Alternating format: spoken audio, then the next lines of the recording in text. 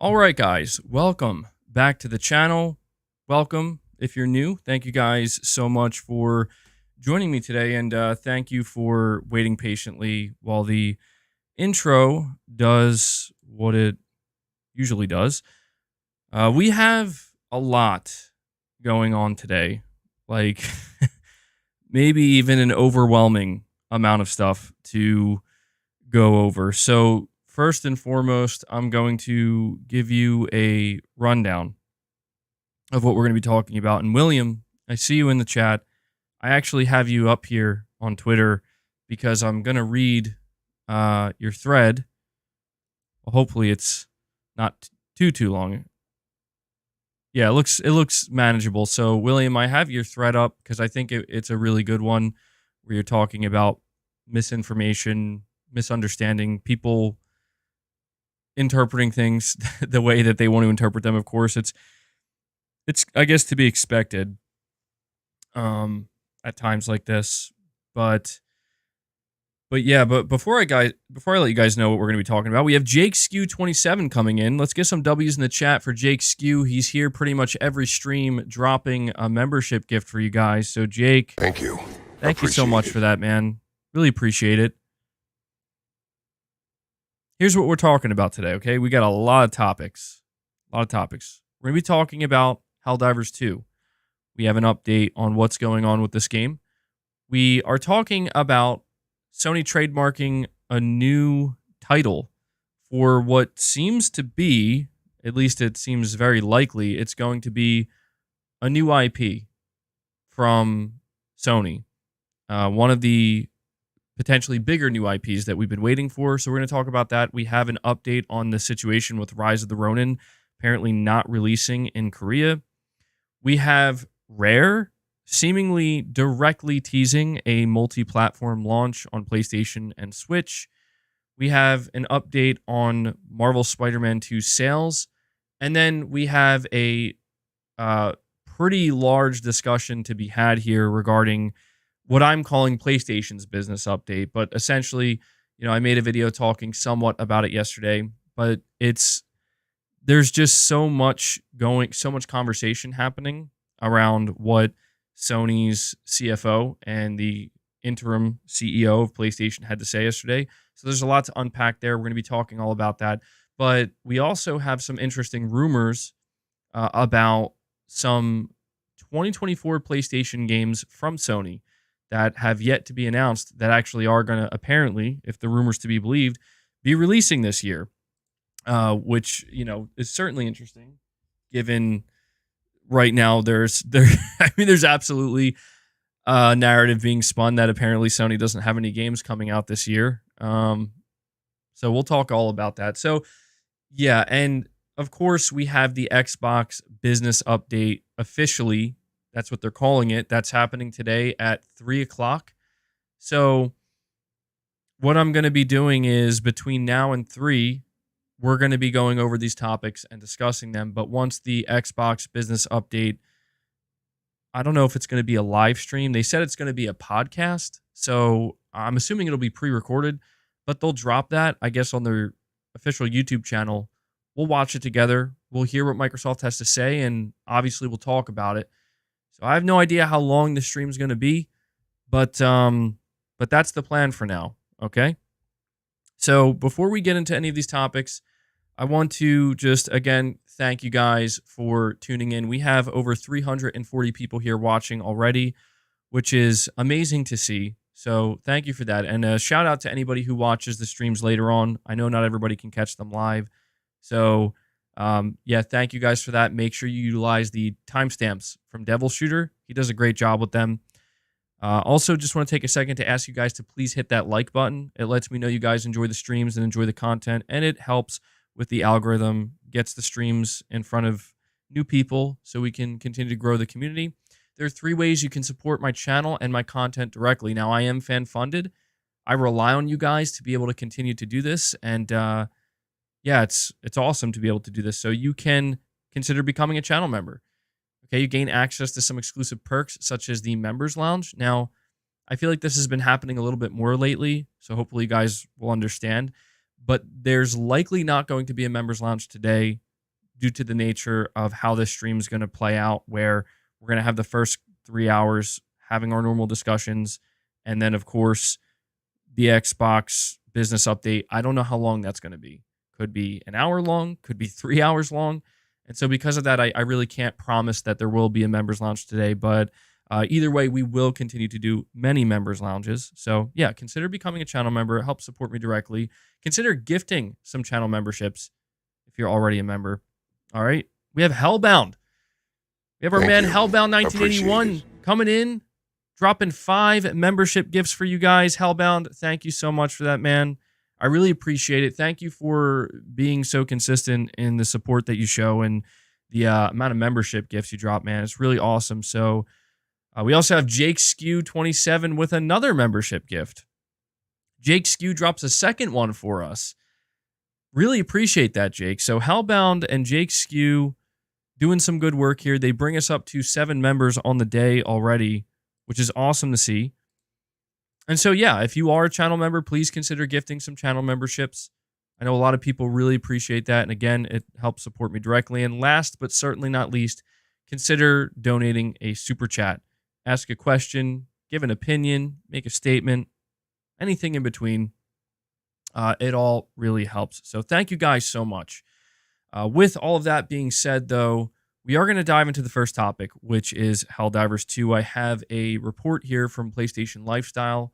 It says Helldivers 2 was a success right out of the gate, but developer Arrowhead Game Studios has no plans to capitalize on that success with a player versus player or PvP mode.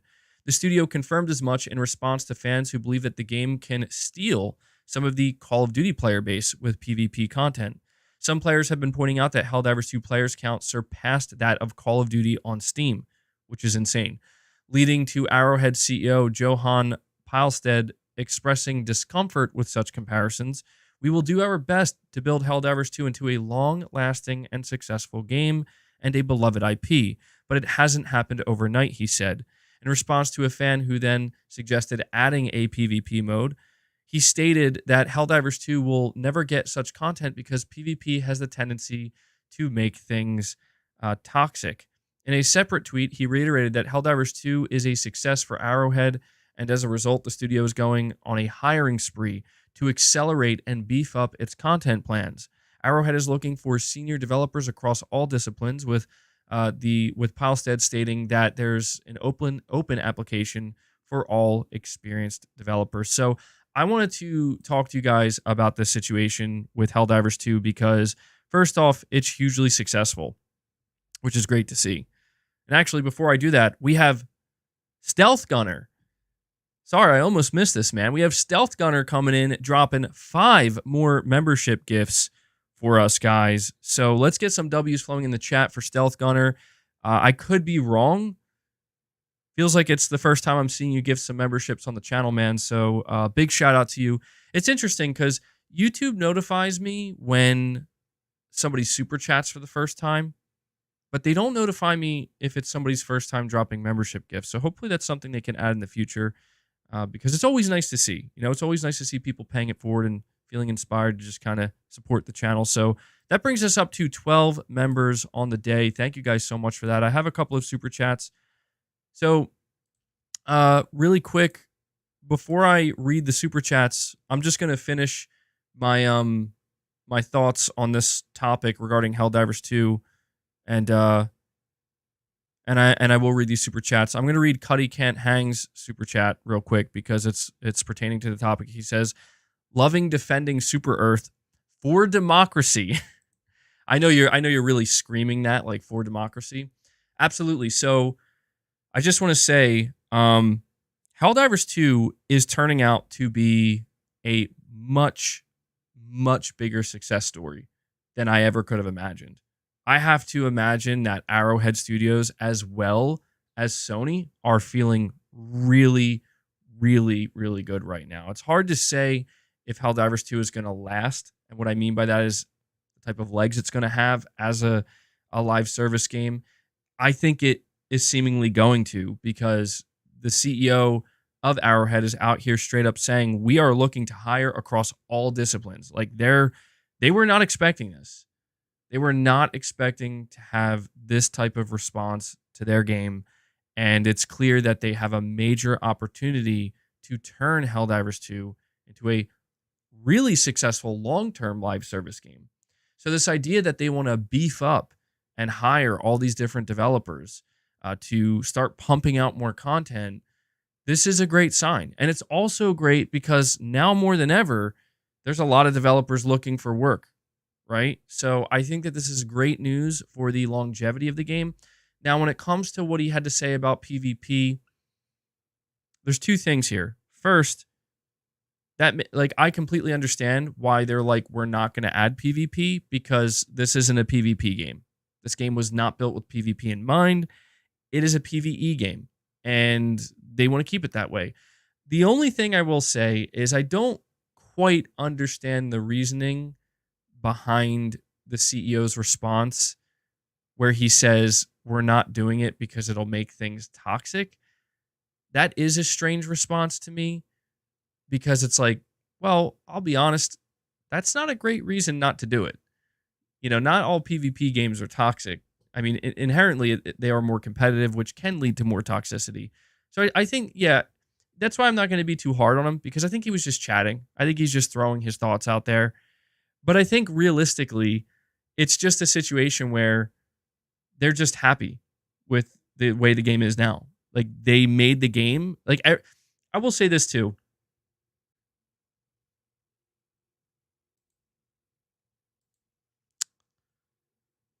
Okay, sorry about that. There was a bit of a I don't know if that was a lag spike or it just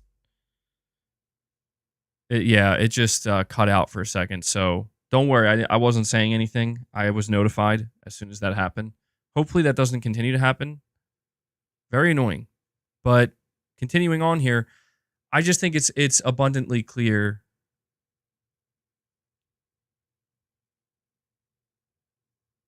It's abundantly clear that Helldivers 2 is a game that was designed from the ground up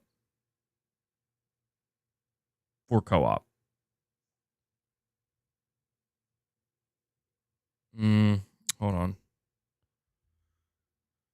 The audio is cutting out. Uh-oh.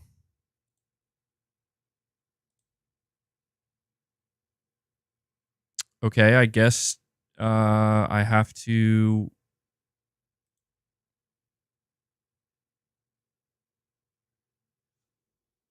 Hold on. Are we good? Hold on. PS Gamer saying we're good.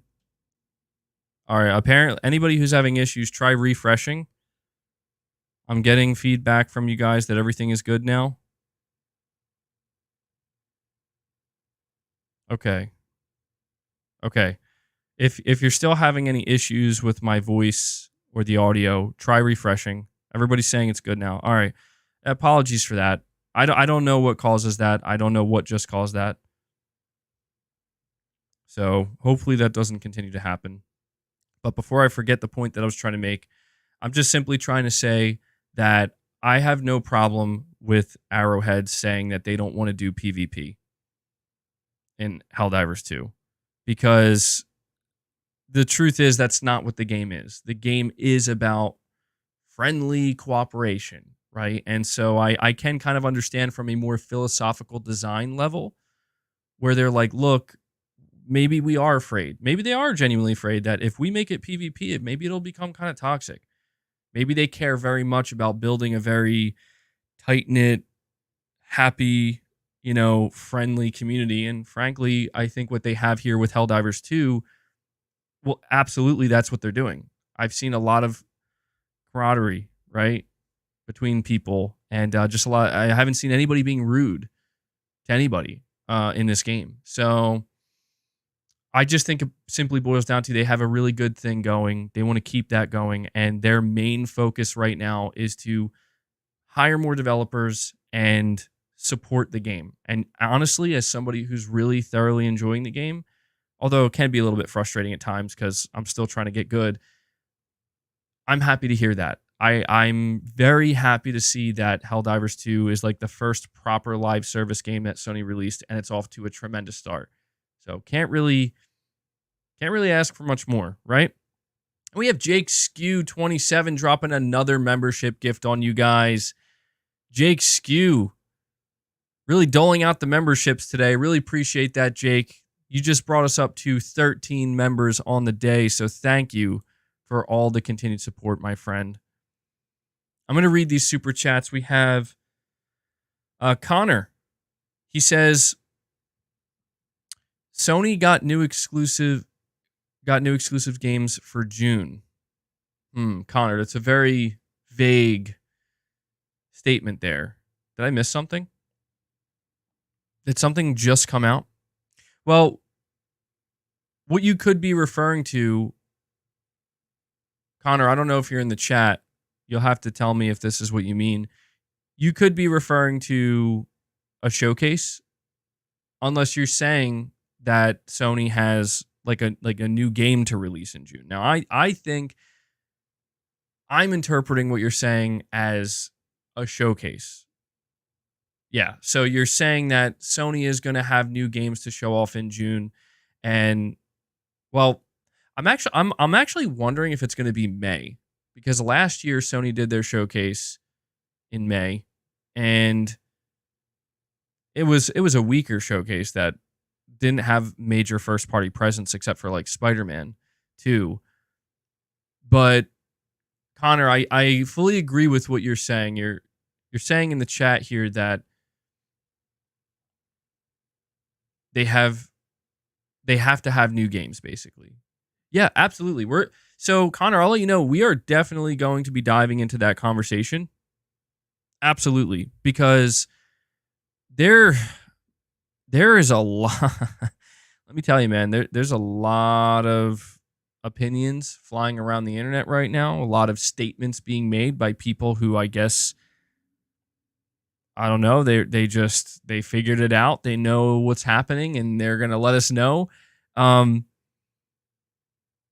I wholeheartedly agree with the general sentiment that you're saying right now, that basically Sony has to show off new exclusive games, at least by June or around June.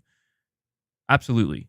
There's no way Sony could, in my opinion, there's no way Sony could go all of 2024 without giving us a solid look at what's going on with PlayStation Studios.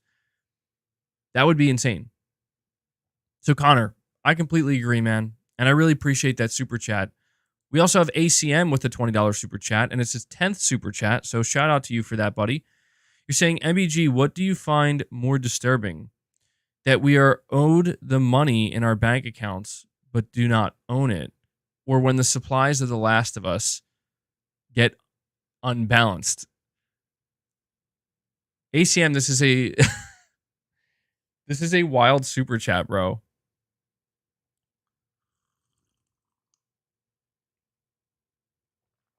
ACM, to answer your question,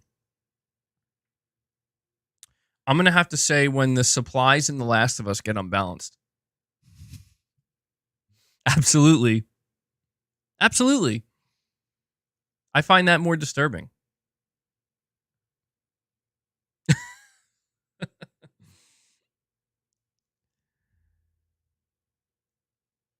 Let me see. So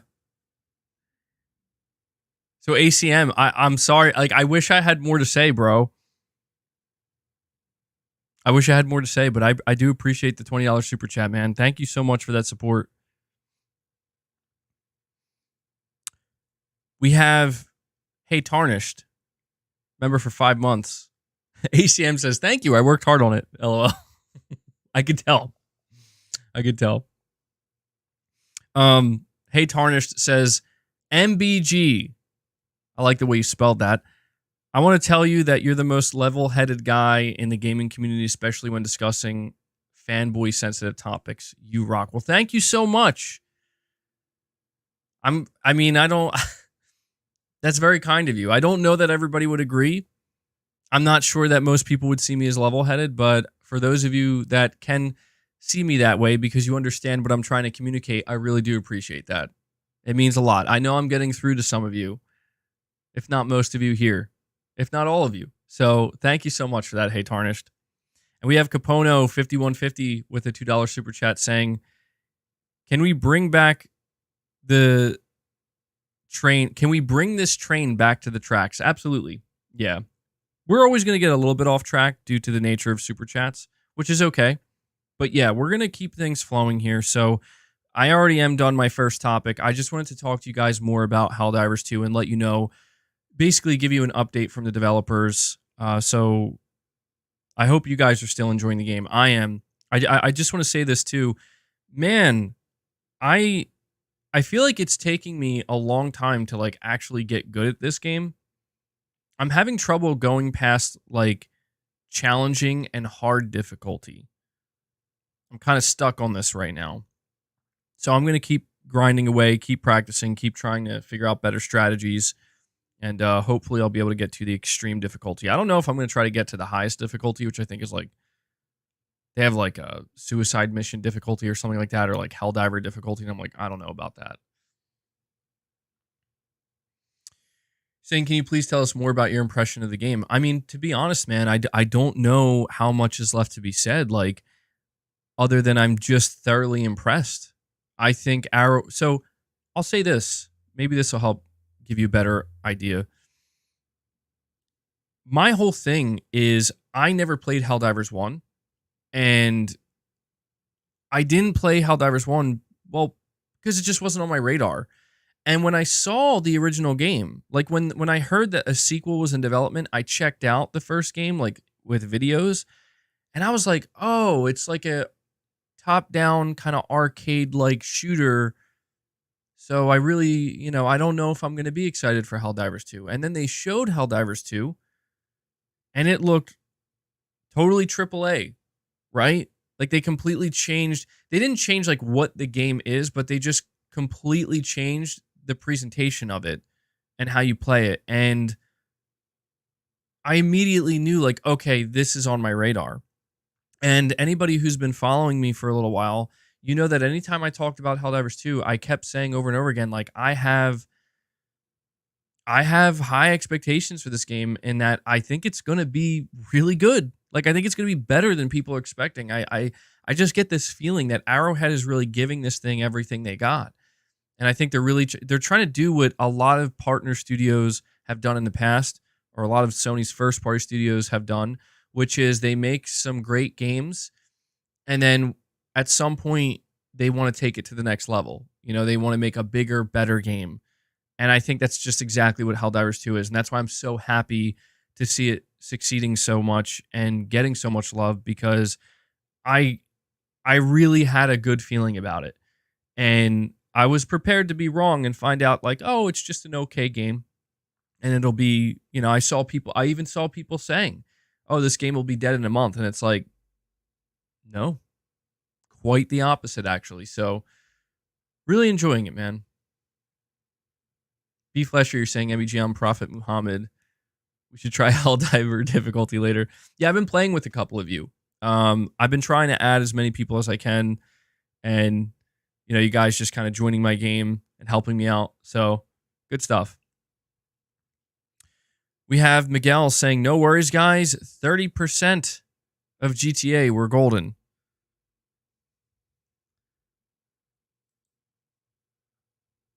Is it just, I feel like I'm struggling to fully understand and comprehend the super chats today, Miguel. I feel like I'm missing something here, bro. Not gonna lie. But either way, I appreciate that super chat.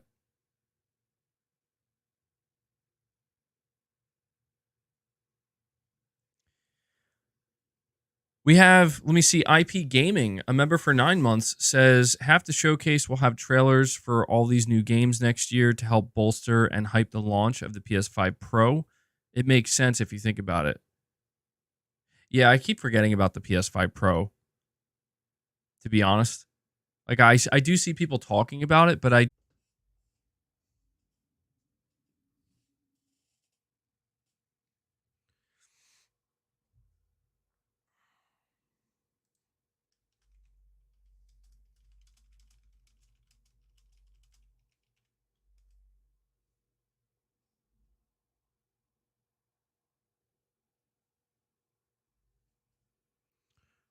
think we're back.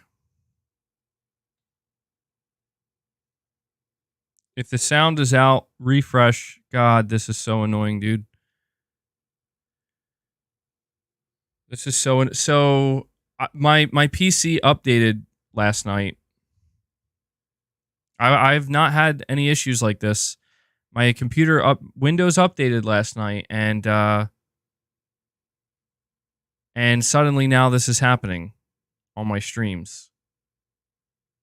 Is Boss under the desk? No, he's not in here right now.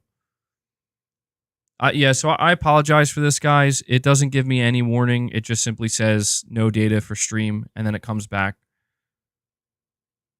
If the audio is lagging, refresh your screen. That should fix it. So of course MBG would blame Windows. Well, it's just the truth, man. Maybe it's not Windows. So I apologize for that. I wish that there was more I could say about it, other than I just hope it doesn't keep happening. So I guess just if it happens again, just know it'll come back and you just have to refresh it. That's all. So annoying.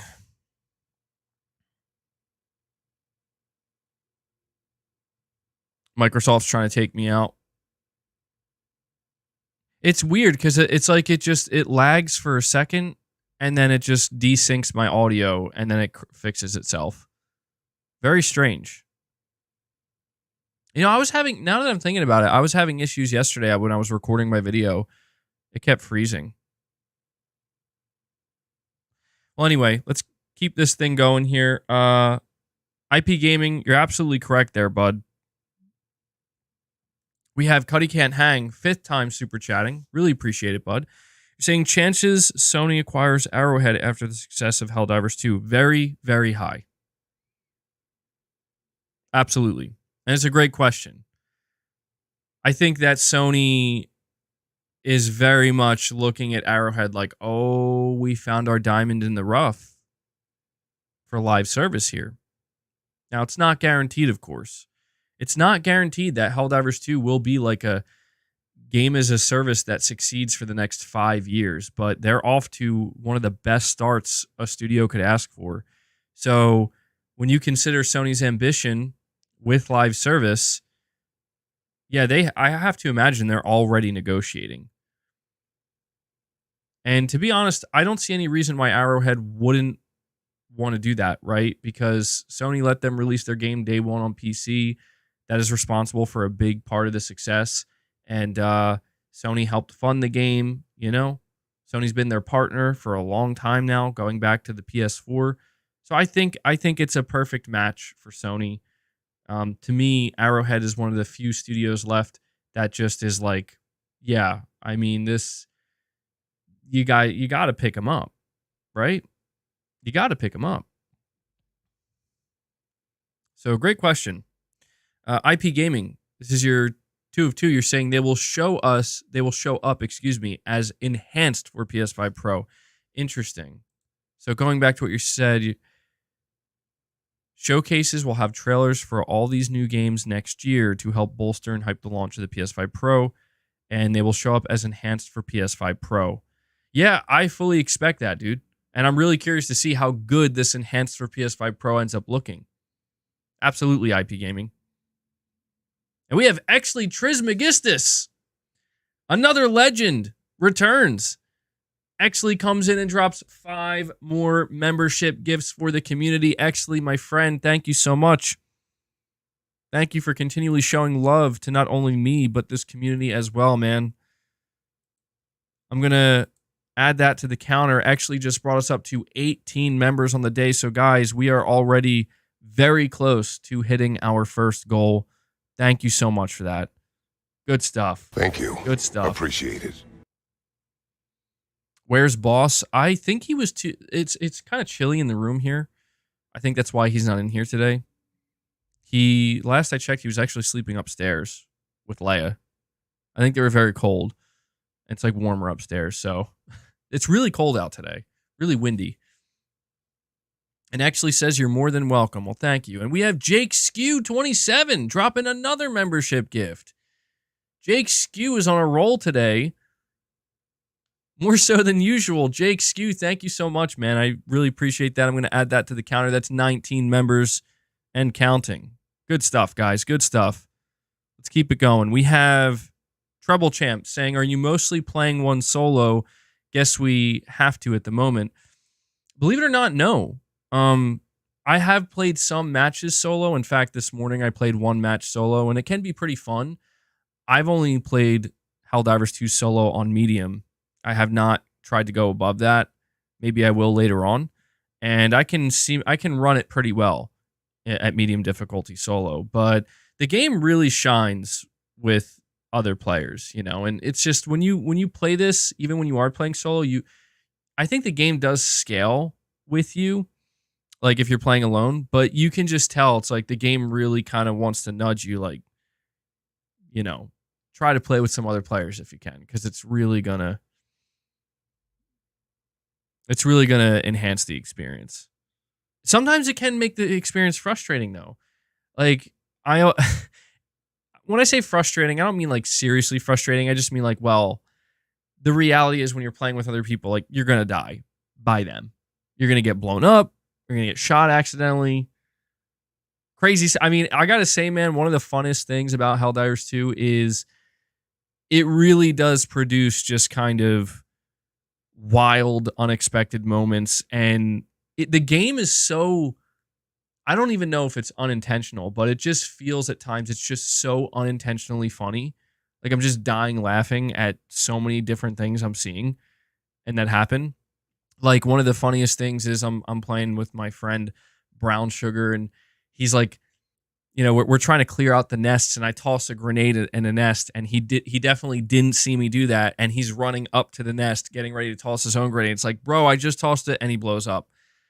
It's just like I'm just dying laughing. Like, so funny, man. I was playing with one of the community members here. I forget who it was, but they ran up to me and they like meleeed me to the ground. So I grabbed a explosive canister and tossed it at them and then blew them up for that. Maybe a little overkill, but we were laughing. It was funny. Actually, you're saying the game is truly something special. They have captured lightning in a bottle. To me, it's a game of the year contender. Mark my words. It'll be around for many years. Best co-op of all time. I agree. Lightning in a bottle is a good way to describe it. Absolutely. Yeah, because it really does feel like one of those things where it's like, wow, who could have seen this coming? Because even when I thought this game could be successful, I didn't think it would be this successful. And, you know, I want to say this too. I didn't mean to talk about Helldivers this long, but hey, totally worth it. Totally deserving. Before we move on to the other topics, I just want to say too that something I'm really noticing now is people are talking about it more than they were yesterday, more than they were 3 days ago, more than they were a week ago. Like it's gaining more steam. Like it's being like the word of mouth for this game is so powerful. I'm really seeing it. Like I'm seeing so many people on YouTube cover this game, and I'm like, wow, this is truly something, man. This is truly something awesome. So I hope the devs, you know, don't feel too pressured. I'm sure they do, though. I'm sure the devs are feeling the pressure of like, okay, guys, like we got to capitalize on this moment.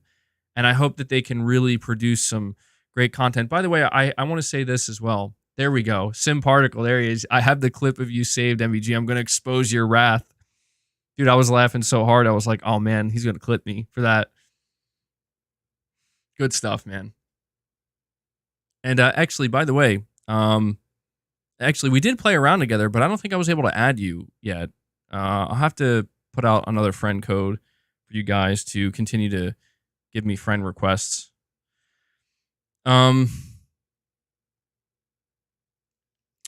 I just want to say really quick, what's up with the automatons, man? Like, I tried to do a round in challenging difficulty against the automatons, and oh my god, like I couldn't even move. It's like, are the automatons supposed to be much more challenging than the bugs? Because it really feels like they are. Or maybe you have to have a completely different strategy in how you face them. I've just gotten so used to fighting the bugs. I was totally caught off guard. Saying it's nice seeing MBG not being so antisocial. Hanzo, yeah, I'll have to add you too. Different weapons and stratagems are required. Okay. They're much more tactical. Yeah, I was not expecting that. It's just it like totally changes it. Like, to be honest, fighting the automatons kind of feels like PvP a little bit. Like the closest thing to PvP. Dude, it's like Terminator up in there. Unknown, you're saying, can I add you? Yeah, I'm gonna put out another community post later, hopefully tonight if I can if I don't forget. I'll put out another community post with my friend code so you guys can send me friend requests. It's been difficult lately because they're still having trouble with the servers, and my stuff always gets messed up. It seems like the bigger your friends list is, the more messed up it gets. We have Matt Fu coming in. Matt Fu coming in, dropping another 10 bomb for this community. Matt, thank you so much, my friend. Matt is very clearly becoming a legend here around these parts. Appreciate it. Dropping 10 bombs all over the place. That's 10 more memberships gifted. He crushes the goal. Matt Fu brings us up to 29 members. So, dude, I really do appreciate the support, man. Love to see it. That's one goal already crushed. Let me update this for you guys, and I got to read some of these super chats. I'll try my best to stay on topic as well. So 29 members already. Love to see it. Matt, thank you so much for that 10 bomb. Matt putting in work here for this community. Matt Fu doing some heavy lifting. A lot of you guys doing some heavy lifting.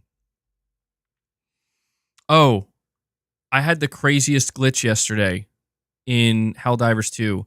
I had never seen anything like this. It happened twice. And let me know if any of you guys experienced this as well. I think they may have fixed it. I know there was another update for the game today. I had this glitch where suddenly my frame rate slowly started tanking. It just it was like somebody pulling a lever slowly, and it just kept going down and down, where it went from 60 to 50 to 40 to 30 to 25 to 20 to 15 to 10. And like it got so bad at some point. Like the whole game code like collapsed on me. Like my character was just like floating. It was just like a floating block. Cute. Could be a memory leak. It was something, man.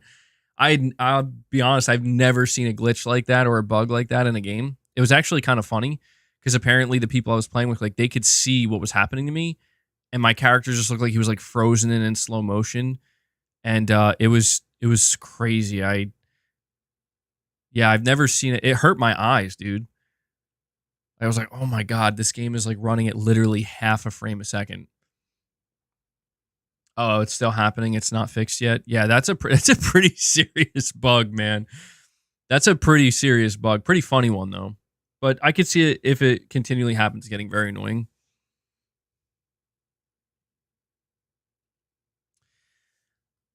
Happened to you like 3 times. Oh, that sucks, dude.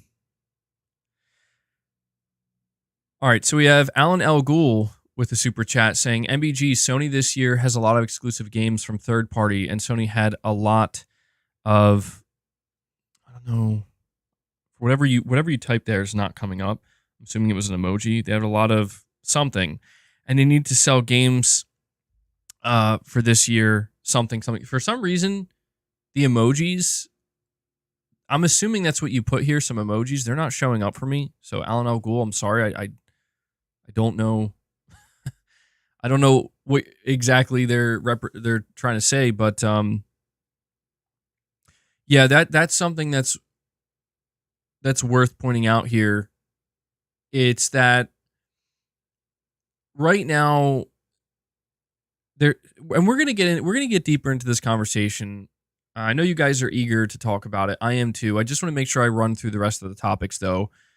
But yeah, people really, I think, are beginning to, and I'm responsible for this as well. Like hyper focus on first party exclusive games or like first party games from Sony versus, like second and third party exclusive games or PS5 games. And I just think that sometimes, I mean, I know I forget this, but I think a lot of other people having these conversations kind of forget that to the general public and to the more casual gamer who's playing on PlayStation, which is most of them or a lot of them, they don't know the difference and they don't care. Like, let me ask you, how many people playing Helldivers 2 right now do you think know that Helldivers 2 was not made by an internal PlayStation studio? Most people don't know. Like, I would say 90% or more, right? 90 to 95% of people don't know because when they boot up the game, they see the PlayStation Studios logo, they see Arrowhead, and they just think, oh, that's a PlayStation Studios game. I mean, that's pretty much what Sony's telling you, right? But the reality is, people like me, and I guess many of you here, we know, like, well, Sony doesn't own them, right? And so there is a difference. Like, there is a difference between Arrowhead making a game for Sony and now Housemarque making a game for Sony. Housemarque is owned by Sony, and because of that, I guess the real question is, like, what difference does it make? I do think there is a difference.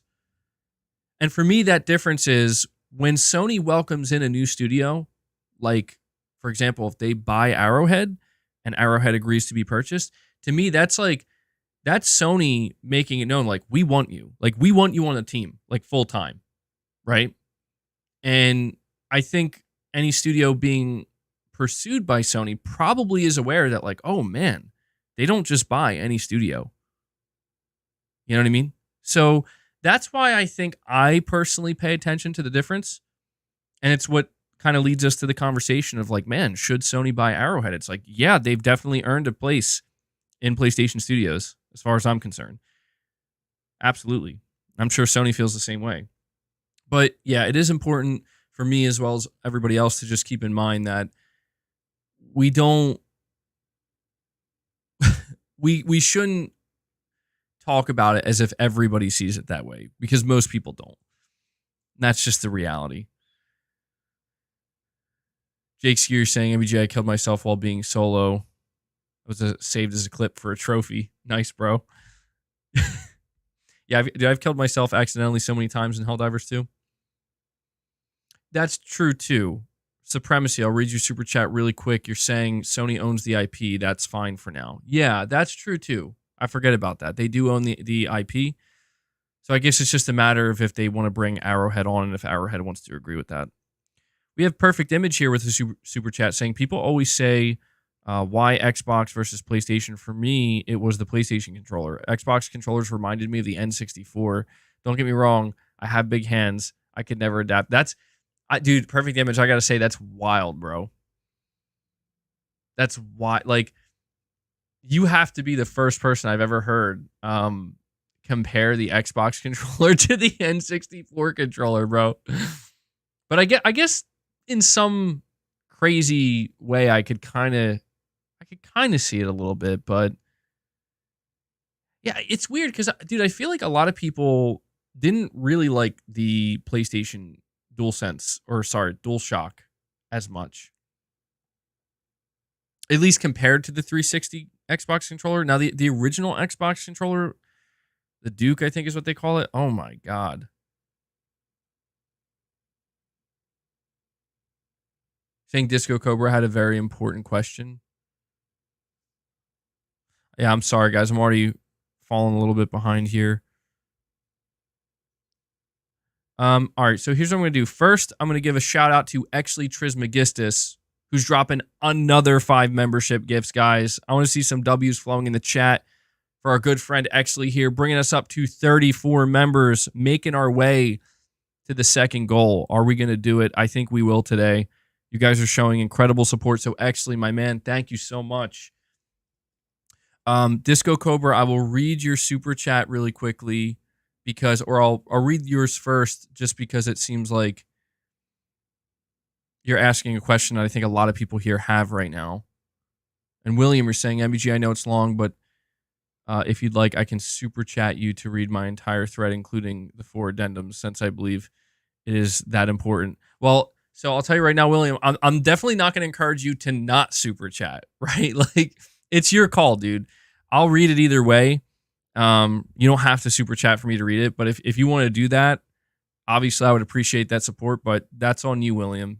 That's your choice. And Disco Cobra, well, hold on. We got Hellbound 1981 dropping 5 more gifts for you guys. And Jake Skew, Jake, I think this has to be your first time dropping 5 total gifts. Jake Skew drops another one. So between Hellbound and Jake, that's 6 more membership gifts, bringing us up to 40. 40 members already. You guys are killing it today. Thank you so much for all the love. And then we got our man Chris B. Chris B's getting in on this. He gets us to 50 just like that. W's in the chat for these guys. Chris B takes it home, brings us up to 50.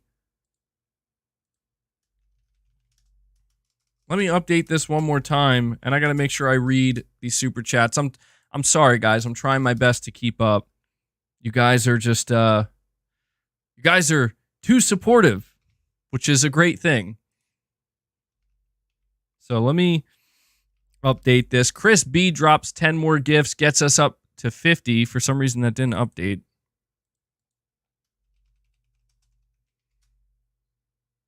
Chris B doing some heavy lifting out here. Actually doing some heavy lifting, all you guys.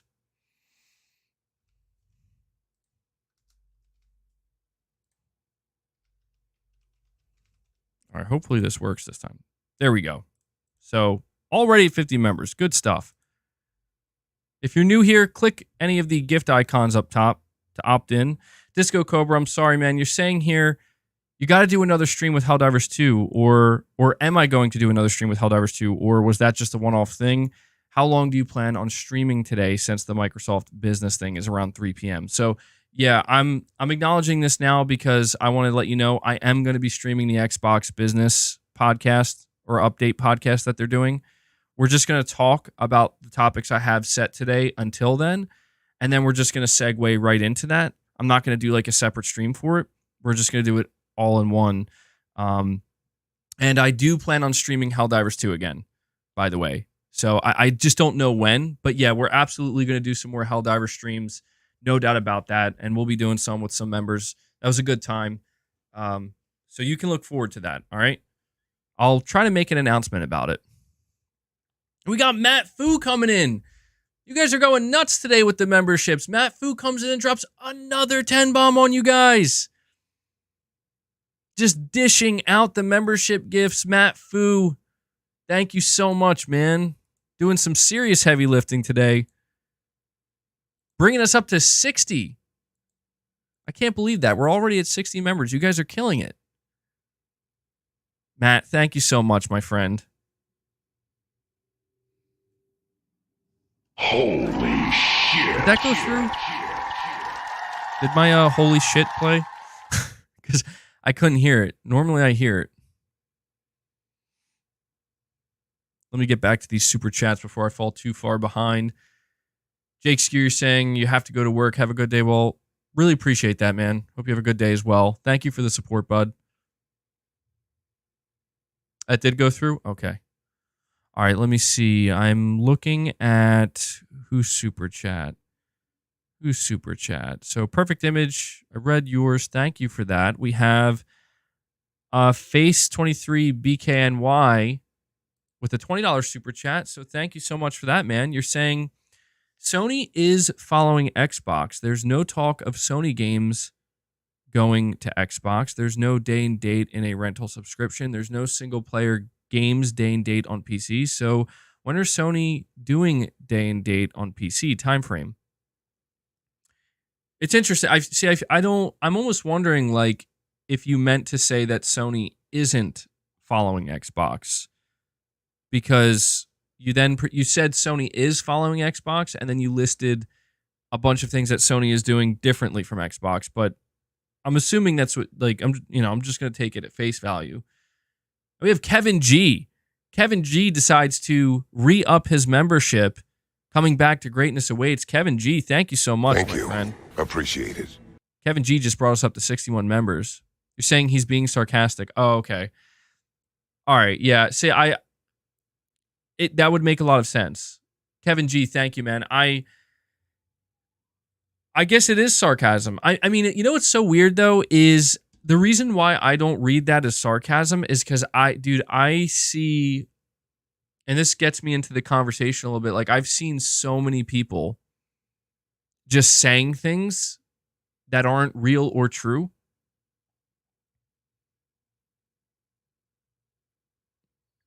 Saying sound lag again. Uh-oh.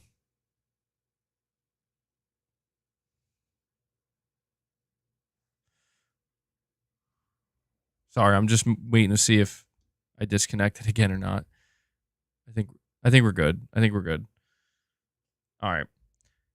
I've seen so many people just making statements that are not true. Like, I'm not saying this just happens to PlayStation because it doesn't. It happens to PlayStation. It happens to Xbox. It happens even to Nintendo sometimes. It happens all around. Like, and it's not a thing that happens exclusively in gaming. But I don't understand where people do this thing where it's like, let's just say something that's not real and not true, and just say it is. And I understand that, like, well, that's misinformation, right? I get it. It happens sometimes, but it's just sometimes it's at the times when it becomes so prominent and egregious that it's like, what is going on here right now? Where it's like,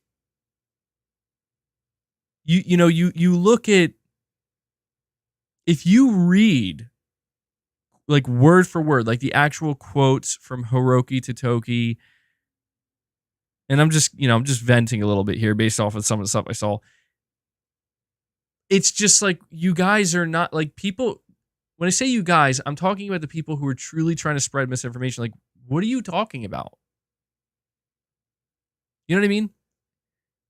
It's like, don't get me wrong. If you want to speculate, speculate, but make it known that it's speculation. If you want to make an assumption about what's going to happen next or in the future, no problem. I love doing that too. Just make it known. But that's not what I'm seeing. I'm seeing so much just, no, this is what he said. Like, this is what Sony just said. And it's like, no, but no, it's not. Well, no, it is, but it's not. But that's what's going to happen. But that's not what you said. You see what I'm saying? It gets kind of frustrating because it really does turn into, don't get me wrong. The exact same thing kind of happened with the Xbox stuff, right? Recently, where it's like people were getting insane about it. Like, people were jumping to the conclusion that like Xbox is literally going to announce they're leaving the gaming industry. Like I saw some people saying that, and I'm like, literally not a single rumor claimed that. Like, that's like, you are going from point A to point D. Like, you're just totally overriding everything in between and not acknowledging that. So there's a lot of back and forth going on right now with the fan bases, and my goal today is to just, well, it's not even me alone that's going to do this, but we are going to set the record straight. I'm going to try to set the record straight for what's going on with PlayStation and what's being said. But on top of that, Microsoft themselves today are going to set the record straight on what's going on with them. So after today, everybody should have a good understanding, hopefully, of what is true, what isn't, what is happening, what isn't yet, potentially, right? So Face 23 BKNY. If that was sarcasm and I read it very seriously, it's because, dude, I do see people saying it in that way where it's like, Sony is following Xbox, and then you just listed off all the things they're not doing, and it's like, yeah. So I really appreciate that super chat, bud. We have Big Nabs saying, how profitable are second and third party exclusives?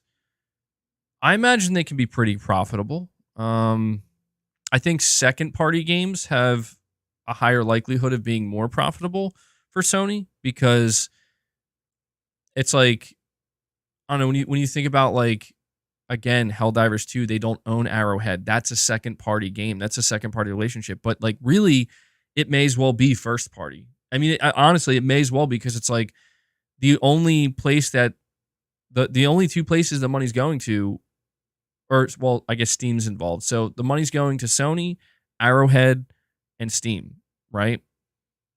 So they can be pretty profitable, man.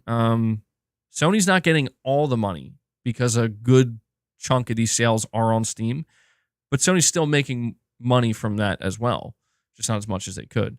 So I'd say they have a pretty well. I mean, that's the tough thing. You're saying profit.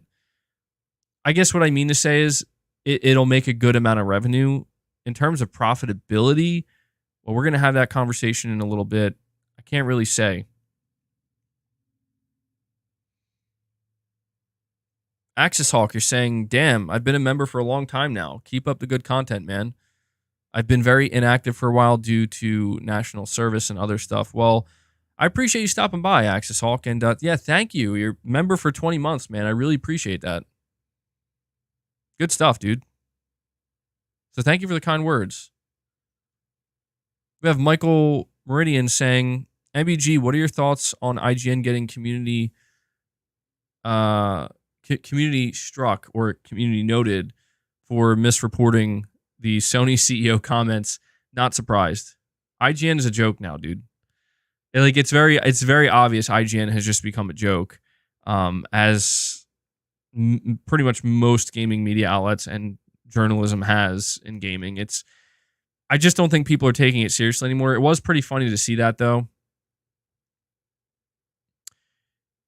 Yeah, so IGN got community noted because they were reporting on Sony CFO Hiroki Totoki stating that the PS5 is entering the latter half of its life cycle, and I believe IGN reported it as the latter stage.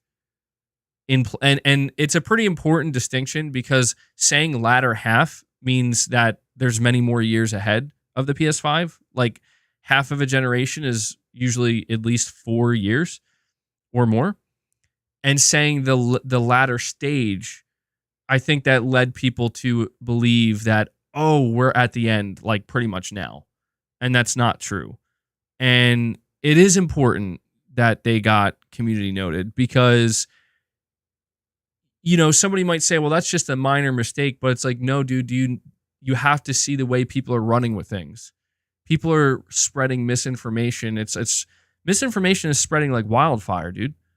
And it's becoming a problem because so many people are just like, oh yeah, that's true. Oh yeah, that's real. And it's like, no, it's not.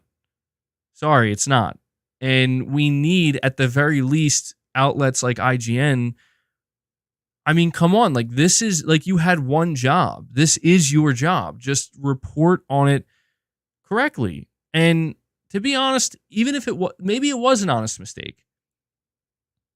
I mean, I'm not trying to give IGN the benefit of the doubt because I don't care about them, but I'm just saying maybe it was. And they just were like, oh, then good. Community Notes is doing exactly what it needs to do, which is correct it. Make it known that this is what it's really, this is the truth. Saying over 18 million views on that tweet. I had no idea it had that many views. Wow. Yeah, so that's pretty important that gets corrected. Because the latter half of the PS5 gen means we still have at least 4 years left. That's a long time. Dude, the PS5's only been out for about 4 years, so it could be more than 4 years too. But saying the latter stage, I mean, that makes it sound like we're in like the last year or so.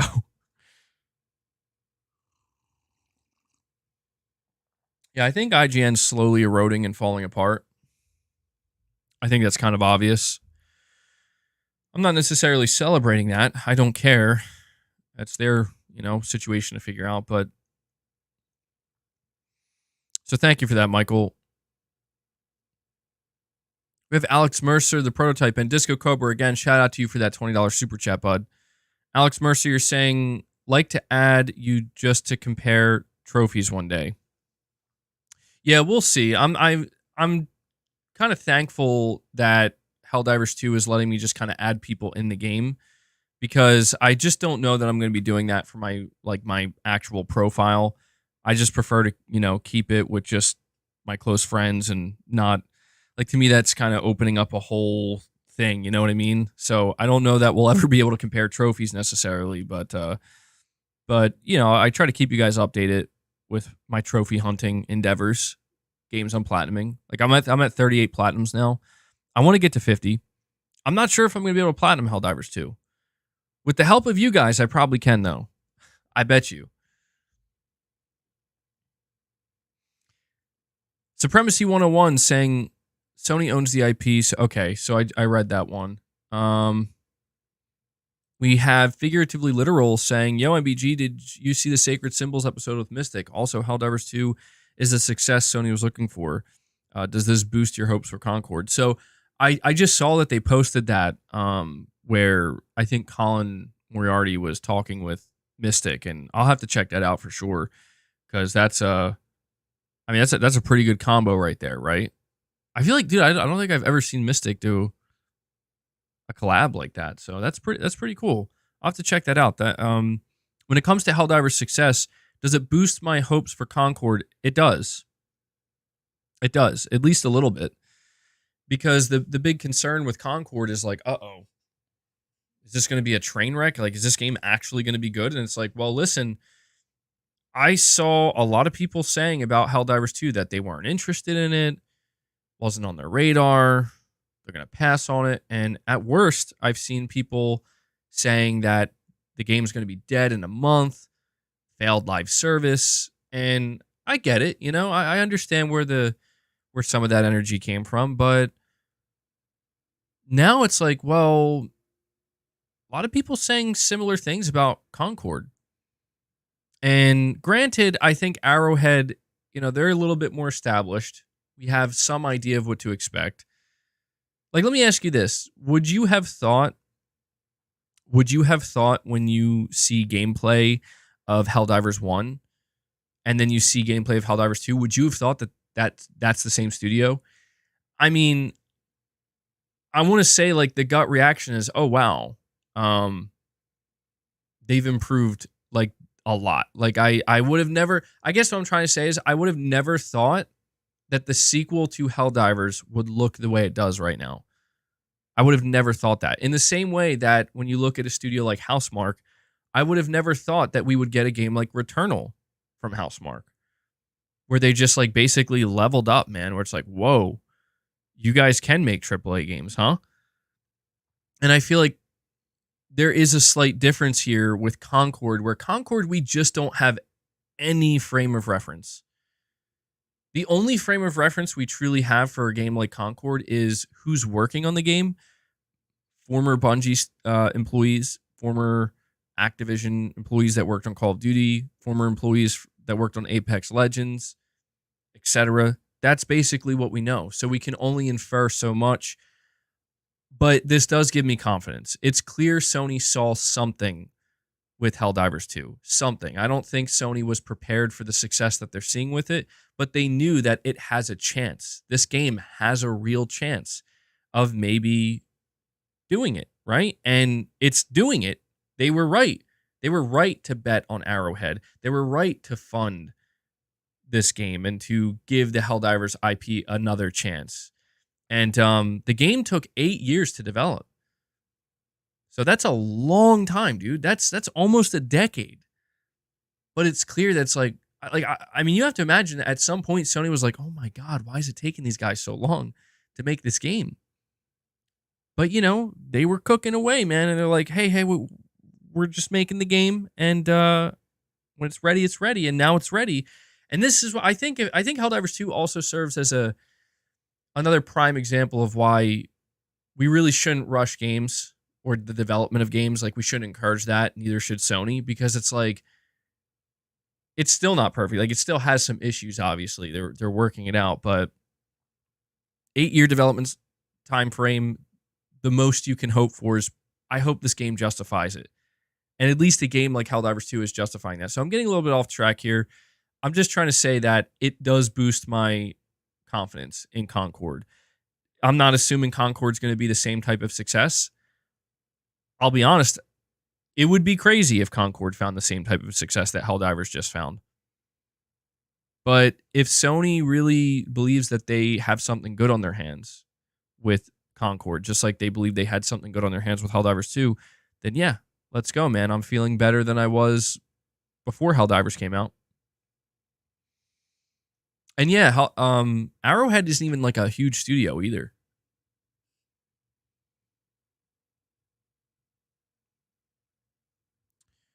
Connor, you're saying here Sony have got Forever Skies as a console exclusive. Forever Skies. I don't know what game this is.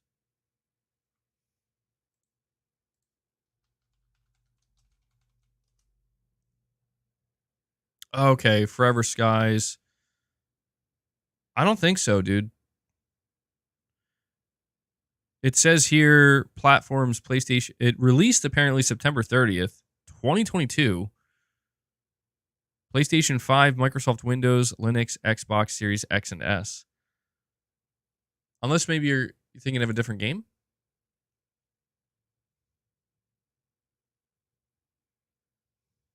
It's true. Hold on. Are you sure? It is a PlayStation exclusive now. It just happened. Okay. Let me check real quick. Oh, first thing I see from IGN. Can I believe it? It's IGN. I don't know. Is this going to get community noted? Sony has signed a deal with developer Far From Home to secure Forever Skies as a PlayStation 5 console exclusive. You're right. This did just come out. It's a first-person post-apocalyptic survival game. Forever Skies launched on Steam in early access in June. It leaves early access later this year, and it'll have a console-exclusive debut on PS5 with same-day release on Steam. Sony Interactive Entertainment is providing development support and funding as part of a partnership for Forever Skies. Damn. Sony's like, we got to get our own Pal World. I mean, I know it's not Pal World, but you know what I mean. Early access game, like, let's get in on it. Let's see. All right, well, I'll have to keep this in mind. I didn't even know about this game. Survival game?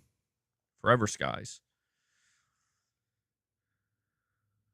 It's also rated positive on Steam. All right, yeah, maybe I'll check it out later on. So thank you for letting me know, Connor. I'm sorry, Connor. I'm I'm sorry, man. I probably made it sound like you didn't know what you were talking about, but no, you definitely did.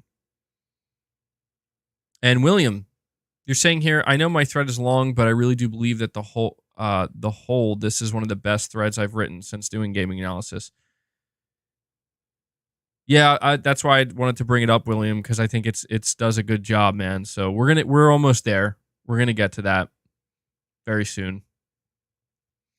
We have Supremacy 101 saying when Sony talks about their profit margins, they're not exactly saying we're bringing all of our triple anus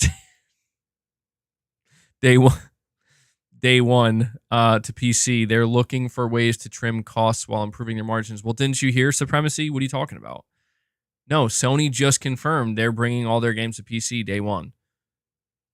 Didn't you hear? That's what they said. Your Supremacy, I'm sorry, you're spreading misinformation right now, bro. You're spreading misinformation. I love that you threw the triple anus in there, too. No, obviously, I'm kidding. You are correct. You are completely correct. If only more people could understand this. Now, I want to say this. This is very important for me to say. I'm probably saying it a little too soon, but I'm just going to say it now.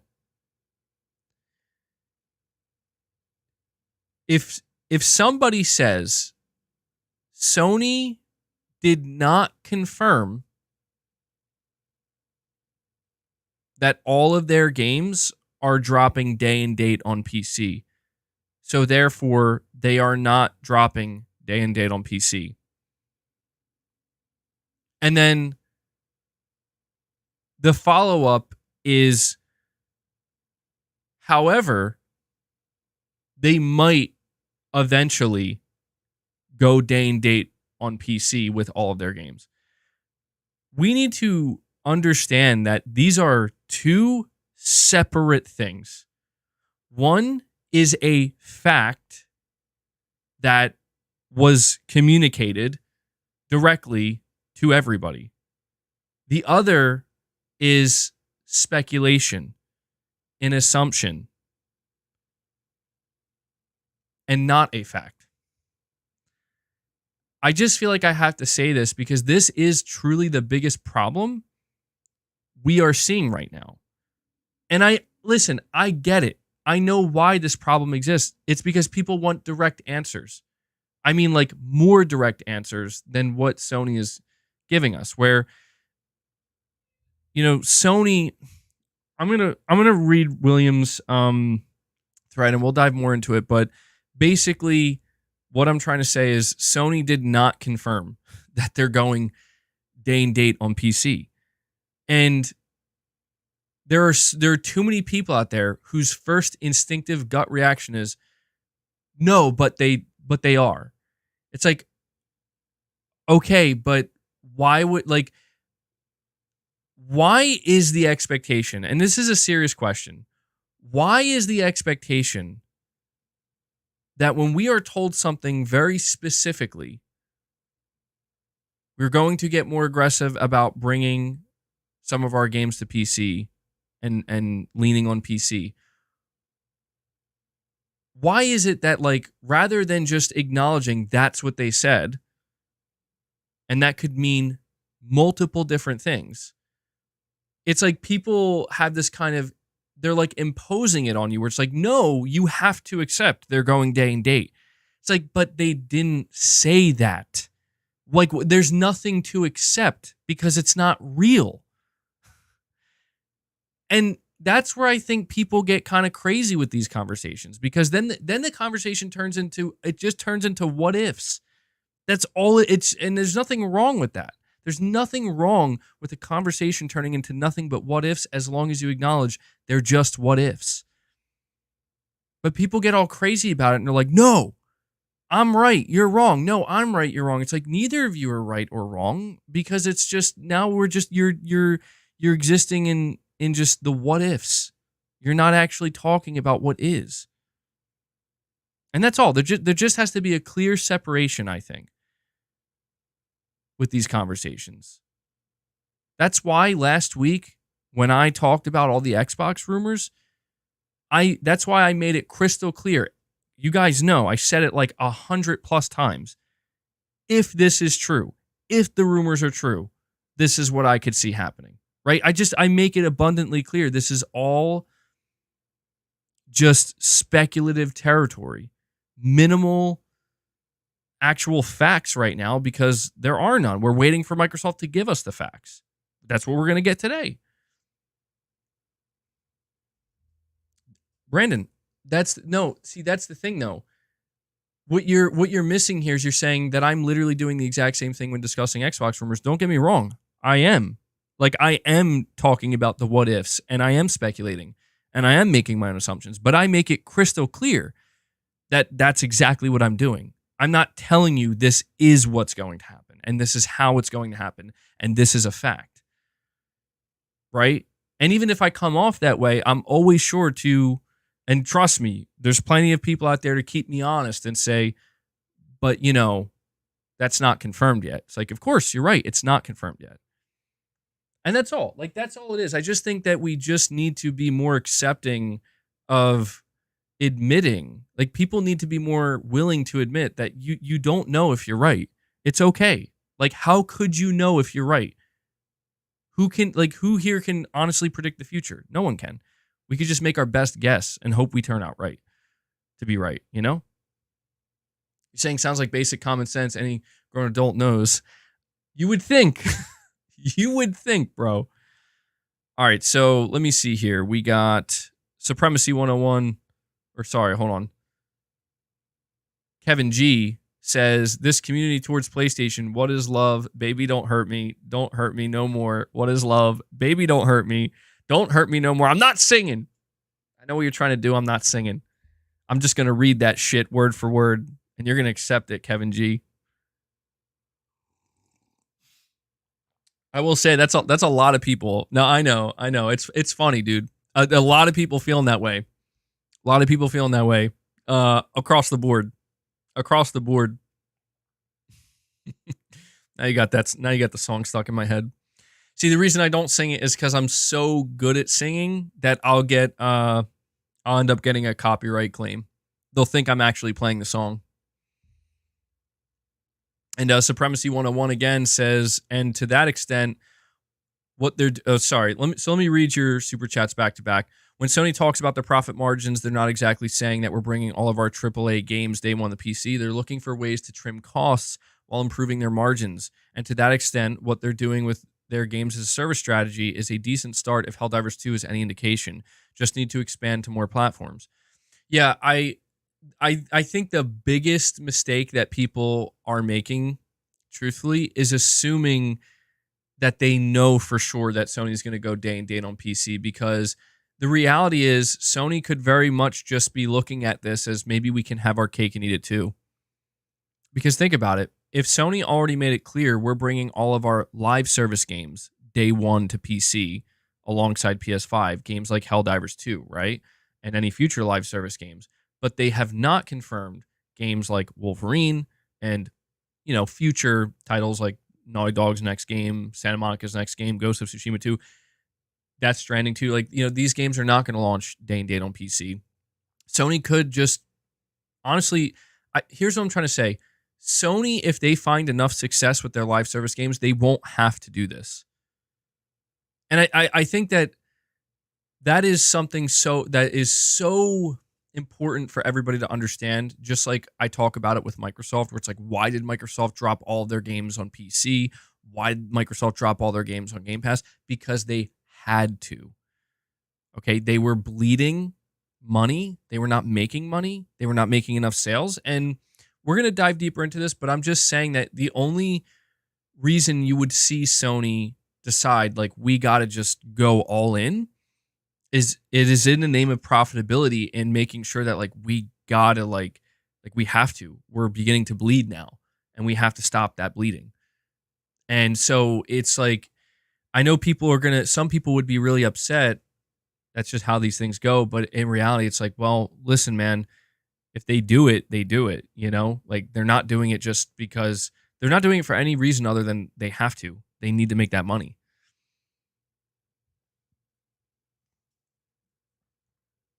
No, I want to correct this in the chat. MBG, you was one of the online people saying that Sony has to fail with their games as a service endeavor. I never said that. I said the opposite. In fact, I've stated so many times that I don't know why people are cheering on so aggressively. Like, I understand why, but I don't agree with it. I just found myself a little bit confused. Like, why would people want bad games? Why would people want to see Sony say, hey, we're going to invest this time and money in all these games, and they're going to turn out bad, and you're going to hate them? Why would anybody want that? Like, I think you're confusing what I've said about Bungie and what I've said about Sony finding, like, massive success with live service. I've said many times, and this is why I know sometimes I talk a lot, right? I say a lot of things, and I understand that it can kind of get mixed up, lost in translation. I understand that. So just to clear things up, I want to see Sony succeed in live service. I want to have some successful live service games from PlayStation, because I do like some live service games. I do like multiplayer games. But I do have a fear that if Sony finds, like, that upper echelon type of success, like that GTA Online, Fortnite, Call of Duty level of success, that it could negatively impact their, how they view their game creation process and the type of games they want to make. We've seen that happen, right? And we don't want to see that with Sony.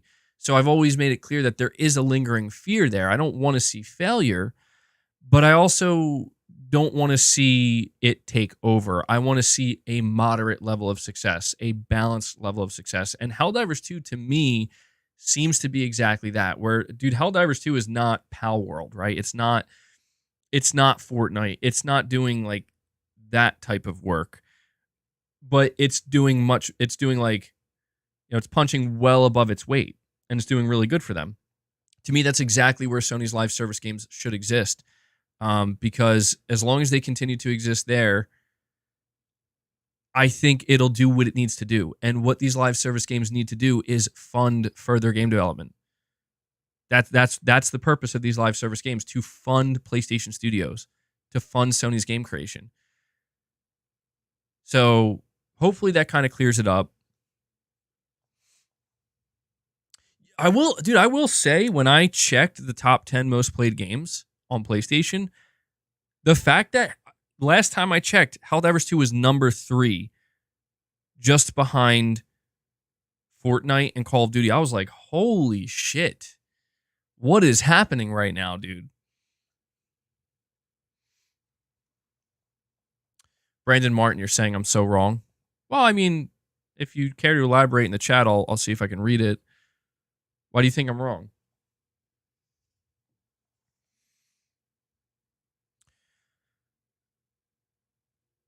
Oh, hold on. Do you guys remember when I said for my predictions at the beginning of this year, one of my predictions was that when Sony starts releasing their live service games, it's like they're going to win a lot of PlayStation fans over. Right? Like, I remember saying that I think they're going to win people over, and a lot of PlayStation fans or players are going to like change their mind on it, where they're like, actually, this is pretty good. Do you think that's happening right now with Helldivers 2? I think that's exactly what's happening. I think that is exactly what's happening.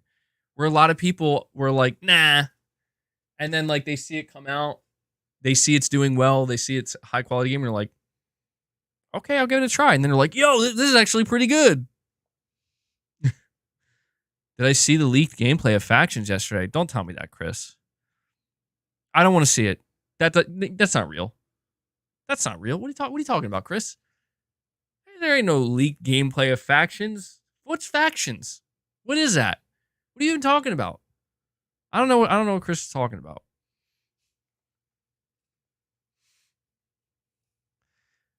Devil Shooter says MBG, react to it right now. React to what? What are you talking about? I don't know what you're talking about. Never heard of it. Never heard of it. Blue Box? What's Blue Box? I don't know what that is. Anyway, Arnie Vesper saying, how many hours till the Xbox Emergency podcast? We have an hour and a half. So I have to speed things up here, man. I've been snapping a lot lately. I don't know why I'm doing that. I just like snapping. I have to start diving into the main topic that I wanted to discuss with you guys. Let me just read these last two messages. Brandon Martin. Okay, so you did provide a chat here. You're saying, I think it will be good for Sony to go day and date on PC. It's good for their business and the industry. I will be buying PlayStation games on PC. That's fair. I think a lot of people, if Sony were to make that announcement, like, hey, we are bringing all of our games to PC, a lot of people would say, okay, yeah, I'm just going to play on PC. A lot of people would. And I agree mostly that it would be good for the industry in a sense, but my big concern is what it would do to the PlayStation console. And that's like kind of the big conversation, right? Like, would it actually kill the PlayStation console? And I don't know. I feel like there's that kind of inherent fear that if you do prefer to play on the console and that's what you like, that if Sony were to do what Microsoft does and all games go to PC day one, it's just like, well, console sales are going to go off a cliff. They're going to plummet, and this console is going to fade into obscurity.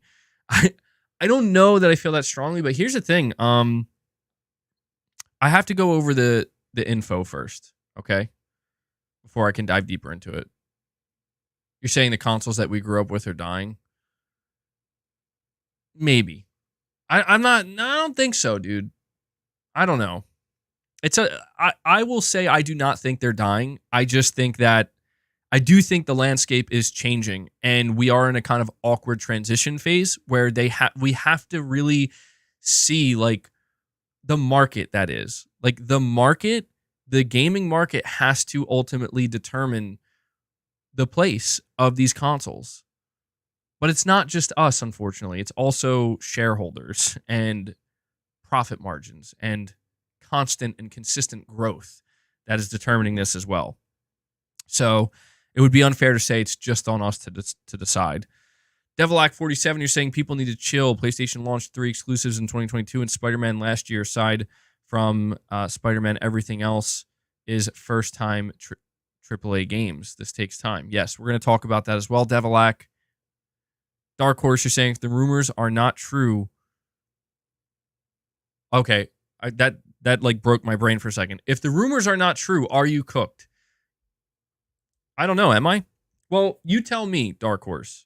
So I know exactly what you're referring to. You're saying that if Microsoft comes out today, for some reason, Phil Spencer comes out and says, I'm happy to announce that literally none of the rumors are true. We're not going multi-platform. We're not bringing any of our games to PlayStation. Sorry, buy an Xbox. I don't think that's going to happen. But your question is, if that were to happen, am I cooked? Well, I'll just point this out. Anytime I talked about what I think is going to happen and how I'm interpreting the rumors, listen, as far as I'm concerned, I covered myself, dude. I know some people if that were to happen, it doesn't matter that I covered myself. I already know that. But I covered myself because it's necessary in the name of not spreading misinformation, where I've made it totally clear. These are rumors. We do not have it. Like, I opened my stream by spending at least 4 to 5 minutes acknowledging these are rumors. These are not real yet. We have to see if they're going to be real. But there's clearly a lot of smoke here, and everybody's just waiting to see the fire. So it's a fair question. And I would say for some people, yeah, absolutely, I'll be cooked. But I would argue that those people don't care in the first place anyway. So, anyway, thank you, Dark Horse. Let's dive into these topics, okay? At the rate we're going, I cannot promise I can get to every topic that I wanted to today. But I want to start with the more important one. We're talking about what Sony is saying. Okay, now I'm going to start here with a thread from William R. Aguilar over on X, aka Twitter. He wrote up a really good thread that provides direct quotes. Okay, so no mincing of words here. Direct quotes from Hiroki Totoki. He says, correcting misinformation on correct interpretations from Sony PlayStation's fiscal year 2023 Q3 report. Misinformation number 1. PlayStation is going third party and all future PlayStation games are going day and date on PC per the statements from Sony's Hiroki Totoki. So the only thing, William, is I'm going to read this in a different order. I'm going to read the direct quote from Hiroki Totoki first, and then I'm going to read what you say above it. So the direct quote from Hiroki Totoki is as follows, quote, for gaming this year, the profit margin, especially the operating margin, was not really wonderful, partly because we are in a transition period with the PS5 as hardware units are expanding the user base, unlike with PS4 or previous generations of consoles. If you look at this console's life cycle, cost reduction within this cycle is very difficult, and that is the biggest challenge for us because unlike with the PS4 and other previous generations, the components to manufacture PS5s are getting more expensive. If you think about the PlayStation console device, unlike high-spec computers, it is an affordable price while also being a very safe and comfortable environment that is a great experience. That's the wonderful thing about PlayStation consoles, but compared to the past console generations, the cost to build that experience went up. For example, the price of memory, chips, and other components went up. So we ask, how can we, in our plans, make it affordable without relying on steep discounts to reasonably sell PS5s to continue our commercial journey on a sustainable basis? I personally think this is important and there is an opportunity in that. The other driver is first-party titles. In the past, when we wanted to popularize a console, first-party titles make that console hardware popular, but there is a synergy to it. So if you have a strong first-party content, not only with our console, but also with other platforms like computers, first-party can be grown with multi-platforms, and that can help operating profit profit, to improve, end quote. That is the full quote from Hiroki Totoki. I just want to read the last line again, direct quote. Not only with our console, but with also other platforms like computers. First party can be grown with multi-platforms, and that can help operating profit to improve. So, yes, believe it or not, all of the people saying that Sony's going multi-platform, they all sound very stupid because guess what? Hate to break it to you, hate to have to drop this reality bomb on you. Sony already did go multi-platform with many of their games. Yes, that's right. It turns out that when you release a game on PC, it becomes, hold on, wait for it, multi-platform. Yes, I know this is shocking to some people, but think about what is the definition of multi-platform? Multiple platforms, as in PS5 and PC. No, you're right, Irfan. No, MBG, he meant Xbox and Switch. Don't you get it? So, also keep in mind, all right, let me read the rest of what William's saying here. William says, based off of this quote, misinformation number 1, PlayStation is going third party, and all future PlayStation games are going day and date on PC, per the statements from Sony's Hiroki Totoki. Listen, normally I would say that's an exaggeration. I'm not seeing people say that. Who's saying that?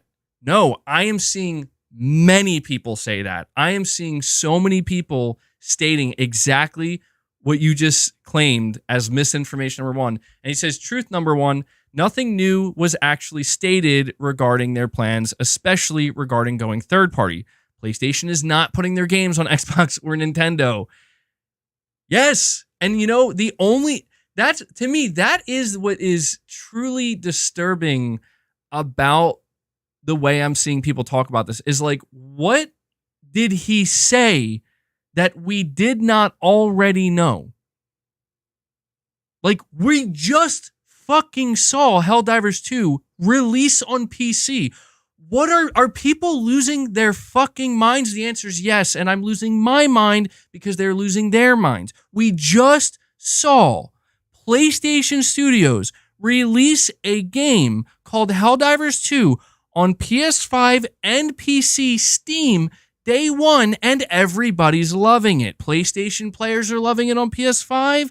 PC players are loving it. Why the very next fucking week are we seeing people out here being like, oh my God, Sony's getting ready to do it? What are you smoking, my friend? They already did it. They literally did it last week. Oh, that's right. You're talking about single player games. So let me go again. Let me go check the quote from Mr. Totoki himself and wait for it.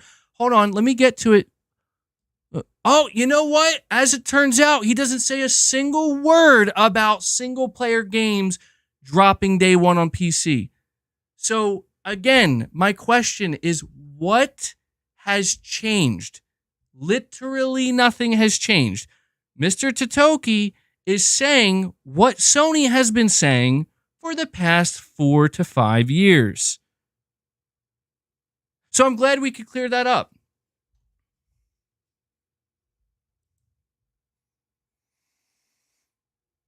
William, you also say here, this is a good thread, dude. Analysis and speculation from William Aguilar. PlayStation will most likely make their own PC store, which will release at the same time as their already discussed version 3.0 of their PS Plus streaming and gaming catalog service. This will likely integrate movies, anime, and games, and will come out at the end of the PS5 gen into the PS6 gen. Even during the PS6 gen, PS first-party story-based narrative-driven games will not go day one on PC, and they definitely will not be going to Xbox and Nintendo. So that's his speculation. I agree with most of it. So I just want to say this. My whole thing here, because here's the real question, right? MBG, are you saying Sony's not going to release all of their games day and date on PC? Is that what you're saying, MBG? Well, yeah, because that's what Sony said. So you don't think it's ever going to happen? See, it's the follow-up question. That's the important one. Well, what do you think is going to happen, MBG? Let me tell you, it doesn't matter what I think is going to happen. Do you know why? Because I don't get to decide. Okay? Like, that's Sony's decision, just like it's Microsoft's decision. I don't get to decide. Am I going to... Here's the only question that people really want to ask me and many other PlayStation fans. I'm not answering for any PlayStation fan. I'm answering for myself. Are you going to be upset if Sony says in the future or in the near future, we're going to drop our single player games? We're going to drop all our games day one on PC.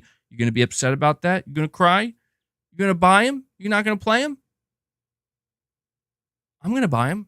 I'm going to play them, and I'm going to be just fine with it. I'm going to be a little bit nervous about, well, fuck, I don't know what this is going to do for the console. But this is the whole thing. This is the whole, what is this? What is this narrative? Seriously, what is this fucking narrative that if Sony puts their games on PC, we're not playing them? Who is saying that? Where does that exist? And I'll be honest, if that's really your determining factor and if you're going to play a game or not, you need to reevaluate why you're gaming, bro. Sorry, you do. It's okay to care in the sense that, well, I don't want to see the console go away or become irrelevant. Of course, that's fine. That's totally fine. I care about the console too. I want to see the PS5 succeed. I want to see a PlayStation 6. I want to see the PlayStation 6 succeed. I want to continue to see consoles be supported. But I'm not going to sit here and fucking play these stupid ass childish games that people play on the internet where it's like, well, if this game goes on PC, I'm not fucking playing it. Well, okay, good for you. We're all going to go play it and have a good ass fucking time, whether that's on PC or a console. I don't give a flying fuck that Helldivers 2 is on PC. You know what I give a fuck about? That I got it on my I got a physical copy on my PS5 and I'm playing that shit and I'm loving it. That's what I give a fuck about. So truthfully, you know what questions I actually have for Mr. Totoki? Here are my questions. Mr. Totoki, how important is the console to your business? Are you going to continue to make consoles going forward in the distant future? Are you going to continue to make physical games? Are you going to go all digital with your console at some point? These are the questions that matter to me. That's the reality of it. Because I am a believer that two things can exist at once in harmony, right? Like, again, Helldivers 2, I could not give a better example. If you had told the PlayStation fan base in 2018, hey guys, just so you know, God of War 2018, yeah, fucking masterpiece, right? Bet one of the best games you'll ever play in your fucking life. On PlayStation 4, baby. Yeah. PlayStation 4, baby. Let's go. What a great fucking console. By the way, that's going to be playable on PC in 4 years' time. You would have been laughed out of the room, bro. They would have said, are you out of your mind? What are you smoking? Where are you coming at? Where's this coming from? You're in delusion land, bro. You're in fantasy land. And lo and behold, you can play God of War on PC and you will be able to play Ragnarok on PC. You will be able to play Spider-Man 2 on PC. You will. Every single game Sony's making that you would consider a big AAA hitter is going to release on PC at some point. But this is why I've tried to tell people that, look at the way Sony does things. Do you really believe? And this is a serious question for all the people spreading this info out there. This info, even though it's just it's their own opinions. And they're trying to convey it like it's what Mr. Totoki said, right? Totokism is in full swing, boys.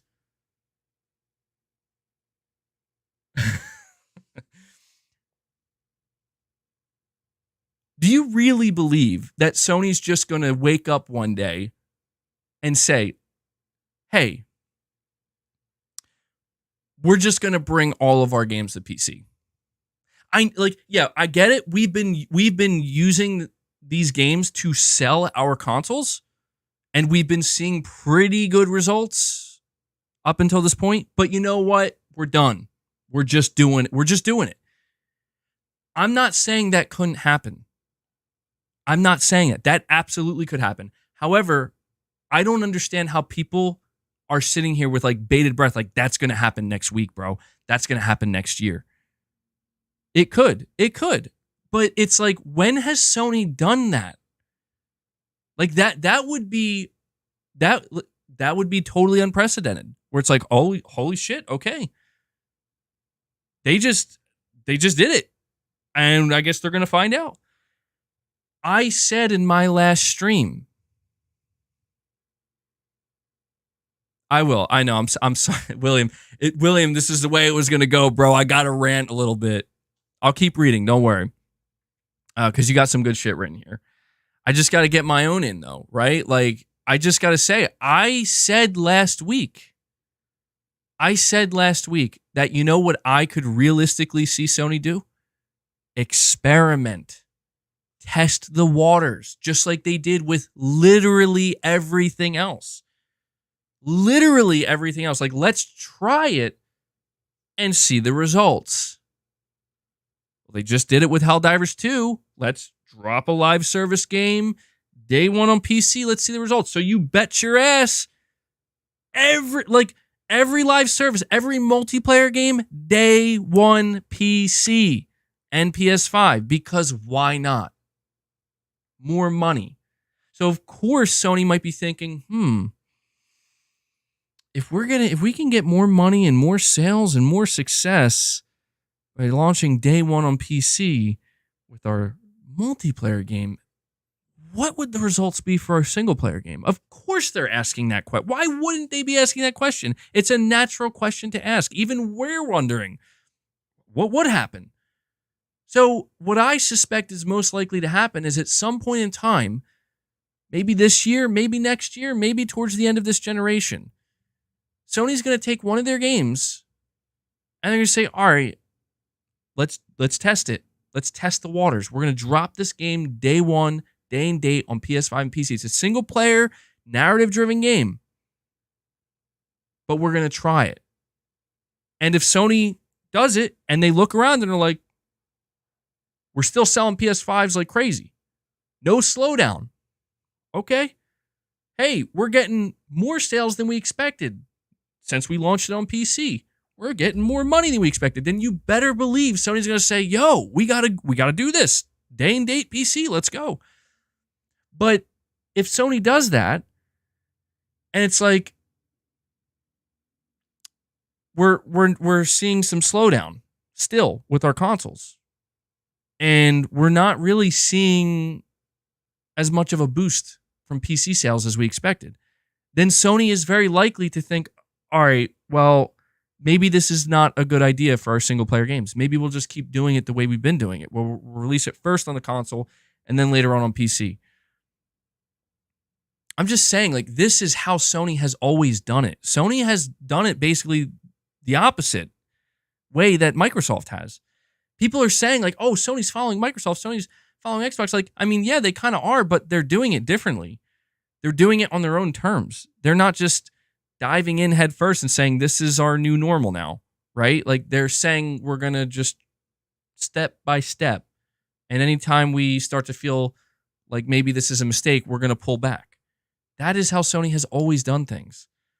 So it's just wild to me to see so many people just out here totally not reading the quote from Hiroki Totoki and just reading what people on the internet are saying and assuming it's true, and then making statements as if they're facts when it's like, that's not real.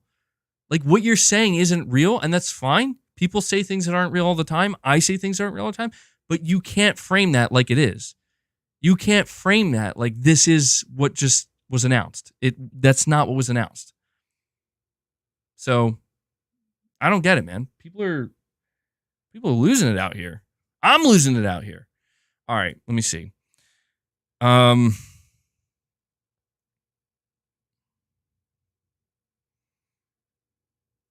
right, William's next misinformation. So here's another one for us. Well, let me take a sip of coffee here.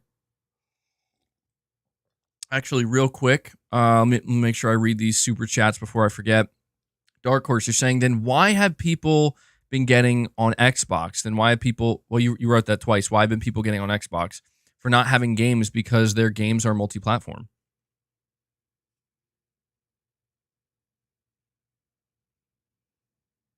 What? Sorry. It's that time of the stream where I'm hearing very strange sounds. At what point do people ask, like, dude, is MBG completely insane, dude? Like, is he just like hearing voices and shit? Dude, I'm legitimate. What is that? None of my cats are in here. Whatever. I'm hearing like a squeaking sound. It's like somebody's like pressing on a floorboard or something right here. It's like close to me. I'm losing it, bro. I'm hearing shit. They're getting in my head. The demons are getting to me again. Sorry, Dark Horse. Well, man, because here's the truth, Dark Horse, and here's the reality of it. People,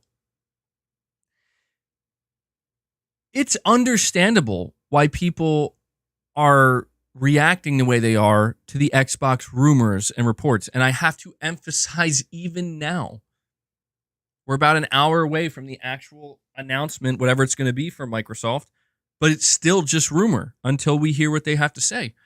It's understandable why people are saying this, because you're talking about you're talking about so many different credible sources. It's like an overwhelming amount. And they're all saying the same thing, and that is, bro, Microsoft's getting ready to put some of their games on PlayStation and Switch. Something unheard of. We're not talking about live service games necessarily. We're not talking about Call of Duty. We're talking about games that they're not supposed to be there, right? Like that's the rules. That's how it always is, how it always was, how it was always expected to be.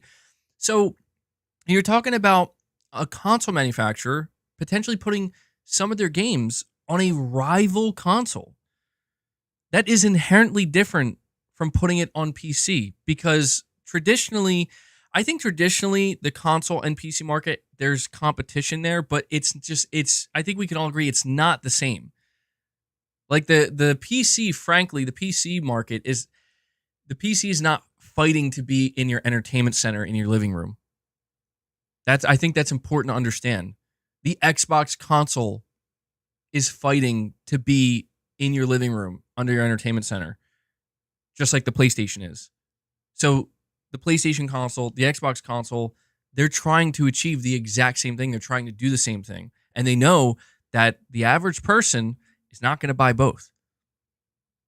So it is understandable that people are going to see, or when people see games like Sea of Thieves or Hi-Fi Rush and again, the report saying Starfield, Gears, Halo, of course, with stuff like that. And I know, but see, that's the thing though, Dark Horse. You're bringing up MLB The Show, but that doesn't compute here, man. Because let me ask you, do you think Sony wants MLB The Show on Xbox? Do you think that's what Sony wants? Absolutely not. Sony's arm was twisted. They had no choice. Literally, it was either put the game on Xbox or you lose the license. So of course they're like, well, fuck it. We'll put it on Xbox. We have to. We have to. If it was up to Sony, that game would not release on Xbox, period. That should be obvious. Like, I don't understand why people don't see that that's obvious. However, when you look at the situation with Xbox, dude, Microsoft is literally getting ready, seemingly, to announce, yeah, we are bringing Sea of Thieves to PlayStation and Switch. We are bringing Hi-Fi Rush to PlayStation and Switch, and maybe other games in the future. They're two completely different things. And we have to understand that. It's apples to oranges. It's not apples to apples. It's not oranges to oranges. And to insinuate it is just disingenuous. Because the fact of the matter is, the reason why so many people had meltdowns, specifically like the hardcore Xbox fan base, about these rumors is because they know, well, does this mean we're getting, like Ratchet and Clank? Are we getting Returnal? I'm trying to not think of the big heavy hitter games because we don't know if we're getting Microsoft's heavy hitter games like Gears and Halo. We're gonna get titles like that. We're gonna get. I saw a post on Twitter of a person they made Helldivers 2 Xbox box art. They want Helldivers 2 on Xbox, and it's like, sorry, man, that's not gonna happen. It's just not. You know it. I know it. We all know it. I wouldn't care if it happened because it's a live service game. I've already said in the past, I don't care if live service games go everywhere because they're live service. It's all about player base. But it's not going to go on Xbox probably because they just don't even think it's worth it. Even if they considered it, they probably don't think it's worth it. So that's all, man. Look, let me answer. Have some people been totally unfair about the Xbox situation? Yes, absolutely. Absolutely. People are unfair all the time about all these different situations, and it's ridiculous. It's ridiculous. People take it way too far. And that's what makes people emotional, and people react in an emotional way. So I'm just saying, you can't view this. You can't, what people are trying to do right now is there was an intense reaction, maybe even an overreaction potentially, to the rumors, although I don't think it was an overreaction, but it was an intense reaction nonetheless to the rumors regarding what Xbox is getting ready to do. Their games going to PlayStation, Switch potentially, basically going third party, going multi-platform, questioning the future of the console. And Microsoft didn't answer anything, and now we're going to get those answers today. And so what is happening now is we're getting direct quotes from Sony, not rumors, not leaks, from Sony, that certain people on the internet are trying desperately to twist to make it see, well, hey, see, Xbox is doing it, now Sony's doing it. I'm sorry to fucking burst your bubble. No, they're not. These are two different things. And to say they're the same is so disingenuous, it reveals your agenda. I don't know if people know that. The people who are trying so hard to draw this through line between Microsoft and Sony, they're the same. They're doing the same things. Sony just announced yesterday, dude, they're going multi-platform. No, they didn't. It reveals your agenda. Your agenda is you're hurt. You're hurt at what Xbox is announcing. You're hurt at seeing people frustrated with Microsoft and Xbox. And so your answer to that is, well, if PlayStation does the same thing, then people will stop saying what they're saying about Microsoft. People will stop being so mean to Xbox and Microsoft. And it's I get that, but it's they're two different things. You know what I mean? One is a complete barrage of rumors and reports from reputable sources saying some of the craziest shit we could have ever heard. Saying shit like Gears and Halo might be coming to PlayStation. Yeah, that's crazy shit. The other is Sony CFO literally saying, yeah, we're still going to support PC because we want to continue to make more money over there. That's it. And what you're seeing is people on the internet be like, that's the same thing. Is it? Really? Because if it was the same thing, then what we should be seeing is Sony getting ready to announce that, hey, we are going to release Returnal on Xbox Series X.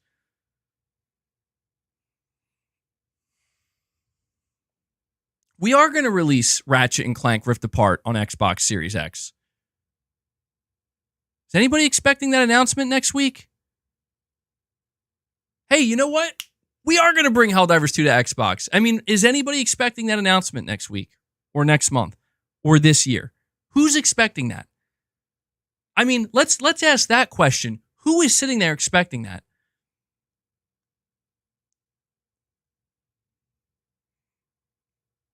Because based off of what I'm seeing, a lot of people expecting that shit to happen. And it's I don't know what to tell you guys. That shit's not I don't want to say it definitively because anything can change, but based off of not rumors, not reports, not leaks, based off of what Sony said directly themselves, That's not happening. So let me ask you, who's really huffing the hopium here? Who's really coping right now? The PlayStation fans that are reading a direct quote from the Sony CFO and saying, oh, okay, so you're pretty much just continuing to do the same thing you've been doing. Got it.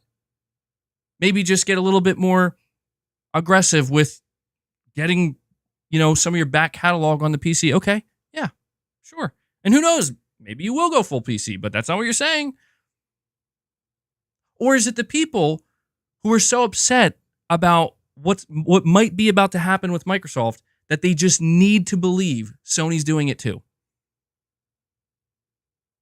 I think we all know the answer to this question. RJ Hurley says, I think people underestimate the console. Few PlayStation gamers may switch, but it won't significantly impact the console. Day and date PC releases would help Sony, especially with their own launcher. See, that right there to me is what we need to get more info on. There's another question I would like to ask Hiroki Totoki, and that is, what's going on with your internal development on a PlayStation PC launcher? Now, he probably wouldn't answer that directly, but they're working on that. And we don't know if it'll come out or not.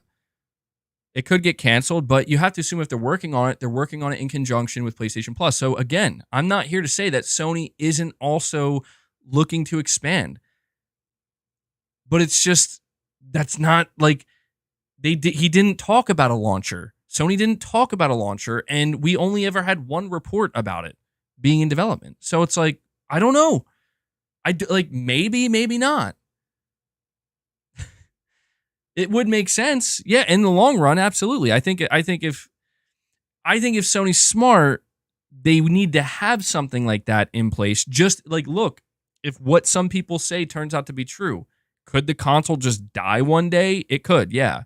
I don't think that's likely, but like, could we get to the PlayStation 7 and suddenly the PlayStation 7 is selling like complete shit? There isn't even a new Xbox console. Who knows what's going on with Nintendo at that point? And it just seems clear that, holy shit, the console market's cooked. Yeah, Sony's going to definitely want to have a backup plan. What does that backup plan look like? That backup plan is, well, good thing we have the entire PC market to basically court people in to our, like, if Sony feels like they have to transplant their ecosystem over to PC if the console dies, they will do that. I mean, they would have to. They would have no choice. So it makes sense that Sony has to prepare for a potentially console-less future. But again, Sony's success is found in the console. So why would they actively want to see why would they actively partake in the diminishing of that? They wouldn't. If the console market really drops to, if it reaches a point where it's on its deathbed, Sony's not going to, they're likely not going to be the ones to help get it there. It'll be the opposite. They want to continue to sell consoles.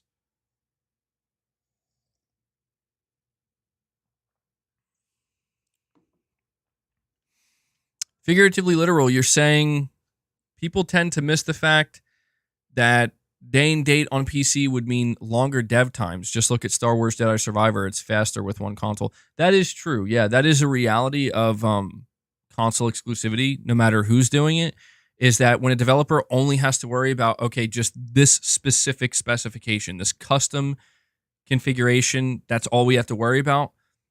I mean, Final Fantasy 16, I don't know, when's that coming to PC? That's not on PC yet, is it?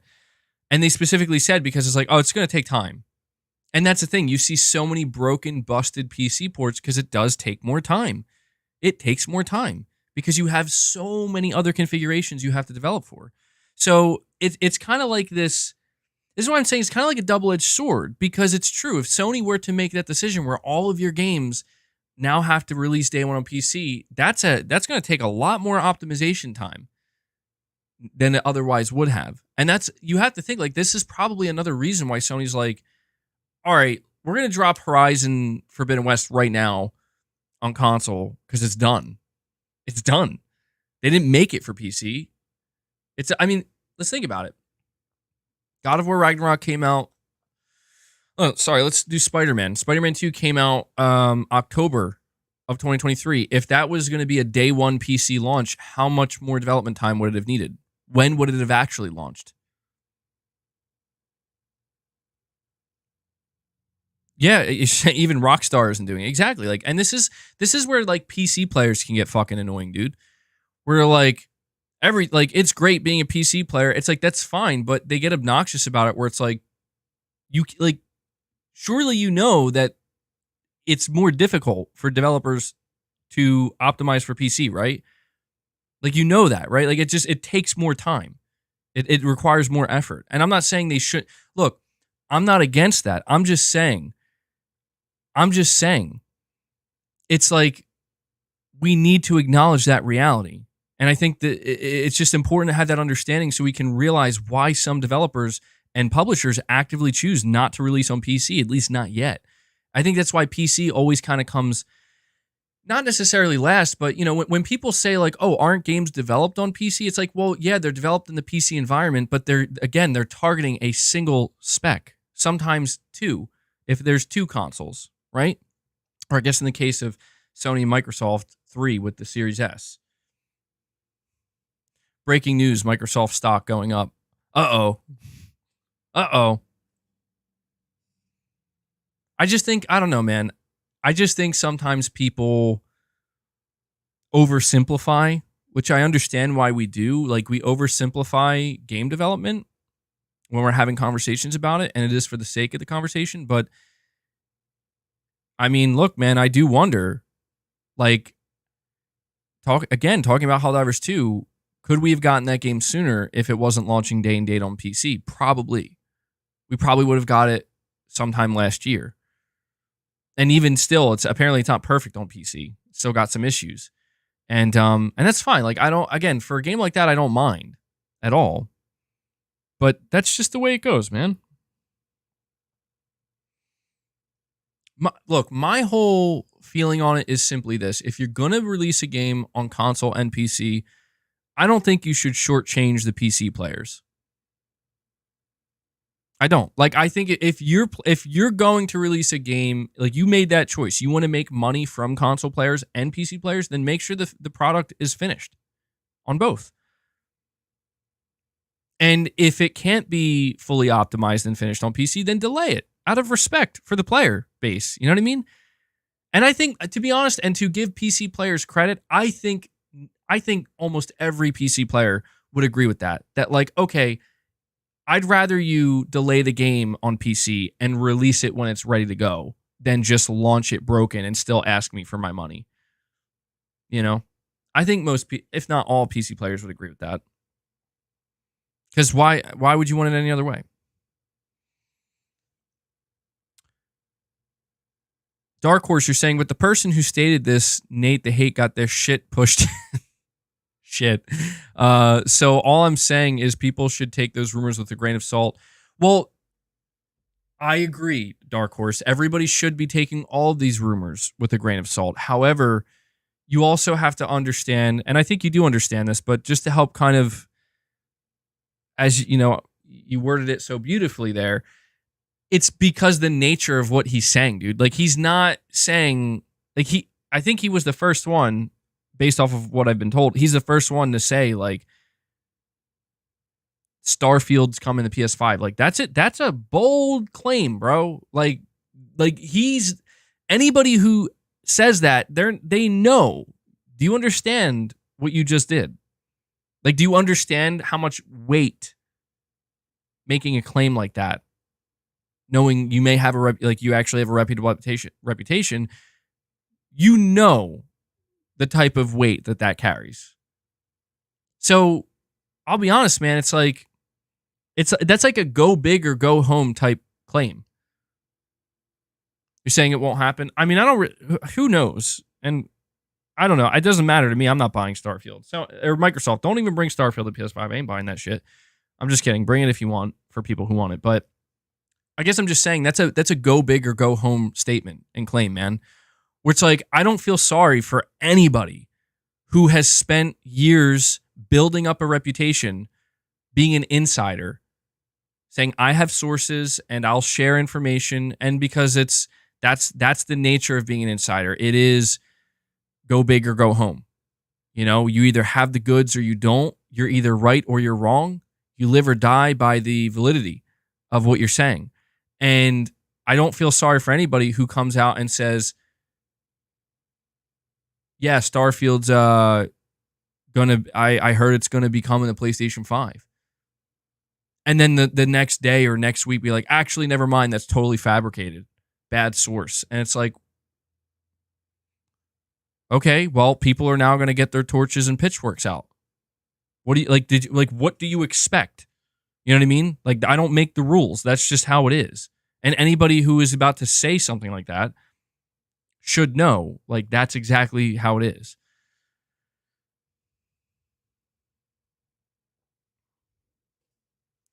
Breaking news, Microsoft stock drops. I thought you said stock was up. All right, William. On to the next one. William's second part of misinformation. Misinformation, well, hold on, this is a little mixed up here. Do you have the... Okay, so misinformation number 2. PlayStation has no major AAA first-party releases until next year. PlayStation has no games. 2024 will be a dry year. First off, before I even read any more, William, like, it is comical. It is genuinely comical that people are like, yeah, PlayStation's going to have a dry year in 2024. Meanwhile, Sony has like multiple fucking exclusives dropping this month, literally just this month. It's like, oh, okay, thanks for letting me know. It's so, dude, it's so cringe. PlayStation's going to have a dry year, bro. You better enjoy that Helldivers. You better enjoy that Final Fantasy VII Rebirth. You better enjoy that Rise of the Ronin. You better enjoy that Stellar Blade. You better enjoy that Concord, because after that, oh, and you better enjoy that Until Dawn, because after that, you ain't got shit. It's like, what? It's pretty funny, dude. I'm not gonna, it's like, it's almost, anyway.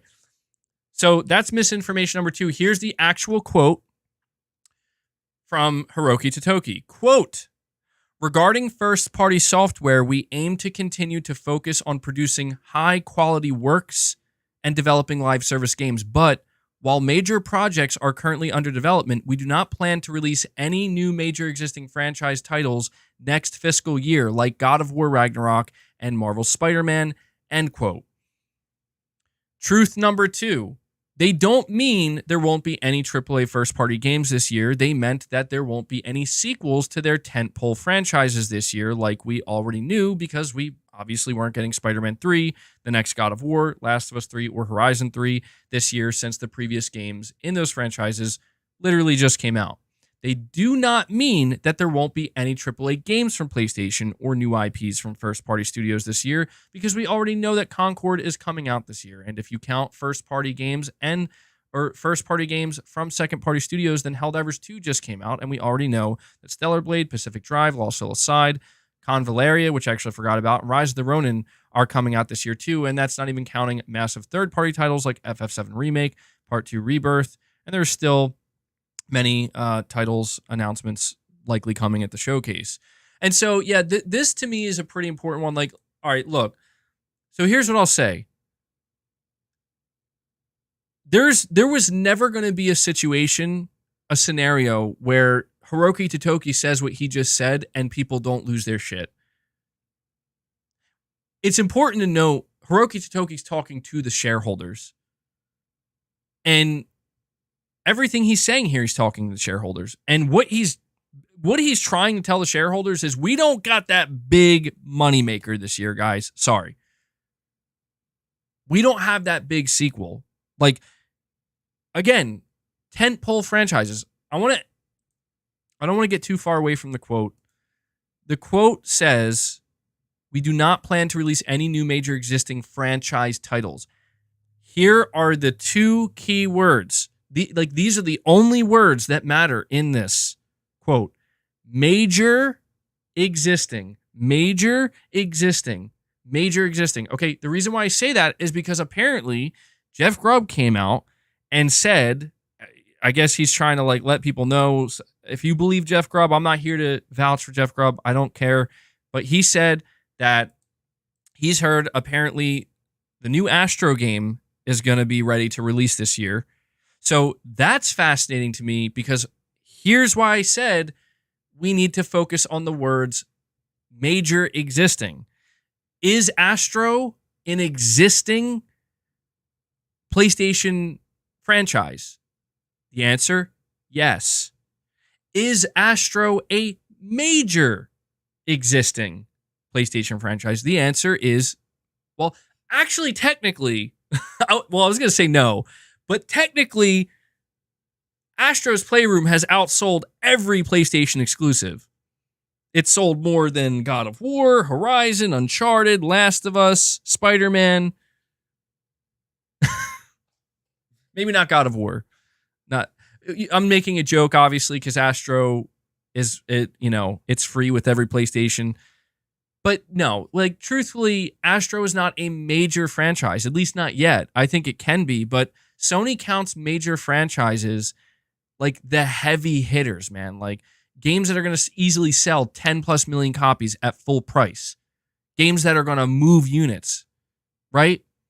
And I wouldn't be surprised if this turns out to be true because, I mean, I want Astro to be considered a major franchise, but I don't think Sony feels comfortable. Like, Sony is afraid that if they say to the investors, like, we have a major unannounced, like a major franchise title coming out this year. Oh my God, could you imagine what people would think? Oh my God, what could it be? Is it Uncharted? Is it another Last of Us game? What could it be? And it's like, Astro. Everybody would lose their shit. Investors included. They'd be like, what are you talking about? That's not a major franchise title. But I would love to get a new Astro this year. So Jeff Grubb also responded to somebody on Twitter, by the way. Somebody says, but Jeff, they have at least 2 AAA exclusive games coming this year. Jeff Grubb replied by saying yes, and there are other unannounced games from established IPs. So we're getting a little bit of insight into how Sony kind of views their own IP, if this is true, where Sony, I guess, kind of categorizes their own IP as, all right, these are existing franchises, and then these are major franchises that exist, right? And they're separate from one another. I mean, I wonder what other games he could be talking about, right? I see people say SOCOM, Killzone, Resistance, Twisted Metal. Apparently, there's been a Twisted Metal game in development. This is all pure speculation here. This is rumor territory, but it's just listen, man. People are. Look, I'll be honest with you. I don't blame anybody saying more remasters. Hopefully not. I don't blame anybody for reading this quote and feeling disappointed because it's honestly, I'm not surprised, dude. Like, to me, this was the most disappointing thing to hear, but it was the most real, where it's like, I kind of knew this was going to happen. I knew based off of the fact that nothing has been announced yet. Like, we're not.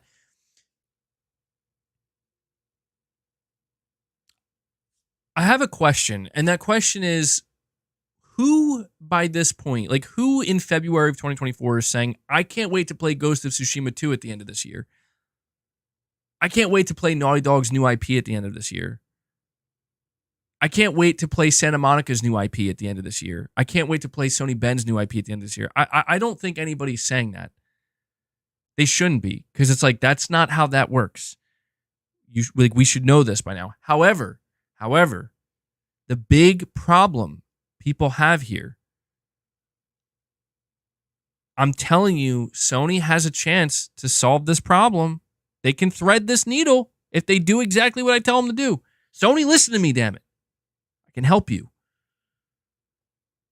Right now, the big problem people have, and the reason why so you have to ask yourself, how is this misinformation even able to exist in the first place? How is it that people can read this quote from Sony and say, well, they have no major AAA first-party releases until next year. 2024 is a dry year. PlayStation has no games. Well, think about it. It's because Sony isn't talking about their new games. They haven't revealed their new games. And I'm like, that's the thing, is like, I'm happy right now. I'm playing Helldivers. I'm playing Final Fantasy. I just joked earlier about how could you say this is a dry year? Like, we have a ton of games to play on PlayStation. Abso-fucking-lutely we do. And frankly, I don't give a shit if people laugh at that. Like, oh, you count Stellar Blade? You're fucking goddamn right I do. That game looks incredible. You count Final Fantasy? Yes, I do, actually. I fucking got to play that demo, and I'm playing that shit as soon as it comes out. Why wouldn't I count these games? Right? But the reality is, but you know what we mean, right? Like, you know what we're talking about. It's like, yes, I know what you're talking about. I know exactly what you're talking about because I absolutely want that too. You can't rush it, but I want it. I want to see it. Sony, show me it. Show me it. I know you're cooking. You've been cooking for all this time. It's like I could smell it. I could practically smell it. Saying the video froze. God damn it. Is it still doing that? We good now?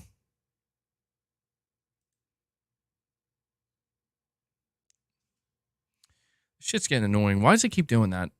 Just for a second? All right. You're good? All right. But you guys, that's what I'm trying to say is like, all right, here's the most important thing I want to convey. Because to me, this is the most important thing. Hiroki Totoki didn't say, we will have no new major first-party announcements this year. He didn't say that. He did not say that. He is saying, we don't have a big release this year from a major existing franchise. We don't have that. And I am telling you, and remember I'm saying this. I know some of you will remember this. I know I'll remember this. Remember I'm saying this because you're going to see just how true it is. Like I hope if it happens, you're going to see just how true the statement is. The only thing Sony has to do is do a showcase at some point this year, May, June, July, show, I'm going to say 3. And I'm not going to say which ones. I'm just going to say 3 new AAA first-party games that are not live service, mind you. You know, again, you know what I mean. Show them, and everybody's fine. Everybody will be, wow, fucking PlayStation, bro. They did it again. Everyone will be that way. You know why?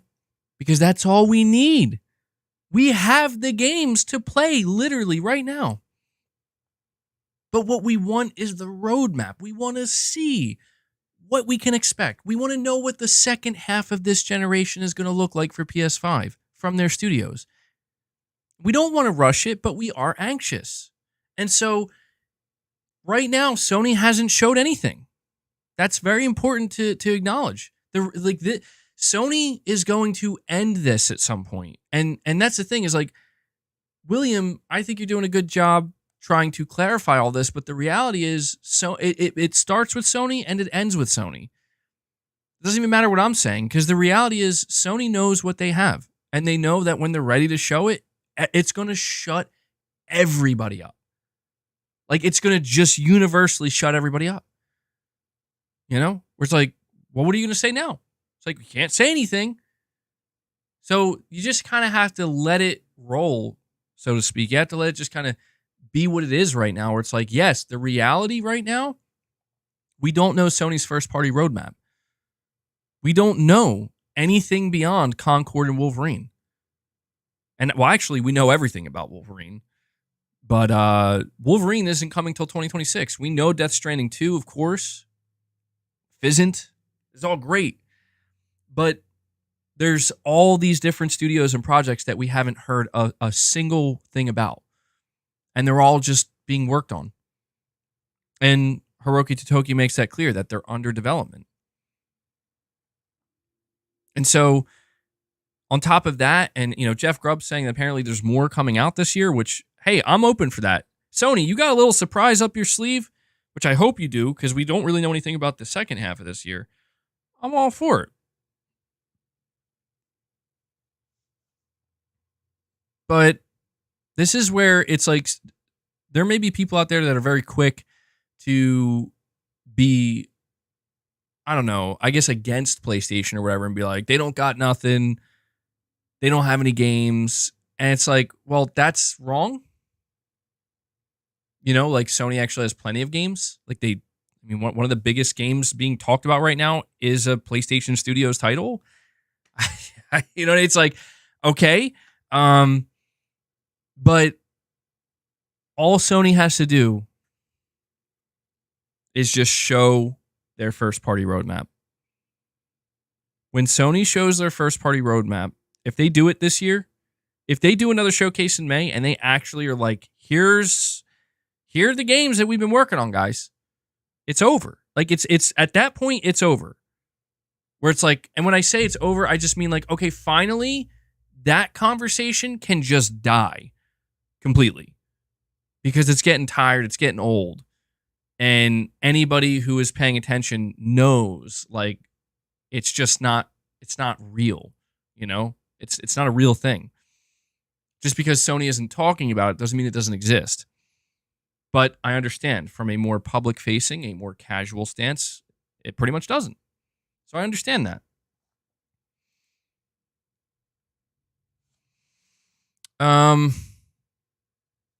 Zombie Fanatic, you're saying console gens typically last 6 years in the past anyway. I think they've been extended. Basically, yeah, I don't think any console generation really lasts. So like if the console generation lasted 6 years for PS5, we would be getting a PlayStation 6 in 2026, and I don't think that's happening. So I think I think for the PS5 we're looking at a minimum of 8 years, maybe 9 years for this gen.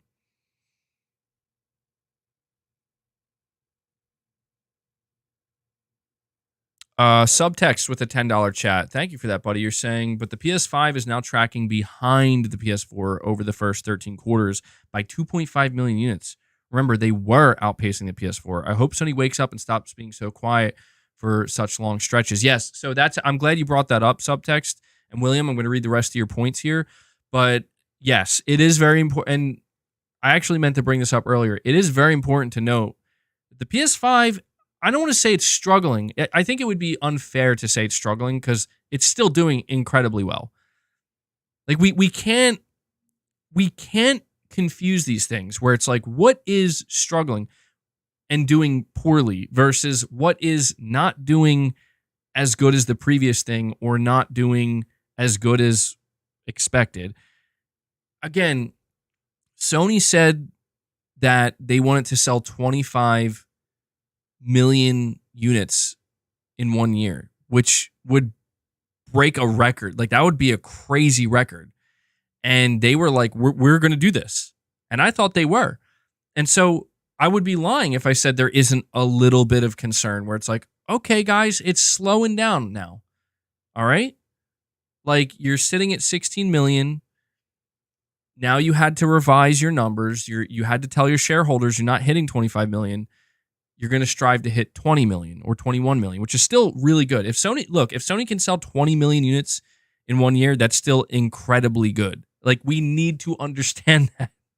There are going to be people who try to tell you that that's bad but you have to think about it in the context of the shareholder and what Sony wants to communicate to the shareholder. The shareholders are not going to be, unfortunately, satisfied with Sony saying, hey, the PS5 is like doing just as good, slightly better, or slightly under the PS4. No, what the shareholders want to hear is, all right, your PS5 is killing the PS4, right? Like we're really seeing that growth, right? It's like, well, we're still doing good. It's, smooth sailing and steady as she goes. That's not what the shareholders want to know. Like, and to be fair, like Sony, I think, I don't want to say they set themselves up for failure here, but it's like by Sony hyping up the shareholders, be like 25 million, baby, new record. That's exactly what the shareholders want to hear. Like, oh my God, you're telling me the PS5? I mean, yo, are we going past the PS2 here? So it's an awkward situation where like Sony's trying to appease the shareholders and keep them excited about substantial growth. But, it's like, I think Sony got a little over their skis thinking like 25 million is a lot, dude. Like that's crazy. That is absolutely crazy. And it's unfortunate that Sony I guess what I'm trying to say is it's unfortunate that Sony set themselves up in a situation where they will potentially sell 20 million PS5s in 1 year, and that's somehow not like, it's like because they set their expectations so high, it's like, oh, well, you still didn't make it. Sorry, it's still not good enough. It's like, that's still pretty good, man. And this is what concerns me about Sony in general, is that like I don't want to see that kind of like greed take over. And I don't know this greed as much as it's just this obsession. And this is they're a publicly traded company. It's like this obsession with like, we gotta grow, we gotta grow fast, we gotta keep going, we gotta be bigger, we gotta be bigger, bigger, bigger. It's like, I'm all about that, but like, I don't know, man. You got to be careful, because I think Sony has a really good thing with their console market. I do. And I think that like I don't want Sony to get spooked by a little bit of slowdown, because here's the other thing I want to mention. I hope, I'm happy. I know this is maybe a little counterintuitive from what people expect from me, but I'm happy to see that Sony kind of is like, yeah, you're falling a little bit behind, man. Like, you didn't hit that 25 million. I'm a little bit happy, because what this means is, well, let me phrase this, let me word this carefully so I make myself crystal clear. What this could mean, and what I hope this means, because there's another way it could go, which is what I don't want to see. I hope this means Sony is like, damn, we fucked up somewhere along the way. We were so sure we were going to get 25 million units, and we didn't. What went wrong? How do we do, like, what's going wrong here? Well, I'll tell you, Sony, I'll fucking tell you. That showcase you put on last year didn't do yourself any favors. All that bad PR you had. Like, I'm telling you, Sony, you want to sell 25 million units? Get the fan base hyped. That fan base will make themselves heard, and the people outside of that fan base, the more casuals, they're going to hear it too. Do your marketing, do all that shit. Yeah, so the Xbox business update's happening in about a half hour, so I'll bring it up, don't worry. But I really think like Sony have a killer showcase. Like, I'm sorry. This is what it boils down to. Sony, you want to see record-breaking sales? Give us that fucking showcase. You know what showcase I'm talking about. Show us the second half of the console generation. No more cross-gen talk. None of that nonsense. Show it. Show the whole fucking thing, bro. And you will see those PS5 sales skyrocket. I'm telling you.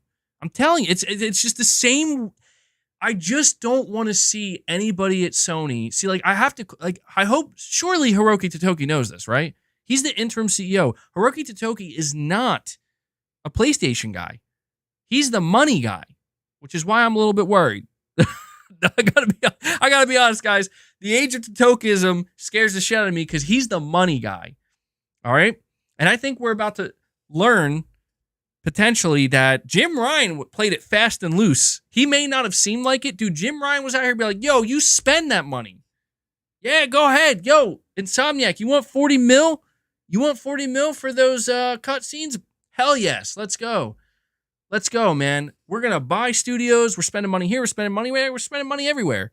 I think Jim Ryan, we thought this whole time that he was like he was the money guy, but I think he was kind of, I think Hiroki Totoki walked in and was like, how much money are you letting these guys spend? And I fear that, man.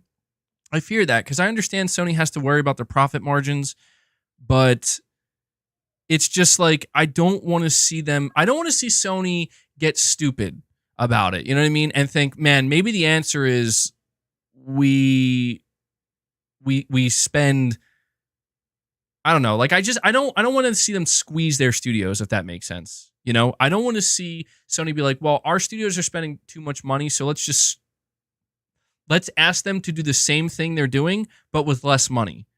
And I get that. Like, there's nothing wrong with, like, be more efficient, right? I'm all about that, but it's like, this is the CFO. He is the numbers guy. Like, I hope, I don't know. I hope that he, for as long as he's going to be the CEO, understands like the creative side of it too, where it's like, Mr. Totoki, I get it. You want to make the shareholders happy, but please understand that you cannot rush this. And I don't know, man. I guess what I'm trying to say is we don't know who the next CEO is going to be. Hiroki Totoki is going to be the interim CEO. I really wonder if there could be a time where we look back and be like, man, we didn't know what we had with Jim Ryan. We did not know what we had with Jim Ryan. We are wishing Jim Ryan was back.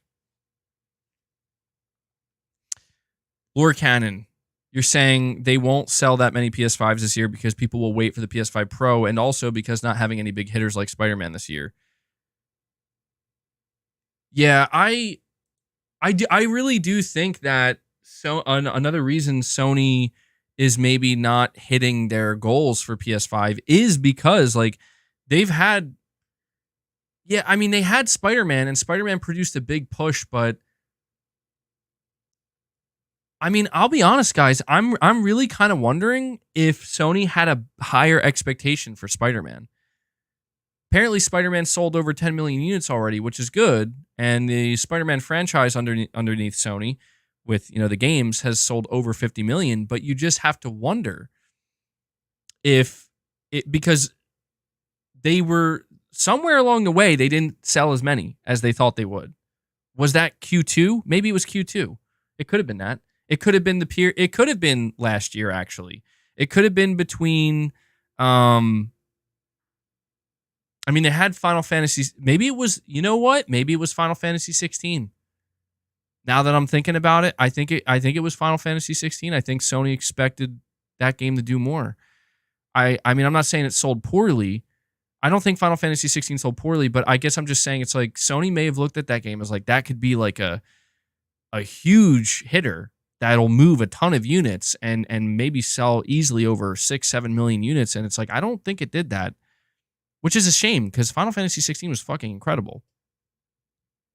But when I try to like pinpoint like which quarter did the games, if not the games, but the hardware maybe underperform for Sony, I doubt it was the holiday season.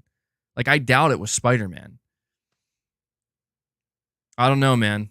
It's hard to say. Yeah, that's true. Final Fantasy 16 will have a long tail. Maybe that's where Sony was too bullish. Maybe Sony thought that Final Fantasy is going to be 16 is going to be like a upfront, like it's going to do a lot of heavy lifting up front. I don't know. Chris Brown with it's your 20th super chat. So Chris, thank you so much, man. You're saying, do you think the expectations came from factions releasing? Now they don't have it and probably left a void for them. Ooh, very interesting. Didn't even think about that. Yeah, that. Yeah, I don't know, man. That's a really good thought. I didn't even consider that. All right, so here's what I'll say. I think maybe a little bit. Minimal.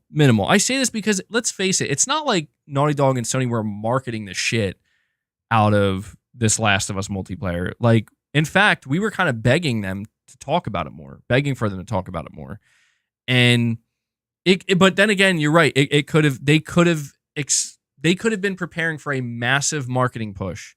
And actually, now that I think about it, going back to the May showcase, there were reports that apparently The Last of Us multiplayer was supposed to show there. So Naughty Dog was supposed to be at that showcase, and they like got pulled out at the last second. And then we fast forward to the end of 2023, and we find out straight up canceled. So you actually, the more thought I put into it, Chris, I think that could be it, man, where you're talking about the difference between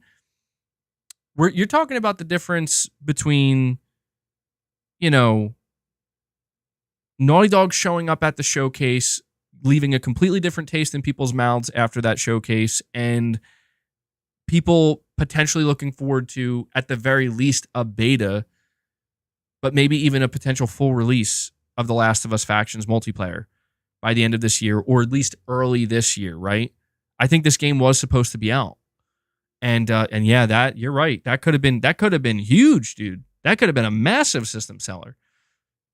So good call there. Definitely didn't think about that. All right, before we run out of time, I'm going to move to William's third misinformation. I think he has a total of 4 here. So his third misinformation is Sony is downgrading their projections for PS5 console sales from 25 million in 2021 million this fiscal year. PS5 is failing. So perfect timing. Probably should have read this first.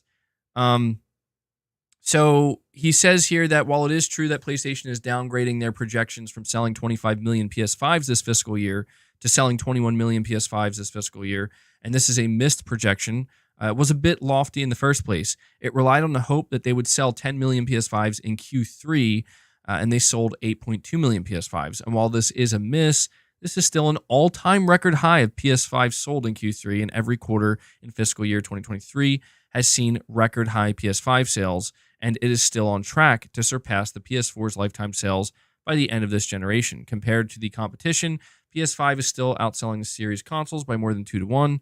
And so, yeah, I guess that's kind of what I'm also trying to say here is that my concern is not about how the PS5 is performing, because the PS5 is performing perfectly fine.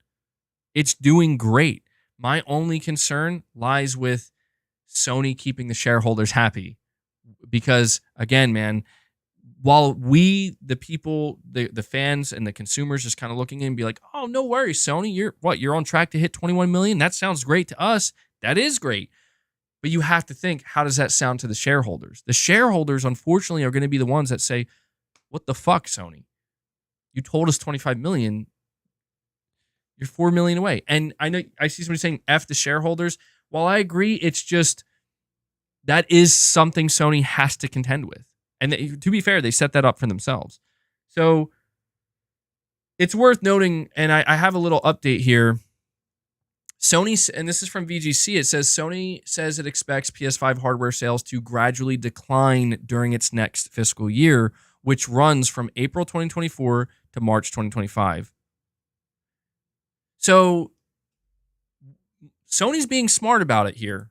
I think they are being smart about it. They're straight up telling their shareholders, you're going to see a decline. Okay? We're not going to see some massive uptick. And, well, let's face it, Sony doesn't have, like we talked about, like that major existing franchise heavy hitter title coming this year. They have different stuff. Until Dawn, Concord, FF7 Rebirth, and this stuff will all help. It's not like PS5 sales are going to stop. But here's what I think might happen. All right, and this is me speculating, but I think that, I could be onto something here. I think that Sony is basically looking at this year and possibly the first half, or at least the first quarter of 2025, as down years, because they know, like, we don't have our heavy hitters to rely on. So because of that, we're just going to see a decline, and we're reaching the halfway point. But I almost wonder if Sony's getting ready to set up the latter half of the PS5 generation in the similar way that they set up the latter half of the PS4 generation. Because think about it. In 2015 and 16, Sony basically spent those years. I mean, they had some solid games launching, of course, but there was a big emphasis on their shows.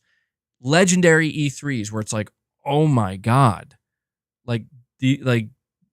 dreams are coming true, right? And then what happens is those games are, like I said, those games were not ready to release. Hey, here's Final Fantasy VII Remake, here's Days Gone, here's Horizon, here's The Last of Us Part 2, here's Ghost of Tsushima. I mean, it was a fucking total barrage of, like, here's God of War, here's Spider-Man. It was, the more I think about it, it's like unbelievable. But none of those games were coming out in 2015 or 16. The soonest you were going to get it is 2017 with Horizon Zero Dawn. But it didn't matter. It didn't matter because everybody was like, fuck yeah. Yes, like, this is the greatest lineup I've ever seen.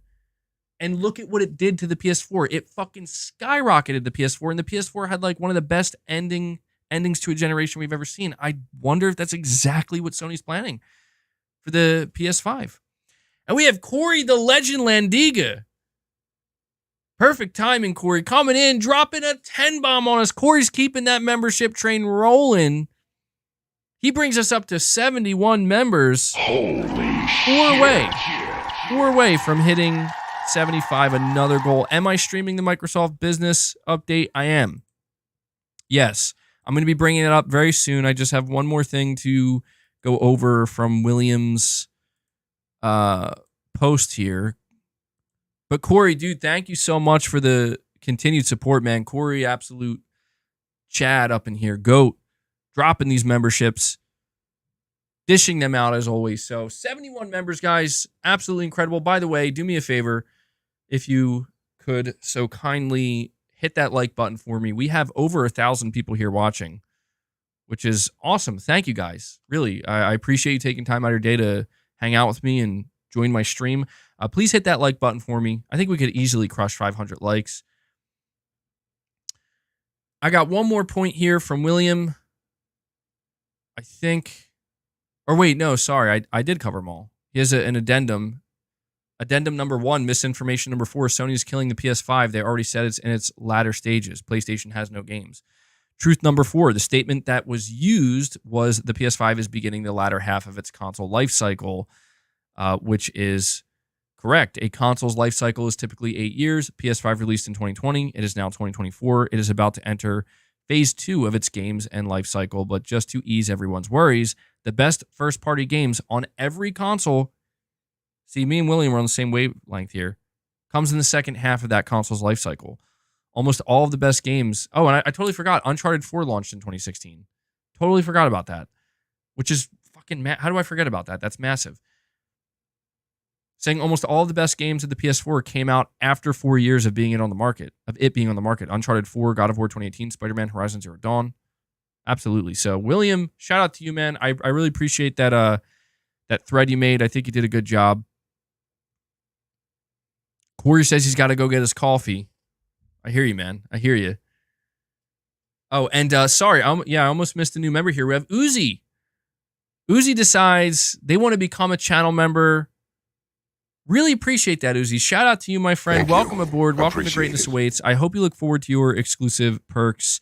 Anybody who is a channel member, like anybody who just became one or was gifted one, keep in mind you have access to all of the previous Members Lounge episodes.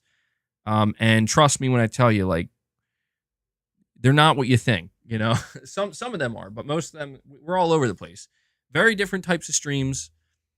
So enjoy that. So Uzi, thank you for that, bud. So we're at 72 members. All right, here's what we're going to do. Unfortunately, all right, I want to read this really quick. I have to make sure to go over this, and then we're going to go over to the Xbox stream or the podcast. So unannounced PlayStation game, Intergalactic: The Heretic Prophet, has been trademarked. Sony Interactive Entertainment has trademarked something titled Intergalactic: The Heretic Prophet. The application has been filed under categories pertaining to video game software, suggesting that this is in fact a new IP. As pointed out on Reset Era, a wild rumor appeared on Reddit last December, claiming that a new Warhammer PS5 exclusive was in the works. The leaker has since scrubbed the post, so there isn't much to go by. However, given the title of the mystery project, we wonder if that wasn't really a rumor. Speaking of rumors, there isn't anything credible that we can rely on to put pieces of the puzzle together here. That said, Santa Monica Studio has been long rumored, pretty much confirmed at this point. Honestly, I think Cory Barlog basically confirmed it, to be working on a sci-fi game, a new IP. And then there's Naughty Dog, who is reportedly also working on some kind of fantasy title. We don't know what Bend is also working on, but we do know that all three of these studios are working on new IPs. So I had to be sure to mention this to you guys. I kind of, missed talking about this, but we're sitting here talking about getting new PlayStation announcements. What does Sony have to do to get people excited? They have to show new games. What games are coming later on during the PS5, the latter half of the PS5's life cycle? Well, this is, I don't know, man. This is a name of a new IP that Sony trademarked. Intergalactic. The only thing about this name, Intergalactic, the Heretic Prophet, the only thing about that name, I don't know why, like, that doesn't sound like, could you see that being a Naughty Dog game? Does that sound like a title that Naughty Dog would go for? Does that sound like a Santa Monica title? To me, that sounds like a Santa Monica title. I got to be honest. Especially we say you may as well just call it Space Jesus. Maybe it's a code name. I don't think so. I don't think they would trademark a code name. But that's interesting. I didn't know about that Warhammer thing.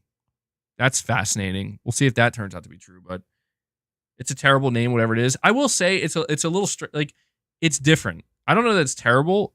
I think it's just sounds weird right now, but like maybe whenever we see what this game is, we'll be like, that's it. Saying that's Barlog, definitely. We'll see, man. And now you have Beastie Boy stuck in your head. It is a strange name, but I kind of like that, right? I don't think it's terrible. I just think it's different. And I think because it's different, it just makes intergalactic. I will say intergalactic. That's the part that sounds kind of weird. Intergalactic. It sounds a little bit cliche, right? Like it's just like intergalactic. So whereas if it was just called the Heretic Prophet, you know what I mean? Saying mad generic. Yeah, the intergalactic part is generic, but the second half is actually great. Like intergalactic, okay, pretty generic. Heretic Prophet, what's going on there? That sounds interesting. We'll see. It's probably nothing relating to a new Sony first party IP, but they trademarked it, dude, under games. So yeah, it does remind me of the term interstellar. All right, so we have subtext saying, looking at the quarterly results now, PS5 has underperformed PS4 most in the past 2 quarters, October through December. 7.1 million in Q3 2022, PS5 versus 8.4 million in Q1 versus in 2015 with the PS4 8.2 million in Q3 2023. Sorry, it's just hard to read this. I understand how you're saying it. So basically breaking it down here, you're saying Q3, October through December. Okay, yeah. Well, I don't know. See, that's why I'm wondering if Spider-Man did actually underperform a little bit. Versus 9.7 million in Q3 2016. So to me, that's the most important one. Here's 8.2 million PS5s. Q3 2023, 9.7 million PS4s in Q3 2016. I'm telling you. What's the difference? That's the difference. Dude, I'm totally on the money here looking at these numbers. At least I think I am. That's not like a massive outperformance, but what did Sony have in 2016? What did they have in 2016 that they did not have in 2023? Come on. I know you know. Who's thinking what I'm thinking here? Not just a better showcase, Smurf. We need to get that straight. Not just a better showcase, the showcase. The showcase of all showcases, bro. E3 2016 was the most like legendary show. I'm not saying Sony can match that again, but yeah, I'm going to say that showcase was definitely good enough to sell almost another 2 million PS4s. That showcase sold everybody, bro. People who didn't even give a shit about PlayStation were like, what? You know what I mean? Like God of War, what? What's going on over there? That's it. That's it. So let me ask you this. What do you think the PS5 sales would have looked like this past holiday season if Sony had a 2016 level showcase this year? Come on. You know, they would have hit 10 million easy. All right, we got 6 minutes for the Xbox show. I don't know how Microsoft's going to drop this, so let me close out these tabs. I'm going to go to the Xbox YouTube channel.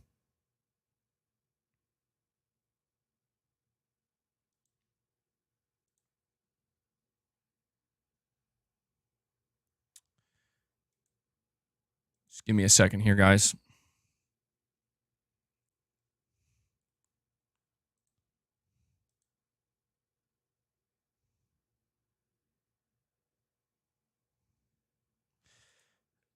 Do they have it set? They don't have it set as a premiere. Are you guys seeing anything anywhere? I don't have any premieres up or anything. Are they just going to drop it as a video? I think that's what it's going to be.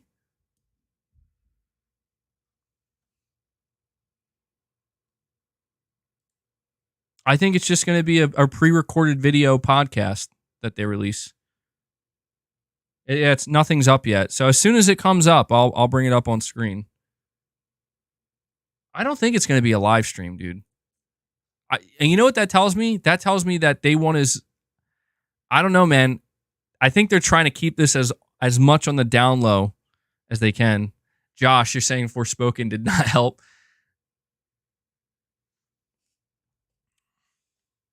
I hope it's pre-recorded because I can pause it.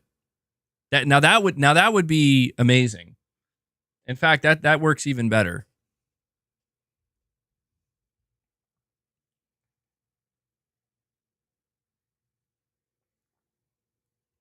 Yadrazil. I don't know if I'm saying your name correctly. It's your first time super chatting. Thank you. You're saying, is Phil sitting down with Sony executives in this podcast? I saw a post on Twitter about it. Dude, if Phil sits down with some Sony executives on this podcast, I don't even know how I'm going to react to that. That'd be crazy, bro. That would be absolutely wild. But that would be awesome. To be honest, that would be awesome. So I don't know if I would believe any posts about it. We'll just have to wait to see. Space Gambler, you're posting this. What is this? I'm trying to click the link. I got to make sure I turn on my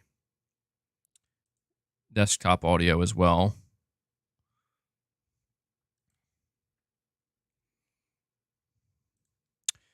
The Bad Hombre says, I'm ready for the crying from Xbots. To be honest, I think I don't know, man. It might not be as bad for them as we think. We're going to see. I think the worst of the meltdowns already happened. Like, I don't think that there's anything they could announce today that would, that would end up getting a reaction that'll match last week's. Last week's reaction, dude, everybody burned everything down. After today, MBG is going to be a pony bot. Oh, is that the new terminology, pony bot? Shattered Glass 23. In 2016, Sony had Persona 5 and Nier Automata as exclusive, and people love them. That's true, too. Even I overlooked that, Shattered Glass. Absolutely. And we have Laurent coming in, dropping 5 more membership gifts. He does it. Laurent does it, bro. Laurent gets us to 77. You guys crushed 3 goals already today. Thank you guys so much for all of the support and all the love you show the channel. So, Laurent, shout out to you, my friend. I'll have to do some reps later on when the stream's coming to an end. Let me update that. So, good shit, dude. 77 members. W's in the chat for Laurent. Showing incredible support. All right, I'm going to check the YouTube channel now. Still nothing. Still nothing, guys. So, I'm here. I'm going to, as soon as they drop it, I'm going to bring it up. All right. Kevin G, you're saying, I hope Phil is wearing a PlayStation and or Nintendo shirt. It would be a great troll on everyone, LOL. Yeah, it would. Guys, hit that like button, by the way. We got 1,400 people here. Hit that like button for me, will you? I'd really appreciate it. I'm refreshing. I'm hitting. The reason why I haven't brought it up on screen is because I have it cut out perfectly. So actually, what I'm going to do is I'm going to move myself over here. All right? It'll make sense in a minute, I promise. It'll make sense in a minute.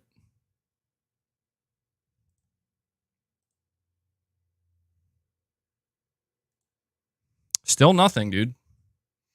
Still nothing.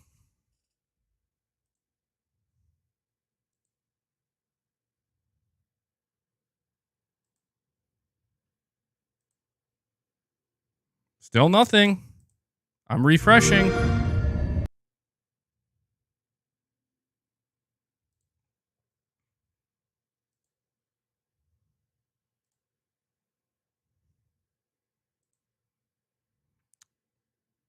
All right, am I missing something here?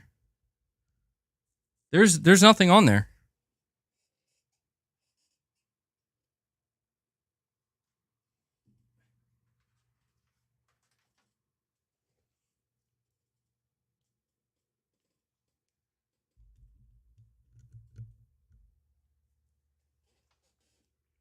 All right, let me go back and check.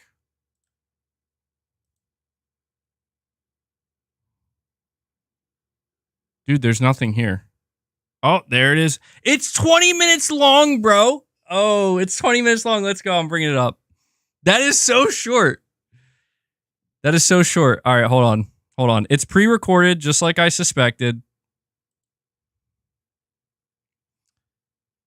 Hold on now. Hold on. All right, so we can react to this.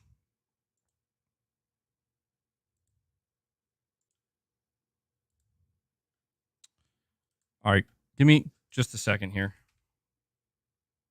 For some reason, it's crapping out on me.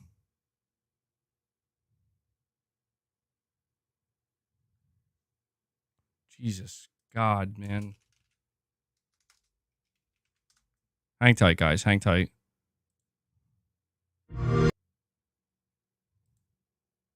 It's 22 minutes and 55 seconds.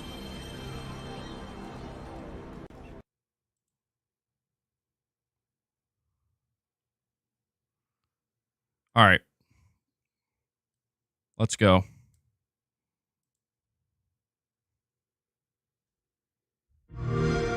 Hello and welcome to the official Xbox podcast. I'm your host, Tina Amini, and we have a very special episode today, as you can probably tell by the fact that I'm joined by Phil, Sarah, and Matt. Welcome. And we're going to talk about some updates at Xbox. We want to talk about game exclusivity. We want to talk about Activision Blizzard now that they're part of our portfolio, how that might be an impact on Game Pass. And we want to talk about hardware, too, and how all of this fits into the strategy at Xbox. So where should we start, Phil? Well, when we originally had planned for the show, starting back in December, I think we probably would have started with Activision Blizzard, maybe talked a little bit about the exclusivity with some of the news coming up, and then hardware. But we've had some unforeseen news that has come out. So let's just go and tackle the exclusivity question, because I know it's on the minds of a lot of people. We hear from the community, and that's an important input for us. So we made the decision that we're going to take 4 games to the other consoles, just 4 games. Just 4. Not a change to our kind of fundamental exclusive strategy. We're making these decisions for some specific reasons.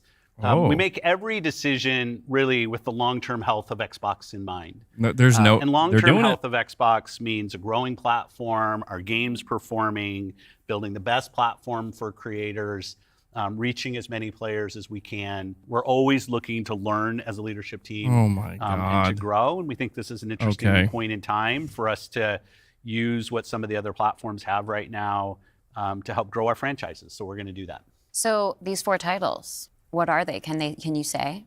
I'm not going to name those games. The teams that are building those games have announced plans that are not too far away. Oh, as we know, man. game teams put a lot of energy into their announcements with the partners. The volume's as loud as it I can don't want go. to take anything away from those teams. So I won't be talking about the titles specifically, but I think when they come out, it'll make sense. Can we say if either of those titles are Starfield or Indiana Jones? They are not Starfield or Indiana Jones. Well, what was the criteria in how the team was thinking about selecting those 4 titles? Let me start a little bit outside of that, and then I'll get to This- the dude, 4 this is specific games that we're talking ridiculous. about right now. We're not even 'Cause 5 minutes the in. fundamental decision driver for any decision that we make, anything we're going to talk about today, is the long-term health of Xbox. That we're running a growing platform that is reaching more players, that our games are having as much success as possible. And I do have a fundamental belief that over the next 5 or 10 years, exclusive games that are exclusive to one piece of hardware are going to be a smaller and smaller part of the game industry. And that's not some great insight, because if you look at the last 10 years and what the biggest games are today, it's a natural place. Whether it's one console and PC, multiple consoles, mobile console and PC, you see big games landing on multiple platforms.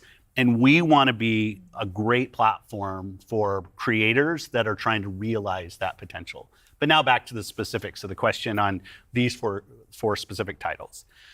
We looked at games that are over a year old. So they've been on Xbox and PC for a while.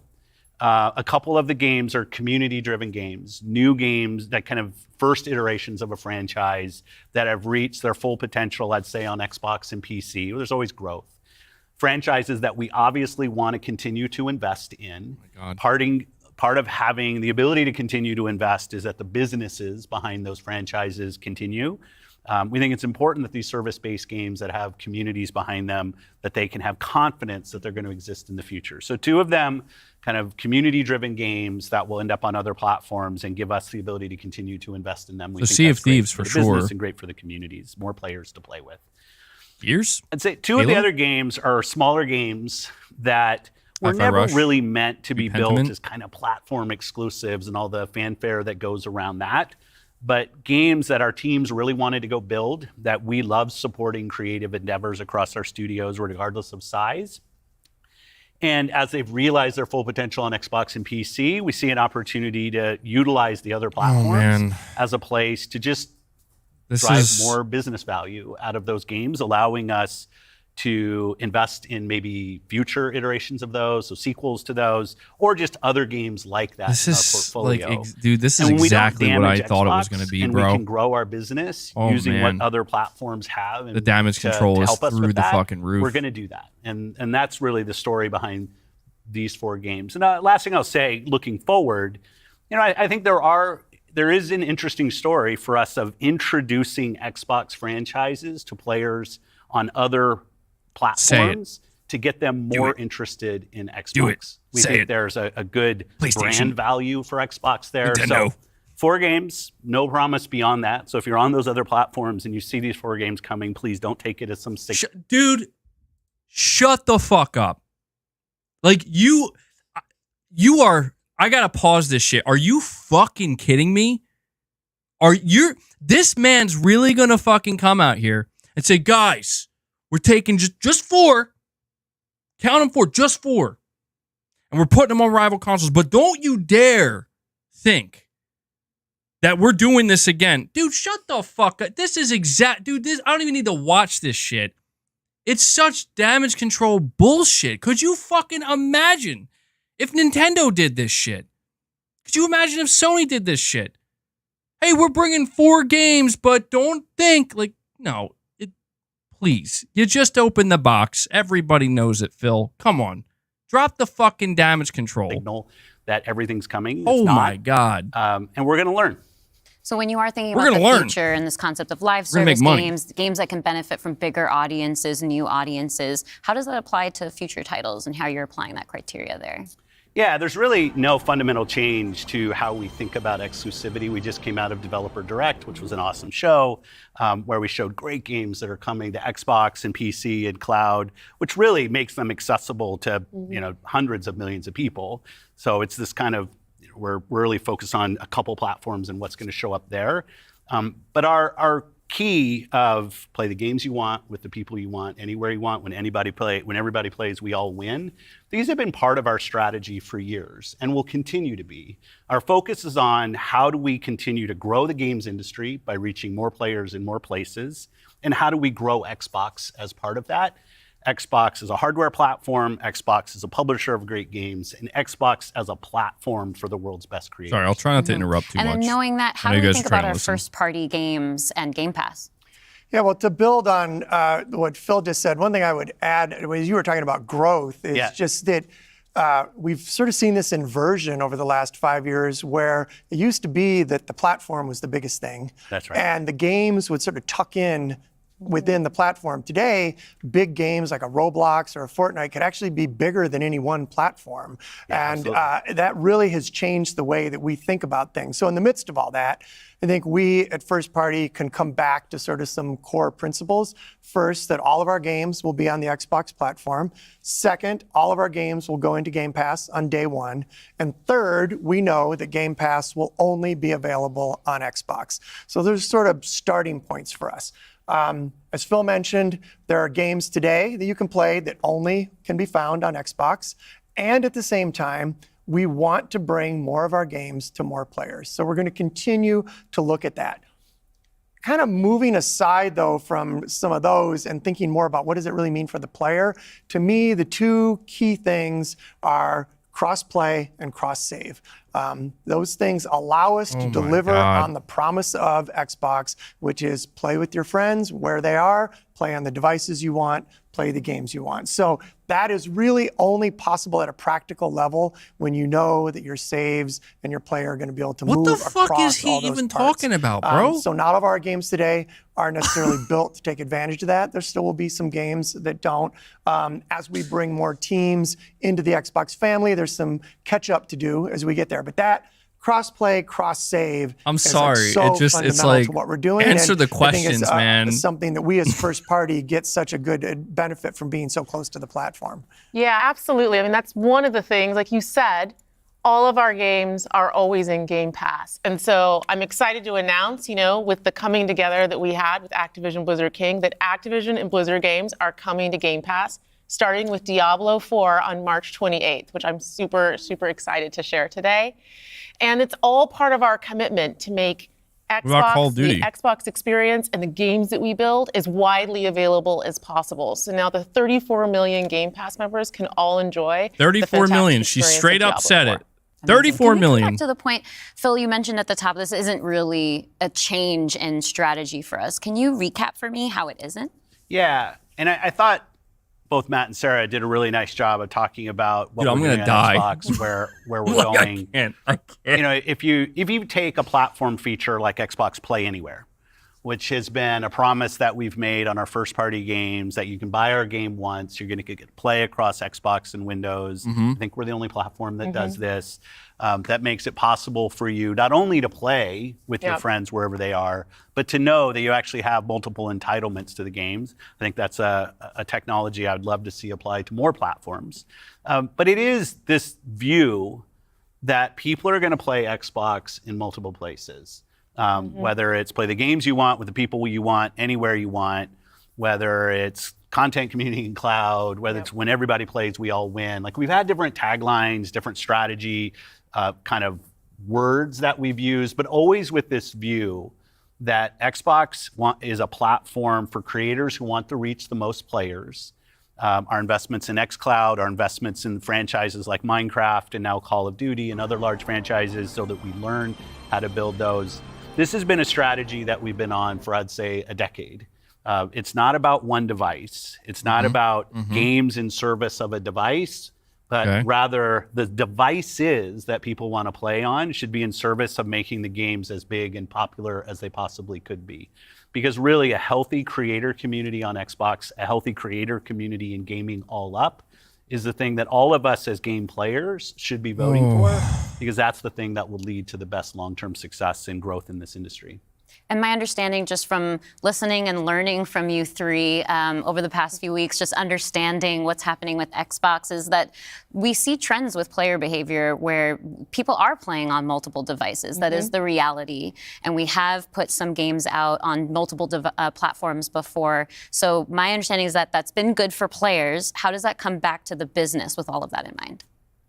Yeah, as you said, we have shipped games on other platforms. In fact, realistically, if you look with the addition of Activision and Blizzard and ZeniMax, we're one of the largest game publishers on PlayStation. We're one of the largest publishers on the Nintendo Switch, especially when you put Minecraft into the equation as well. And now we're one of the largest publishers on mobile platforms as well. And that's not something that we want to back away from. We want to continue to be building great games that millions and millions of people can love, and that they can play those games where they want to go play. But we do understand the business success that Xbox has to have. Us as leaders in this business, the system today, the system that all companies that we play video games from, is a world of you got to be growing your business. Growth in our Xbox business is critical to the long-term health of Xbox. Many people know I've been on Xbox for over 20 years. And I want to make sure Xbox is in the best position for the next 20 years. That means healthy player community, healthy creator community, and healthy business. So when we look at opportunities to allow more people to play, more people engage, more people to buy, more people to subscribe, it's all about putting Xbox in the best position. And our hardware is a critical component of that. The absolute best experience somebody has on Xbox is hardware that your team builds and that people play on. But that's not going to be everybody. We fully accepted that we're going to have Xbox players across all kinds of devices.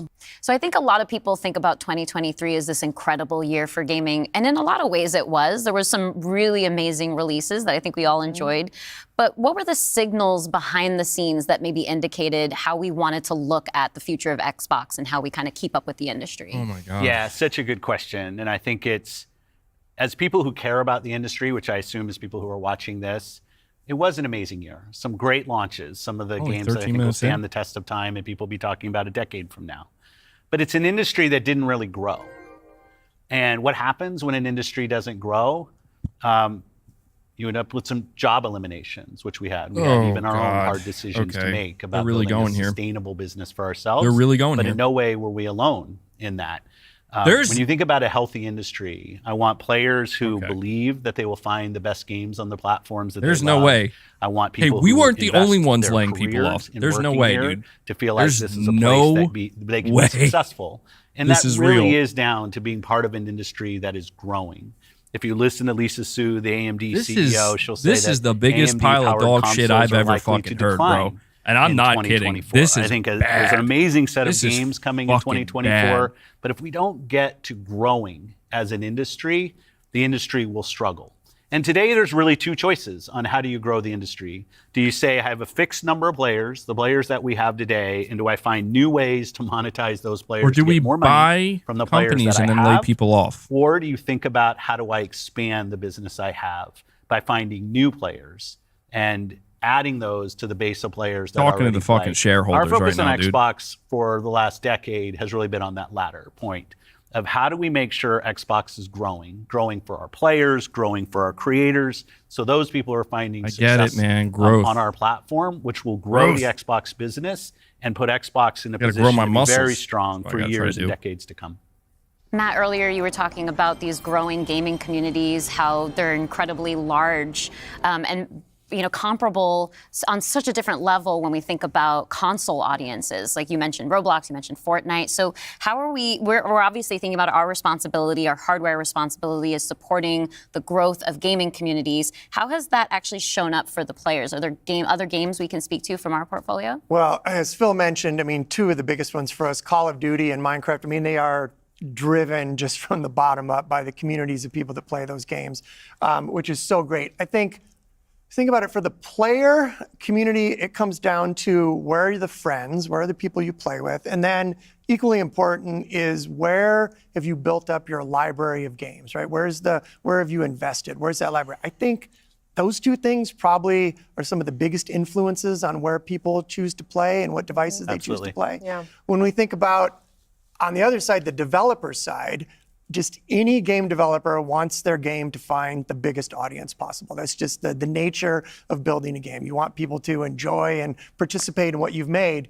And I think we're in a unique position to deliver on that just because we are the platform. We build hardware, we've got a first-party games group, and then we've got a system that ties that together, that brings together your friends, your progression, your achievements, all of that. And I think that's really what has contributed to the momentum behind some of these communities. Yeah, absolutely. When you look at, just step back and you look at the history of the industry, we've moved from a place where it used to be that someone built and launched a game to accelerate hardware to actually the things we do with our hardware and with our platform are all in service of making those games bigger. And we think about that across all of the investments we make, the consoles we build, the investments we do with things like cross-play, cross-progression, the things that we're doing with cloud. How do we actually give more options to game creators so they can have the greatest success? I think one of the fun recent examples about this is actually Power World. Power World was able to launch. They were a game preview. They launched in Game Pass. They also simultaneously launched in Steam. And through the combination of those things, Pocket Pair was able to have this outsized success. And it was the largest third-party Game Pass launch ever. And that's all because we give creators options on how they can launch their games. We've got subscription, we've got retail, we've got free-to-play, we've got game preview. We have the consoles, we have our experience on PC. I promise you it'll never be more than 4 games. And when we step back and we just look at the performance of our platform all up, we know it's working. We're at the highest level of users on console, the highest level of users on PC, the highest level of users on cloud ever. We have double-digit growth rate on PC and cloud, places where we're enabling creators to actually reach new players beyond the console ecosystem. And that's why we're leaning into it and doing more, because we see all those signals. But what about So we're talking about the role that hardware plays crossplay for creators, for the cross games and those progression? communities. What about the role that hardware plays for us as a business, for Xbox? When we look at our hardware, it really is, and Phil said this earlier, it's where you get like the most flagship seminal experience of Xbox. And it also represents a developer target. Our developers can build the specs of our hardware, and we invest to make sure they know when they do that the games are going to run great on our hardware, but they're also going to be able to be accessed across any screen because of all the other investments we make. So we're giving them an easy way to access as many players as possible. And we actually have more creators right now building for Xbox than ever before by nature, thousands of them by nature of those investments. And we got more to come. There's some exciting stuff coming out in hardware that we're going to share this holiday. And we're also invested in the next generation roadmap. And what we're really focused on there is delivering the largest technical leap you will have ever seen in a hardware generation, which makes it better for players and better for creators and the visions that they're building. And then when we're talking about hardware too, there's these other considerations that are really important They're going to our with the community, power probably narrative to again. each one of ourselves as well. They're already starting. When you talk about library, because I want to dig in on that a little bit more. How many T-flops, as we talk about cloud in the wider entertainment industry, there's conversations about streaming. How is that impacting how I own my content that I've invested in? So what can we say about our stance around game preservation? Yeah, one of the highlights for me of being in this position was getting to stand on stage when we announced Back Compat coming to Xbox One. Like, it was fantastic. Tell me People were about reading how you're going digital before I could read it. Slow reader, and just feeling the energy in the auditorium as we were saying that, and online. One of the cues I think us as being part of Microsoft take is looking at Windows and how Windows over decades has maintained software compatibility with things that are built on it. Like, I can still go back and play some of the games that I love playing on Windows from decades ago, and it will still run. And we try to bring that same view to consoles. It's harder in console because the line between what the hardware is and what the game is in consoles is traditionally, it's tighter, which makes compatibility, you end up doing these generational compatibilities that we've built. But I will say compatibility, the ability to not only play the games, but my saves are still there with our cloud save systems to try to keep the services up as long as we can so that people can play, is a tenet of what we are as Xbox. It's at our foundation. And when we look at future hardware generations and what we're going to support, making sure that we respect, which is the word I use, respect the investments that people have made in Xbox going forward is fundamental. And the fact that you get entitlements when you buy a game from us on both Windows and Xbox also means you have the ability to play that game across a multitude of devices, which I think furthers the compatibility of the games that you own. Can we go back to what Xbox stands for today? I think we've pretty much covered all of the elements, but if you could break it down for me. Can we just please? When you play on Xbox, end this. What we're saying is you're playing on a platform love of God. Where the biggest games in the world are always going to be. You're playing on a platform where you get to access Game Pass. And all of the games from our incredible range of studios will always launch in Game Pass day one. And you're playing on a platform that's dedicated to you, like player-first features, cross-play, cross-save, cross-progression. No fucking way. They said cross-save and cross-progression being able to play your games in your library anywhere you want because of the investments that we make in cloud gaming. And so you're playing somewhere where you're investing and you get to take the games forward with you and across all of the screens where you are.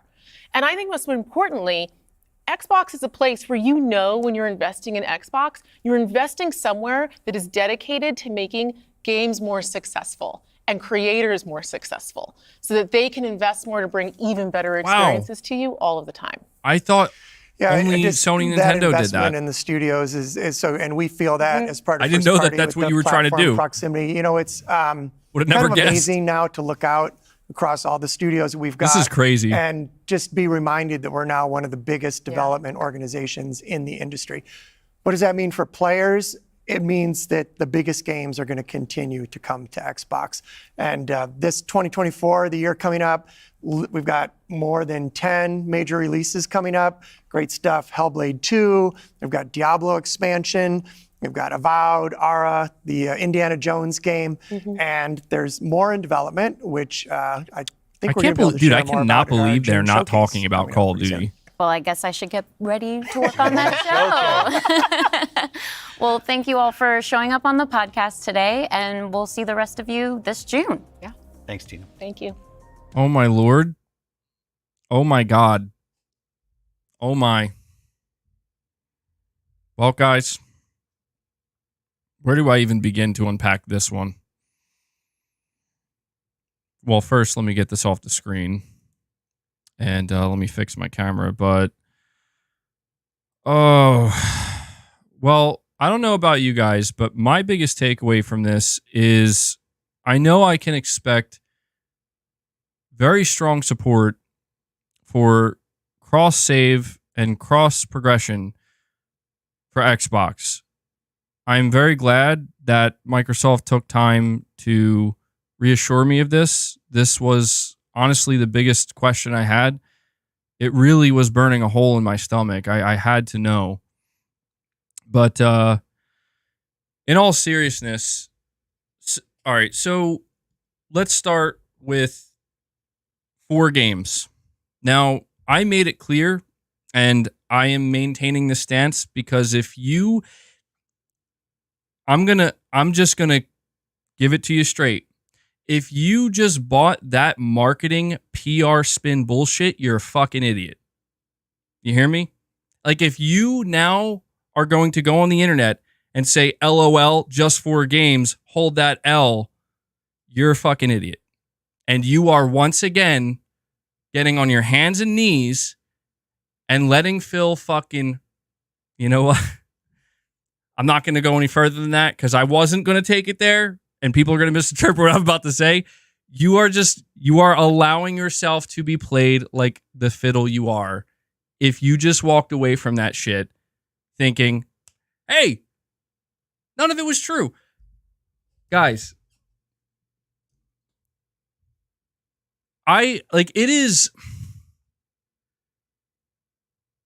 is disturbing. It is disturbing how I really thought, see, this is where I have the problem of giving Microsoft the benefit of the doubt. I thought they're just going to give it to us straight, right? Like the rumor mill and the leaks like basically destroyed the fan base. So if there was ever a time to just rip the fucking Band-Aid off and just say what you need to say. Instead, we got 22 minutes of the most fucking marketing PR spinning I've ever seen in my life. It is actually difficult to sit through that. These 3 people that just talked were told to say they were told by their marketing team, you say these words and these words exactly. Phil wants people. See, I knew this was going to happen. I knew it. I fucking called it. That's why I did my stream on Tuesday. Because I knew what's going to happen. They're going to try to turn this thing over. And it's like, let's just get down to it. 4 Xbox titles that were never meant to come to PlayStation 5 or Nintendo Switch are coming to PlayStation 5 and Nintendo Switch. Phil sits there. He says this to you, and he says, but don't think that we're bringing more. What about Starfield? What about Indiana Jones? No, we're not. Not yet. Don't think that this is just, like, what the fuck? How dumb? And I'm serious when I say this.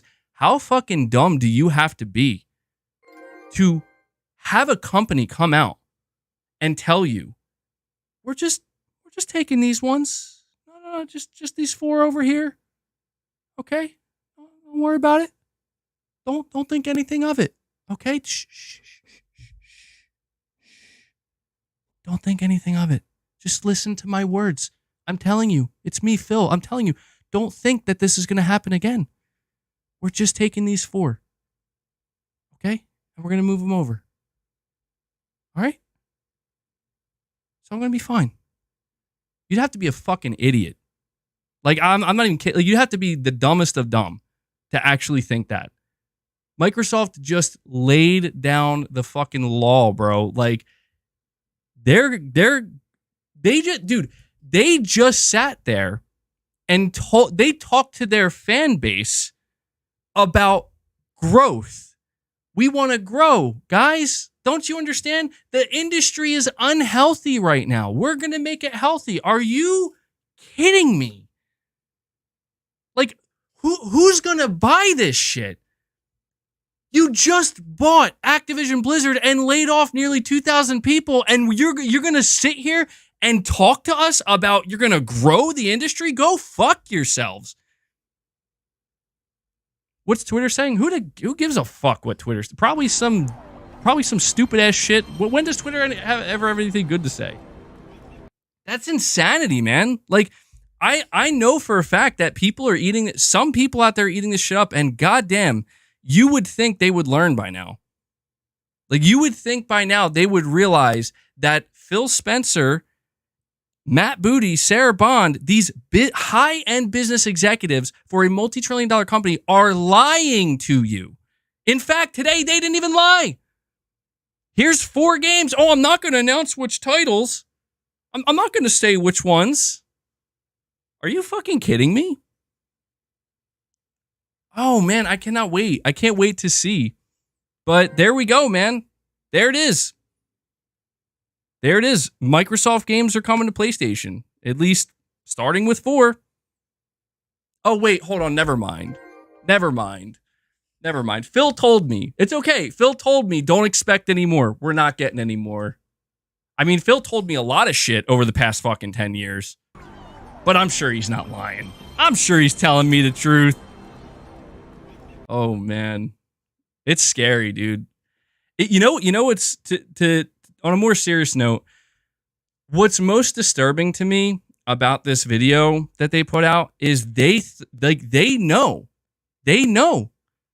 Like, they watched this and they reviewed this and they were like, this is going to work. Like this is going to be good enough. And it's like, what? And you know what? They're fucking right. Like, I hate to say it, but they're right. Why is this? New people. Okay. Apparently a lot of new people subscribing, which is cool. Something might pop up. I got super chats. I'll read the super chats, but I just gotta, like, to be honest, man, this is very much the Microsoft way. You know, to put out a 20-minute, rehearsed. It's smart. They did it probably the smartest way they could have, truth be told, where, like, everything they said and did is, again, they tried to thread the needle. They want to speak to their fan base. They want to speak to the shareholders. They want to speak to the general public. And they want to speak to even the PlayStation and Nintendo fan base. And they want to try to make sure that everybody is okay. And it's like, listen, to be fair, there's nothing wrong with what they're doing here. Like, there's nothing wrong with what they're doing. It's just, I'm so over the PR bullshit, dude. Like, I am seriously appalled at, like, what the fuck are these people even saying? They're like fucking robots. They got Microsoft's hand shoved so far up their ass, working them like puppets. Like, just talk. Just say, hey, we got 4 fucking games. These are the games. Right? Oh, well, and you know what? I'll give them this. The most honest they were during this entire thing, which, again, this is why I couldn't believe this, where it's like, oh, we want to grow. You're damn right. Like, just say it. Don't point to your fucking layoffs. Like, oh, well, it wasn't just us. Everybody else is laying off people. Yeah, of course. That's insane, dude. That's fucking insane. Hold on. That's absolutely insane that people are actually, like, their PR people are telling them, like, you can use this as a bullet point. Like, make sure you highlight that we're not the only ones laying people off. Yeah, well, you sure are the only ones out here buying a fucking Activision Blizzard. You know? It's sickening, dude. It's fucking sickening. And what sickens me the most is just that it's not Microsoft doing what they do. It's not Phil doing what he does. This is what they do best. What's sickening is that their fan base is going to eat this shit up, dude, and be like, listen, their fan base is walking away from this today thinking this is a win. And listen, I get it. I said this on my previous streams, and I'll say it here again. If you just like Xbox and you like to play on Xbox and that's your preferred platform and you like the games and you don't mind, a couple of games going, that's fine. Like I'm not saying. I'm just look. The only thing I'm trying to say to the Xbox players is like, please don't buy this shit. Like, just please, man. Like, celebrate the fact that it's not the whole slate. That's fine. But please don't buy this shit. Like, don't walk away from this fucking 22-minute PR fucking cringe nonsense thing. Like, notice how they didn't talk about Call of Duty coming to Game Pass. They've skirted around so many different things. I knew it. I knew that they were gonna get they were gonna get the best PR marketing teams in the world.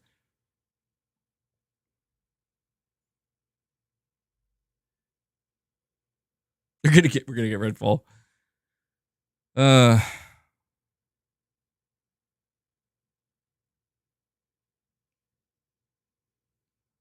Mike Brown, you're saying you sound hurt because you're not right, bro. What am I not right about? I just need to know. Like, what am I not right about? So let me get this straight, Mike. Let me get this straight. You walked away from that. He's the guy. Dude, he's the one. He thinks this was a win, bro. Oh my God. You need to wake up, dude. Play on Xbox. Enjoy Xbox. Stop eating the fucking marketing. And like, stop just being okay with these fucking executives playing you like a moron.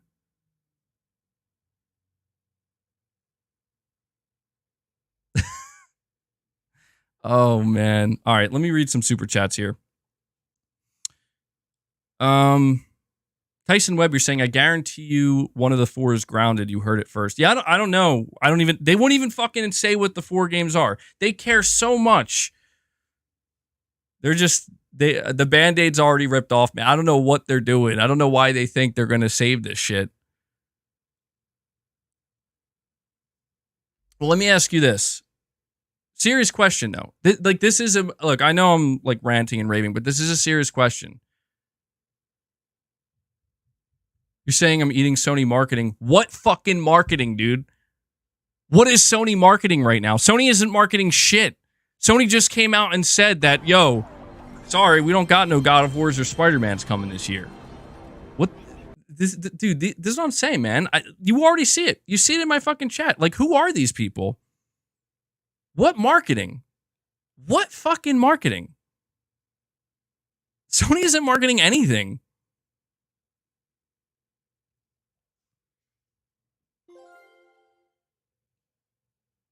Oh, I'm eating up that Helldivers marketing. My bad. Yeah. Hold on, dude. This is it. Look at this. Look at this shit. Look, I'm seeing somebody in the chat. Hold on. Where is it? Where'd it go? LOL, Xbox isn't going multi-platform. This is it. We've done it. We've finally reached that point. We've reached the point. Guys, we've reached the point where Microsoft just came out and announced multiple games going multi-platform, and people are saying Microsoft isn't going multi-platform. We did it. We actually did it. We've achieved the impossible. Microsoft, I tip my hat to you, Microsoft. They actually did it. I didn't think they could pull it off, but they fucking did. Dude, Microsoft is masterclass in playing people. Holy shit. That's incredible. They just came out and told you to your face, we're bringing 4 games to competing consoles. And they knew. that somehow they knew there's going to be some of their fans, or at least a portion of the internet, that's going to say, see, they're not going multi-platform. That's incredible. Oh my God, Sony, start taking notes. Seriously, this is insane. That's insane, bro.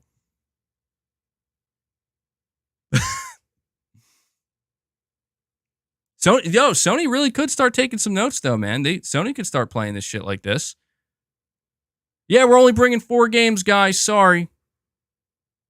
You know, it's funny. It's funny. How about this one for you? All the Xbox fans in my chat right now, or anybody who's watching that's an Xbox fan. Let me ask you, when Sony announced that they were bringing some of their games, PC, right? When Sony made that announcement, and Jim Ryan, and they came out and they were like, it's only going to be select games. It's only going to be some games. It's going to, you know, on case by case basis.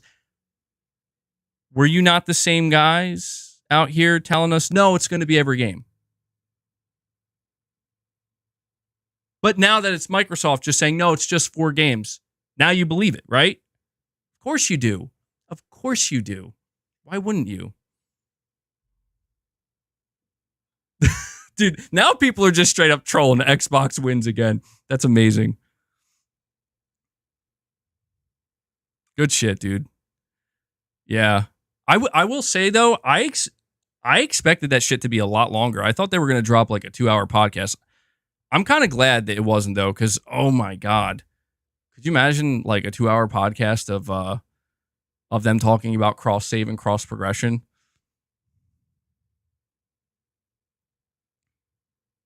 All right, let me see here. I'm keeping all those who are super chatting waiting. We got Reptar Runs Free saying, if one of the 4 is Redfall, do we cry or laugh? Well, we cry and laugh, but I don't think that'd be a wild choice, bro. Could you imagine if they're like, and Redfall? It's like, what? Redfall? Are you serious? Like, out of all the games that you could try to like give a boost, you're gonna pick Redfall? I don't think it's gonna be Redfall. Were the games even announced yet? All right, let me see. We got Subtext with a $5 super chat. He says, few things annoy me more than a company that tries to bullshit me to my face. I used to play Xbox and felt so strung along and lied to. This is more of it. Yeah, that's what I'm saying, man, where it's like, the biggest thing that bothers me about this, truthfully, is that for the past couple of years, I've had to endure, and survive. I had to see so many people across the internet tell me how I'm falling for Sony's marketing bullshit. I'm falling for the PR nonsense and the PR lies. And I'll be honest, a lot of it I did wake up to where I'm like, okay, maybe the talk about the SSD was overinflated. You know, maybe Sony really is being a little bit too, they're pumping things up a little bit too much in some areas, but then they got real quiet. To be fair, Sony got like too quiet. I think Sony just basically stopped marketing shit. And I was told this over and over again by Xbox fans, by the Xbox fan base. And I'm like, all right, okay, cool, whatever, you know? And now it's like, I'm not even kidding. Like that 22 minutes is exploding with PR and just fucking like spin like, my biggest problem is they hardly answered anything, dude. Like, I don't know if people realize that. Like, they hardly answered any questions. They basically said 4 games for now. They said we're making new hardware. They said you're going to get games day one on Game Pass, and then proceeded to not acknowledge the biggest elephant in the room, Call of Duty. Notice how they literally, they almost tried to avoid talking about Call of Duty, you know, because it's like, just say the thing. Like, is Call of Duty coming to Game Pass or not? I don't know. I just think it's insane. It is. Think it should be Gears of War. It could. I don't know. I don't think Gears of War. I'm assuming some of these games are going to come later. MBG Reddit Tom Warren has some extra info. All right, let's see. Does he know what 4 games?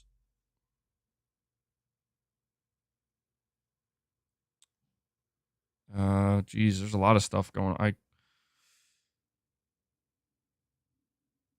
Okay, so the 4 games are Hi-Fi Rush, Pentiment, Sea of Thieves, and Grounded.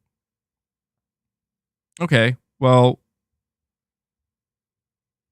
I guess the only one that's, I guess I would say, hasn't been talked about is Grounded. Well, okay, here's my question then, right? This is for the people out there that actually believe what Phil Spencer's saying. Like you believe what Microsoft is telling you. My question is, if you really believe like you actually believe what Phil just said there, right? Like, make no mistake. Phil just tried to tell you, the Xbox fan, hey, we're just doing these 4 games. We're not doing any more. Relax. We're still going to have exclusives. Okay? Don't worry. That's what he just told you. Then why is 343 making it clear in their job listings that they're developing for multi-platform? As in like PlayStation and other hardware, you know? Like, why is all this shit shifting? I'm serious. Like, why would that exist? I don't know. Maybe they're just maybe the plan's changed.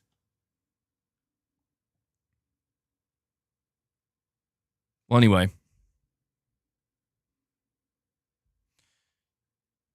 All right, I'm getting a little bit backed up here with super chats. We got Tim Despairbear saying, this seems like Xbox going third party while trying to look the least bad as possible. We have cross progression and broadening our player base. And you're laughing. Yeah, that's what's fascinating to me about it, is that, like, again, they just announced that they're going multi-platform. And people are saying they're not. And it's like, or like going third party, right? Like, to be clear, Microsoft was already multi-platform with PC, but they're going third party. Like, they're going to rival consoles. They just announced, hey, 4 games, we're going there, you know? I don't know, man. I just look, at the end of the day, believe what you want to believe. That's all. I know I have my opinions. I'm calling people idiots and shit. I get it. I'm worked up. You know how it goes. I'm sure this will be clipped to fucking oblivion. We all know how it goes. But in all seriousness, believe what you want to believe. I'm choosing not to believe what Phil Spencer's saying. And the reason why I'm choosing not to believe what Phil Spencer's saying is very simple. Phil Spencer has said many things over the course of the past 10 years where he's either turned out to be like, if he wasn't directly lying, the plans changed, right? It's always something. The Verge is reporting to expect many more coming to PlayStation in the future. Listen, I'm trying to help the Xbox fan base right now. I know it may not seem like it. I'm trying to help you guys out. Don't set yourself up again. You guys just had the biggest, most embarrassing, humiliating meltdown we've ever seen. And if you are truly willing to just, after watching this 20-minute thing that they just crapped out, if you're truly willing to just say, you know what, all is well, that's fine. To be clear, I don't have a problem with that. If you're cool with that, that's cool. But if you're going to turn around and try to make it sound like people were wrong, I mean, to be fair, maybe there were some people being very extreme. There were some people making it sound like Xbox was about to announce they're exiting gaming, which I thought that was way too extreme. But if you're going to come out here and try to like parade this around like somehow Microsoft just fucking, they did it, but like, you are going to regret that in the future. Like, you are, because it's so, it cannot, they did it. They literally did it. They said it themselves. 4 games, growth, healthy Xbox, 34 million Game Pass subscribers. Okay. It's like, come on, man. If you really are going to sit there and say it's only 4, you're in for a rude awakening in the future. You are. Like, you are in for a rude awakening, because Microsoft's goal here, that's the only thing that they just straight up told you to your face. And they were mostly speaking as shareholders. Growth.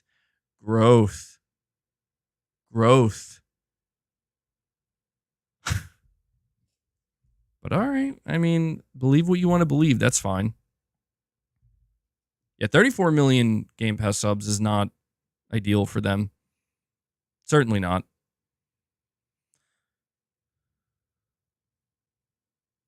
This is just the start. You know what? Maybe I'll turn it around. Maybe, you know what? No. Maybe I will just completely turn my whole demeanor around. No. Yeah, they're not going third party. No. Hold on now. Hold on. Maybe these guys are right. Maybe they're right. It's just going to be these 4 games. And PlayStation fans are just out here fucking coping and hoping and it's not happening. Yeah. Yeah. No, that actually, I think that makes more sense. It does. It does.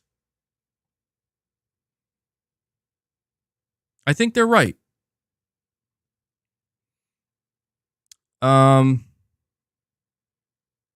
Aragorn, you're saying, how did your Twitter predictions go, MBG? 0 for 3 by my count. Oh, fuck, yeah. Hold on, I did do some Twitter predictions. I forgot I posted that. Let me see. I don't remember what they were. Hold on. Bring it up. How long ago did I post this shit?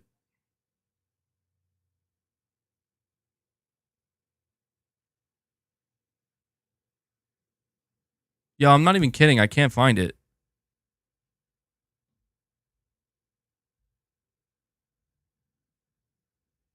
Oh, okay. Here it is. My predictions were they're going full third party.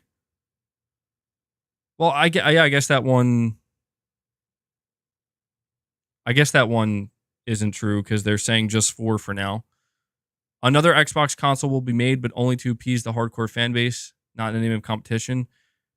As far as I'm concerned, I was right about that. They announced another Xbox. They said they're making another console. And they made it clear that it's like, it's to, it's the same marketing spin they always do, where it's like, we want, if you want the flagship experience, like, okay, yeah, And then number 3, Game Pass will remain, but some big games like COD won't be day one. So I'm not right or wrong. Well, I'm more right about, no, it's 50-50. That one's a wash because I was correct, but also incorrect at the same time, where Microsoft did straight up say, like, yeah, we're still bringing games day one to Game Pass, but then they didn't say anything. They said Activision, like they mentioned Activision Blizzard, but they refused to acknowledge directly we're bringing Call of Duty. Listen, again, I'm trying to help Xbox fans here. For the Xbox fans that are so, they want very much to see me be wrong, that's fine. But like, keep in mind that I'll go check Twitter in case they did just confirm it. Keep in mind, like, if you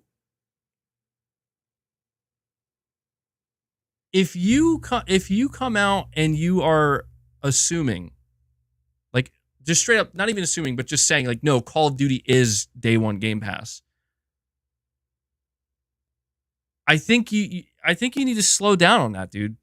Like, you could be right. And to be fair, like, I don't even think I could really blame you that much because, like, yeah, Microsoft, they're like our first party games, right? I just saying be careful with it, man. That's all. In an interview with The Verge, Phil Spencer doesn't rule out Starfield and Indiana Jones coming to rival platforms. There's no way. That has to be fake. I don't believe that for a second.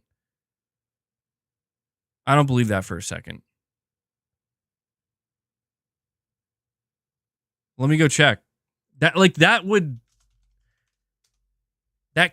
cannot be real based off of what we just watched. Microsoft's gaming chief on Xbox games coming to PS5, next gen hardware, and more. Microsoft has been gradually moving away from the idea of a single piece of hardware in recent years, with ambitions to reach billions of gamers across blah, blah, blah, in a seismic strategy shift that the company is downplaying publicly. So I sat down with Microsoft Gaming CEO Phil Spencer to get some answers and discuss the company's vision of the future. Launching a few Xbox exclusives on rival consoles feels like the natural next step in Microsoft's grand plan, but it's also a risky one. It could undermine the Xbox hardware sales and support Microsoft's Xbox Game Pass subscriptions efforts and its Xbox ecosystem, forcing Microsoft to go fully multi-platform and become a software-only games company like Sega.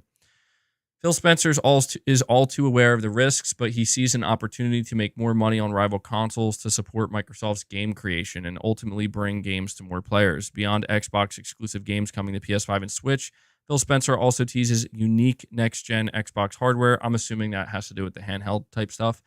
And I quiz him about all the posts on X he keeps liking about the Xbox handheld. We also touch on the regulatory. All right, so... Oh, man. This is a lot. Why is publishing more games on multiple platforms key to improving the long-term success of Xbox? Let me see all the questions listed here first, because this is a long one. I don't think I could read this whole thing. I would have to. If the goal is more people playing games and more people discovering them, why just these 4 games and not more? You say you want to learn from these, but surely if they're hugely successful and you see that more people are playing them, then you'll do more in the future, right? Phil Spencer says, yeah, but we haven't seen that yet. We're obviously one of the biggest publishers on PlayStation and Nintendo today. When you think about the Activision Blizzard and Bethesda lineup of games, so we know what it means to ship games on Steam, PlayStation, Nintendo, and Xbox. These are games that originally launched on Xbox. They were Xbox branded games, and we want to see what happens, because going and doing the development work to bring them to new platforms is real work. We want to make sure that the return makes sense. We want to make sure the audience that's there has an appetite. Maybe they don't. We'll also watch what happens on Xbox as well. Our goal would be that the communities of those games grow. They grow and they thrive, but we'll see. We'll see what happens when we take the games that launched originally on Xbox and PC and bring them over to other consoles and closed platforms. We don't know. We've done it a couple. See, and then he just mentioned some other past games like Psychonauts 2 and whatnot. There's something really bizarre here about this. Like, my whole thing is Phil Spencer's very much framing it in the way of like, well, maybe they won't succeed. And if they don't, like, he's very much implying that if people don't support these games on PlayStation and Switch,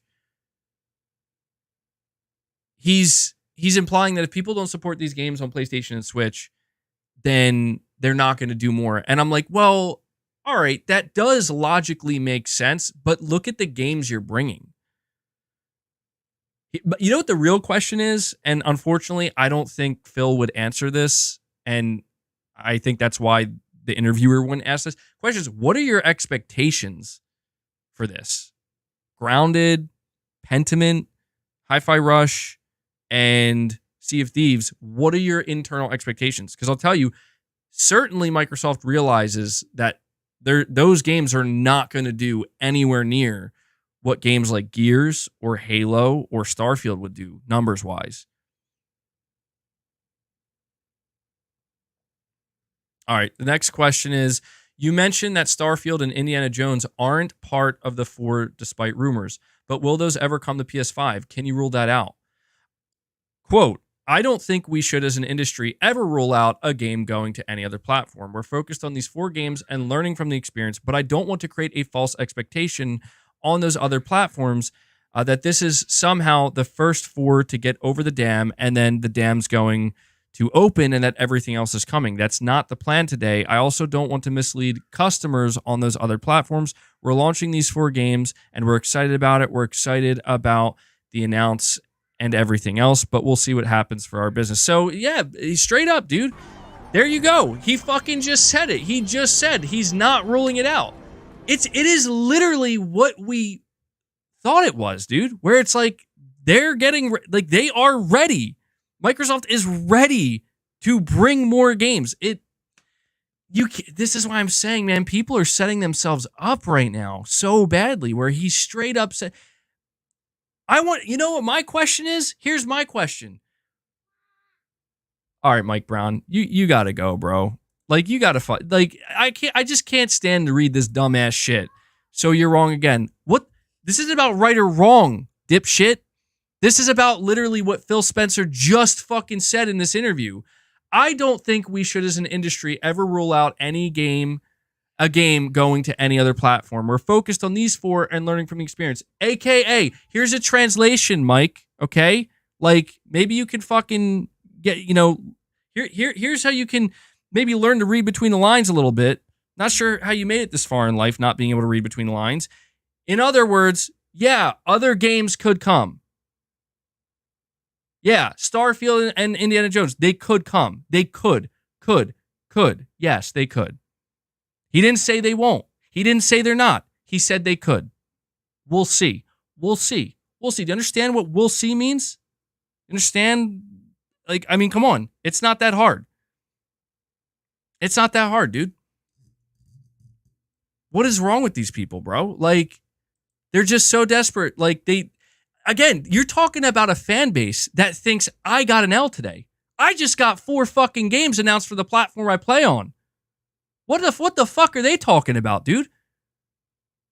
You got an L because you're getting 4 of our games. That's what's going on right now. They're fucking dumb. They're dumb as shit, bro. They're sitting here trying to say we got an L because we're getting 4 of their games. Wild. Could you imagine? Could you imagine if this was PlayStation and you got PlayStation fans out here being like, yo, hold that L, bro. Yeah, you just got 4 of our games. And, Hiroki Totoki just said maybe more will come. We'll see. But you hold that L. Like, all right. Yeah, I'm holding that L. Yep. Mm-hmm. Crazy. Which of those games are you hyped for? Well, we'll get into that conversation later. I'm about to buy the shit out of these games just to encourage Microsoft to do more.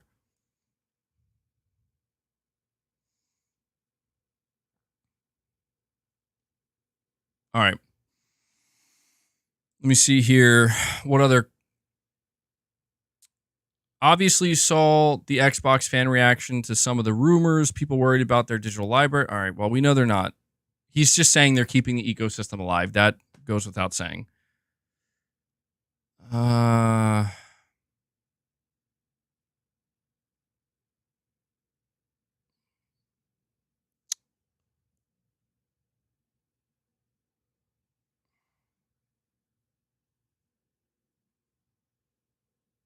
I'm trying to just see if there's any other like heavy hitting questions here.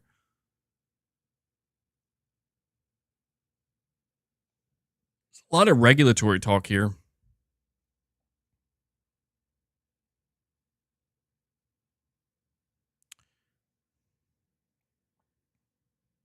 All right, yeah, I guess that's really the main takeaway from that article. See if there's anything else coming out. I still got more super chats to read.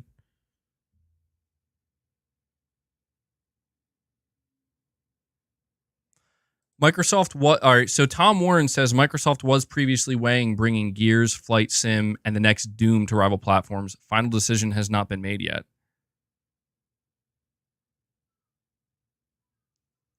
I understand that Microsoft has previously been weighing up the idea of bringing Gears of War, Microsoft Flight Simulator, and even the next Doom game to rival platforms. Final decision hasn't been made on these other games, but there's bound to be more than just 4. As this strategy evolves, it's clear that there will be some interesting decisions being made about the future of Xbox games and exclusivity.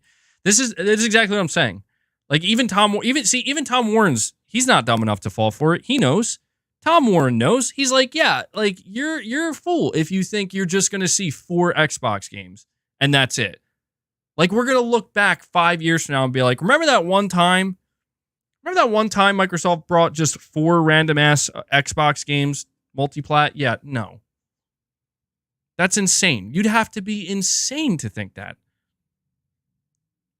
I mean, look, PlayStation, I remember when PlayStation brought Horizon Zero Dawn, there were some PlayStation fans that were coping, man. They're like, yo, it's just going to be Horizon. It ain't going to be nothing else.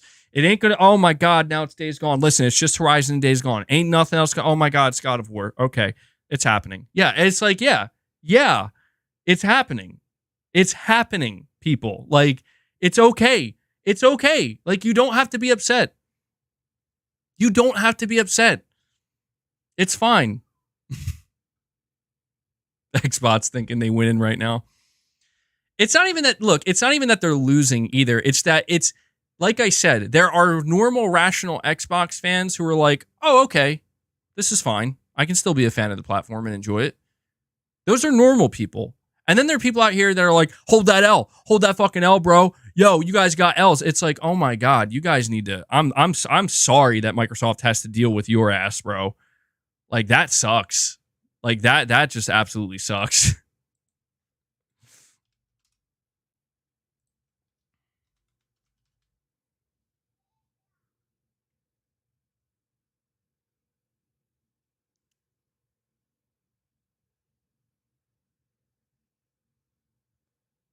Sorry, I'm trying to find.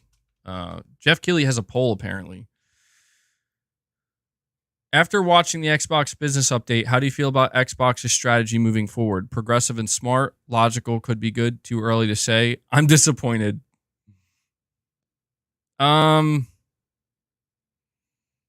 Progressive and smart, I mean, I don't know that logical could be good. Too early to say. I mean, believe it or not, man, I feel like I think it's the second option. It's either the second or the third. It's logical, could be good, because it is logical. Like, again, I try to tell you, like, you don't buy ABK and not look at this as a viable option. You buy ABK and Bethesda and think, maybe we should just be a publisher to make more money. So it is logical. Could it be good? Yeah. I mean, I guess in Microsoft's case, it could be. Too early to say, though.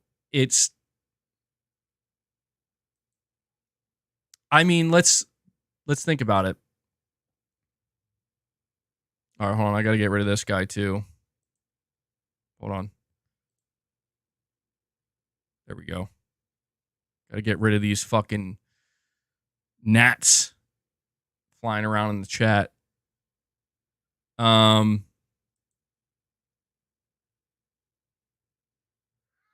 mean, progressive and smart.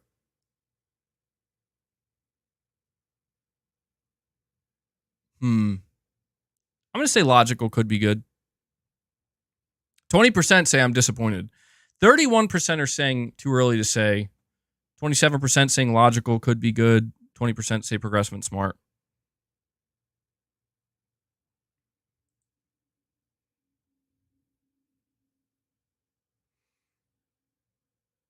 All right, let me I need to read more of these super chats. I'm sorry, I'm falling so behind, guys. Subtext, you're saying here, when you think about it, this is really just part of our existing strategy, but we won't admit what games are coming or promise more of it. They are such bad liars. Yeah, I'm over it at this point, man. Like, I had my little tantrum earlier, my little baby tantrum. But it's just like, as I just process it more and more, it's like, that was such a waste of time, dude. Hold on. Let me take care of that too.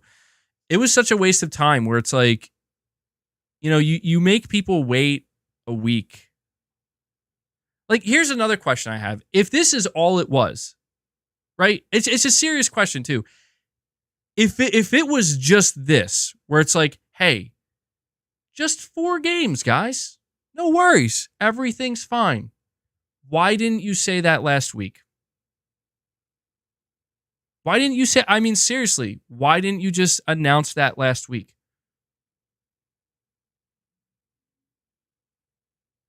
I don't understand that. Like, it doesn't add up. It doesn't make sense. You don't announce it. Why would you put the fire out, right? Well, think about it. Why would you? Because there's a fucking fire. Put it out. That's why. But they didn't.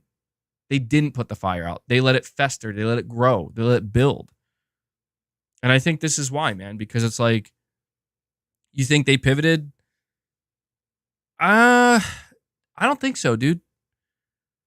Here's why I say that. Like, in all seriousness, if Microsoft truly did pivot away from this question would have never existed. This answer that Phil Spencer gave in this Verge article would not exist. Okay? There is no, in fact, it's the opposite of pivoting. Again, I'll read it again just so people understand. The Verge interviewed Phil Spencer and they said, you mentioned that Starfield and Indiana Jones are not part of the 4 games, despite the rumors. But will those ever come to PS5? Can you rule that out? A direct, hard-hitting question. Can you rule that out? That's a simple yes or no answer. And Phil says, I don't think we should, as an industry, ever rule out a game coming to any other platform. We're focused on these 4 games and learning from the experience. Come on. Come on. What kind of person do you have to be to read that as, oh, he said no? He didn't. Come on. It's a direct yes or no question. What he's basically saying is, we don't know. Why wouldn't Microsoft, what are you talking about? Why wouldn't you know? Why wouldn't you know? You know. Come on, you know. Microsoft didn't order all those PS5 dev kits just to let them sit there. We know this. We know this. But did he say yes? Well, he says don't rule it out. So I guess I'm just trying to ask you this question, right? If Sony were to say, if we were to ask Sony, Jim Ryan or Hiroki Totoki, whoever, Herman Hulst, whoever, maybe Herman Hulst, right? He's like the more PR-facing guy. If we were to ask Herman Hulst directly, will Wolverine launch day 1 on PC alongside PS5?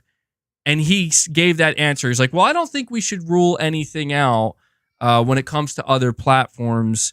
We'll have to see. Like, and I'm being serious when I ask this. What would the internet say? What would everybody be saying at that point? What would everybody be saying? Everybody would be saying, oh, yeah, that's happening. You know it. You fucking know that's exactly what would happen. Because you know why I'm saying this? Because that's happened over and over and over again. That's why I'm saying this. Because it's not even, you don't even need a future instance like that. It's not a whataboutism. It's just, this is how it goes, dude. Like, yeah, like, why? It just doesn't make any sense for people to. It's fine, man. Just leave it. I guess we'll just leave it in the air. If that's what people want to believe, then they can believe it. I'm not going to fight it. I'm not. Like, to be honest, I'm not going to fight any of this. People think I'm getting a massive L and I'm cooked and whatever. I think that's crazy, but okay. But we'll just wait and see. To be honest, like, I will have to mirror, believe it or not, I'm just going to have no choice but to mirror what Phil says, right? Because that's what they want. That's what they want. We'll see. I said on my last stream, and no matter how much I want to try to mirror what Phil Spencer's saying, I can't. I got to just lay it down, man.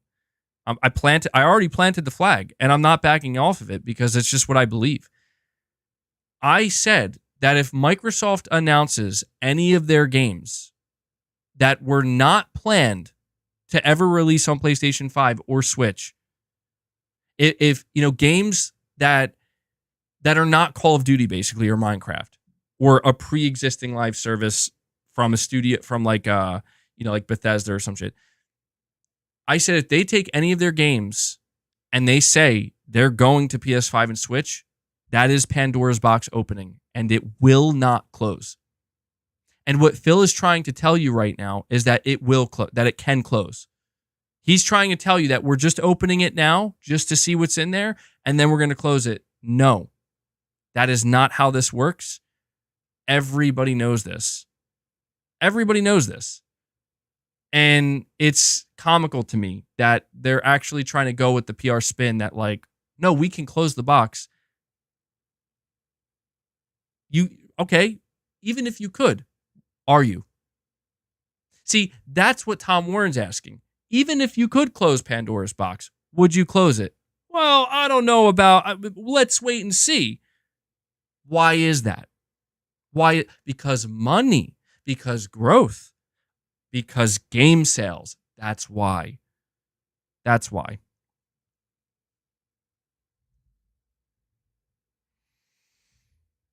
You're saying they could close it if the numbers aren't there? Again, man. Yo, I got some real fucking conspiracy theory shit going on here. What if Phil, Sarah Bond, and Matt Booty, they got together and they're like, all right, listen, this is basically becoming a hostile takeover from the upstairs, from Satya Nadella and company. They want to completely take over the Xbox brand. They want to make us third party. We need to convince them that we need to we'll take these 4 games and let's see how they do. And we'll take it from there. But like Phil knows that Satya knows or doesn't know. Satya doesn't know anything about gaming, bro. Amy Hood doesn't know anything about gaming. So they're like, yo, if we take these 4 games, we create some, unrealistic expectations. And then we don't hit those numbers. We'll be able to turn to Satya and Amy Hood and everything and just say, hey, look, it flopped. What? So you still want to do it? But come on. They can't be that dumb. God, who at Microsoft is expecting Pentiment to sell the same as Indiana Jones on PS5 or Starfield? Come on. Who? I need to know who is that person. That doesn't exist. Even Satya Nadella, who doesn't pay attention to gaming, even he would have to know, right? Like, that's just common sense. He would have to know. We'll see, man.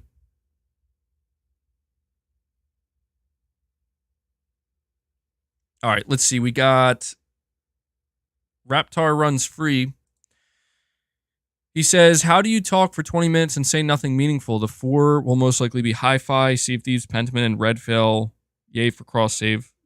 Well, apparently you were almost right completely. It's not Redfall. It's Grounded.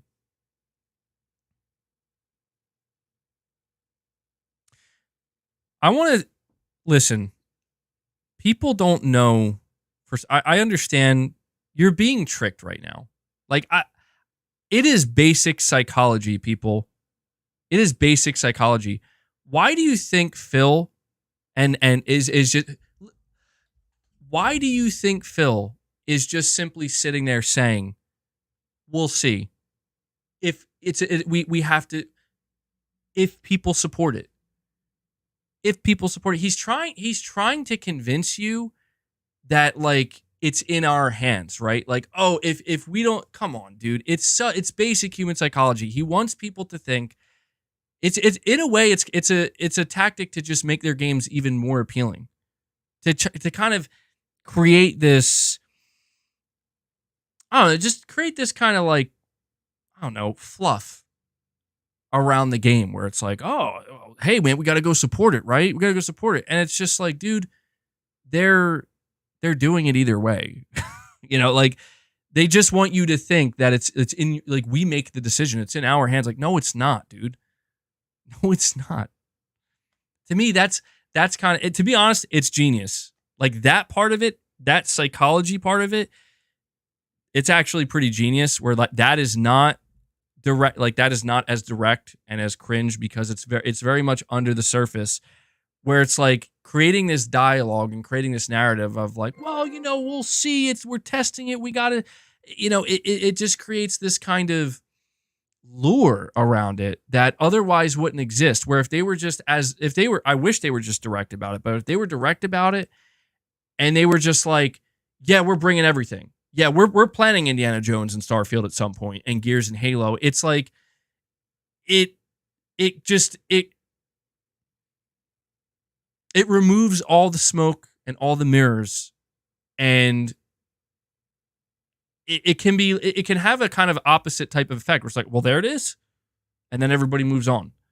See, what they're doing here is they're allowing the conversation to just go on and on and on, and again, it creates a kind of mystique, if you will, around the whole situation. Again, I told you, man, Microsoft, they they probably have a top S++ tier fucking marketing team that comes up with this shit. They got like fucking psychologists and everything else working on this type of stuff. It's PR bullshit. Oh, I mean, yeah, at the end of the day. We have Josh Z saying Xbox is trying to do its own thing like Nintendo, except they're terrible at it. Sony is quiet because they have no reason to be loud. It's funny. Yeah, it'll be really interesting to see if Sony does anything. I don't think Sony's going to even acknowledge this, truthfully. I don't think Sony's even going to acknowledge it. Yeah, my biggest issue with Microsoft is they keep trying to sell people, and I'm just like, what exactly are you trying to sell us on? That's why to me it's so disgusting to see people just eat it up, bro. They just get on their hands and knees and they fucking eat it out of the food bowl, you know? And it's just like, and what I'm talking about is just like, you know, why do you think Xbox is doing great things in this industry? Like, they're not. That's what bothers me so much about their whole spin about it, is it's like, we're doing great things. It's all about the creators and the developers and the communities. And it's like, please shut the fuck up. Like, you are out here just doing like some of the craziest shit in this industry. And you're just trying to convince people that we're not doing, like, oh, we're the good guys. No, you're not. You're a fucking multi-trillion-dollar company doing multi-trillion-dollar company things. Please, just save it. That's why it pains me. And then see, you got another one in the chat. Because they do. Because they do. Okay. Gotcha. I hear you, man. Yup. Well, hey, you think they're doing such great things for the industry. Why is Grounded coming to PlayStation? Right? Why is Hi-Fi Rush? What, like, let me ask you, why is Hi-Fi Rush, a single-player game, going multi-plat? Please, somebody, I want one of these fucking Xbox dudes clearly in the chat. Please tell me why. Why is Hi-Fi Rush coming to PlayStation and Switch? More people to play it? Wrong. More people to buy it, buddy. Don't confuse it. More people to buy it. You know, that thing that people do where they give a company money for a product. I know you don't know what that's like because you're too used to getting everything on Game Pass, even though it's like clear that shit's not going to work. But sure. So more people can play it. See, this is what I'm saying with these people. They think it's a fucking charity out here. They think that Microsoft is doing this because, well, we want you to play our game. Please go. Okay, Microsoft, give it to me for free. They're totally their brains are totally warped, man. There's no saving them. There's no saving them.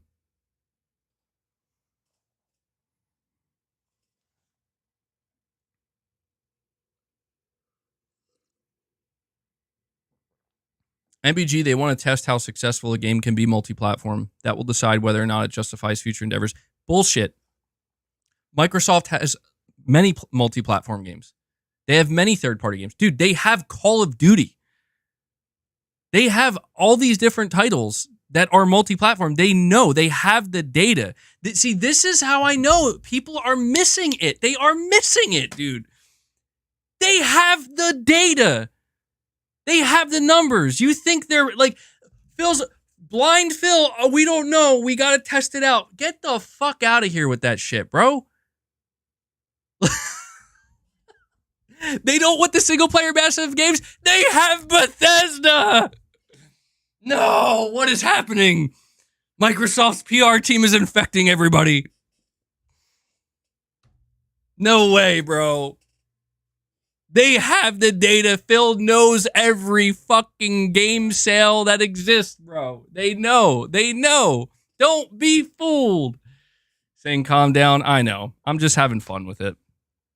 It is funny though. I gotta admit, I knew Microsoft was gonna put a spin, but oh my god, this shit's gonna be spinning for fucking weeks and months and years to come potentially. They put a spin on this, let me tell you. And to be fair, that person, I'm not dunking on that person who said that. He was totally reasonable, and I don't even blame you, dude. Like, I get it. That's a rational conclusion to come to.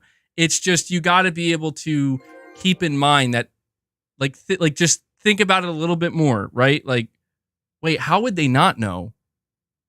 You know, like they have all the data they could ever need from game sales and seeing how games perform multi-platform because they just bought Bethesda and Activision Blizzard. They know full well. This is why I'm trying to say, like, people need to the people need to just realize what's happening. That's all. That's all it is, dude. Just realize what's happening and accept it. That's all. It's not a bad. It doesn't have to be a bad thing. It doesn't have to be. Dance Me a Number becomes a member. Re-ups his membership. Dance Me a Number. Shout out to you, my friend. Thank you so much for the continued support. Really appreciate that, dude. So he brings us up to 79 members, guys. 79 members. Good stuff. Going strong today. To be clear, I'm actually pretty calm. I say this because, like, I don't know, people, sometimes I don't know, maybe I'm not coming off as calm at all. I'm probably coming off as a maniac. I feel pretty calm, you know.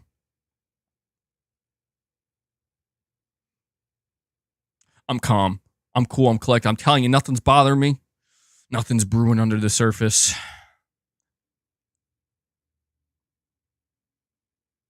Tom Warren, internal Phil Spencer memo reveals Microsoft is taking baby steps in the goal of every screen is an Xbox.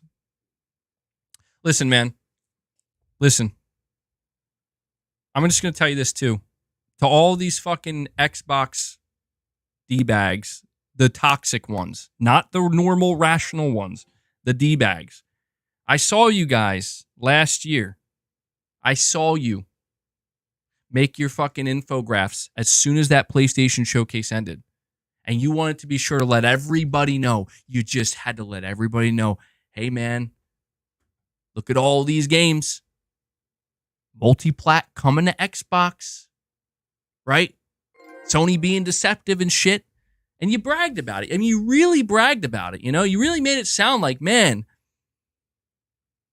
all these Xbox games announced at the PlayStation Showcase. Well, you know what? Please, I want to see those same motherfuckers make charts, make the infographics of all 4 games just listed with PlayStation 5 box art. Please do me that favor. And Switch box art while you're at it. Please do me that favor, okay? You won't. Or maybe you will. If you will, hey, I respect it. Don't think I forgot. It's not that serious. Again, I'm just having fun. It's not that serious. Like, if you want to make the infographics, go ahead.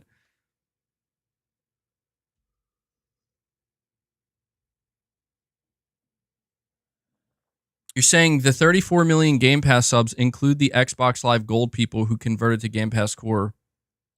Oof. Yeah, you're right. Yikes. Yeah, that's not great. That's not good, actually. I forgot about that. That's rough. If that's true that includes that, which I think it does, that's not good. That means that Game Pass growth has. Hold on, Dark Horse is saying that's not true. Are you sure? Then, all right. Well, maybe it's not true. That's why I said if it is, that's rough. Either way, regardless of if it's true or not, that's the number Microsoft chose to put out there.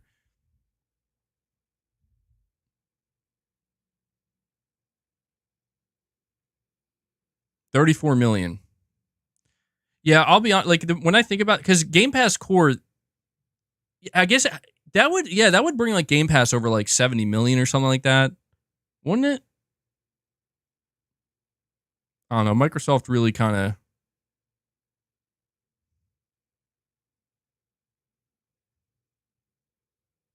We'll see. I'll have to go check. But I want to make sure I get through these super chats. BT says they couldn't even answer prepared questions. Look, I'm no expert in body language, but I can assure you that those 3 individuals, Phil Spencer, Sarah Bond, and Matt Booty, they were very nervous. They were not comfortable. Even the way they were speaking, you can kind of pick it up in their voice where it's like they are trying so hard to not slip and say the wrong thing. Like they've been practicing it. You know why they needed a week? They needed a week to rehearse. That's what they needed. They needed to nail every single word. I mean, there was one moment in there where Sarah Bond accidentally said the wrong word. It wasn't a bad word. It's just she said the wrong word and she looked like she was going to fucking fall off her chair for a second. And I get it. It's high pressure, dude. Like, I don't blame them. But this is just where it's like, it's not up to, like, Phil Spencer and Sarah Bond and Matt Booty, they can't say what they want to say. Even if they wanted to. Even if Phil Spencer said, I just want to lay it out there, Microsoft as a company is like, you got a PR team for that. You got a marketing team for that. Like, it's the way it is. And I do understand. Like, I feel for them. Like, yeah, it's a high pressure situation. You got God knows how many people waiting for you to just slip and say the wrong thing. But at the same time, it's like, I don't know. Maybe just Phil Spencer could have just tweeted last week, it's just going to be 4 games, guys. He could have done that. That's funny. Just 4 games. All right. We got Josh Z again saying, also the gaming industry is now bigger than the TV and movies combined. Phil is delusional. Yeah.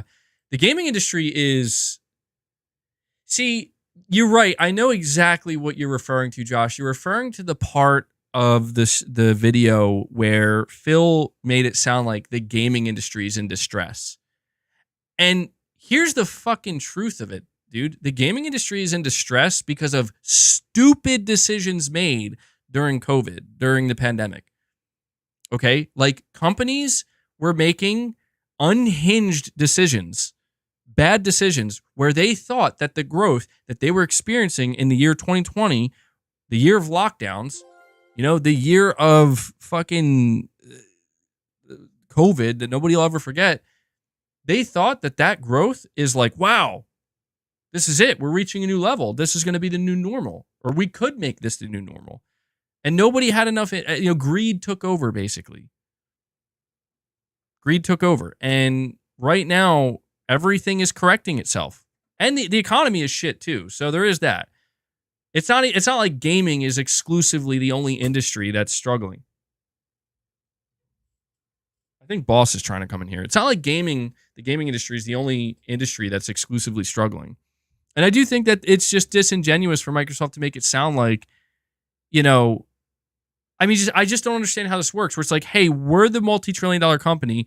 We're going to buy one of the biggest gaming publishers for $68 billion, and we're going to lay off 2,000 people, and we're going to tell you how we're the saviors.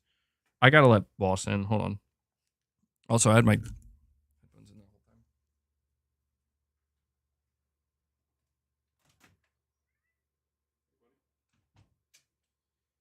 Come on, Boss. Let's go. I know you guys didn't hear it. He meowed when he came in. He meowed. But I know the mic didn't pick it up. I know it didn't. Come on. Come up here.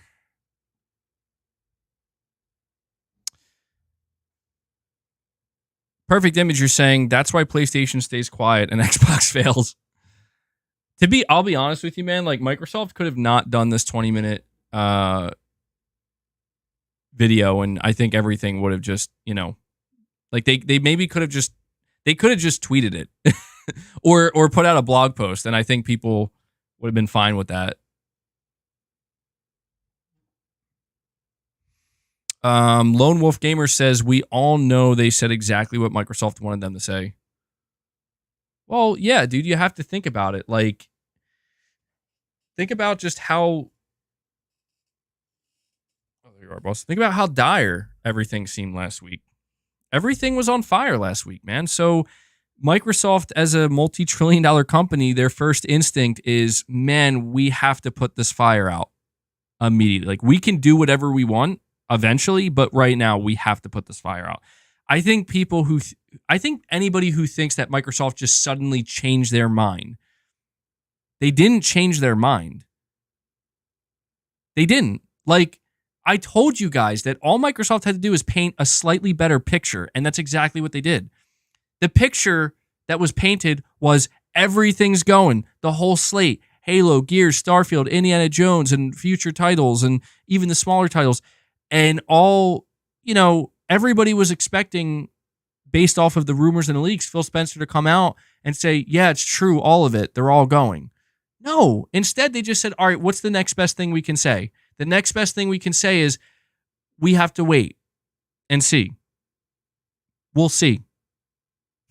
You see what I'm saying? See how that picture is a lot better? It looks a lot prettier to the people having the biggest meltdowns than just saying, yeah, it's all of them. It's just marketing. That's all. All right, let me see here.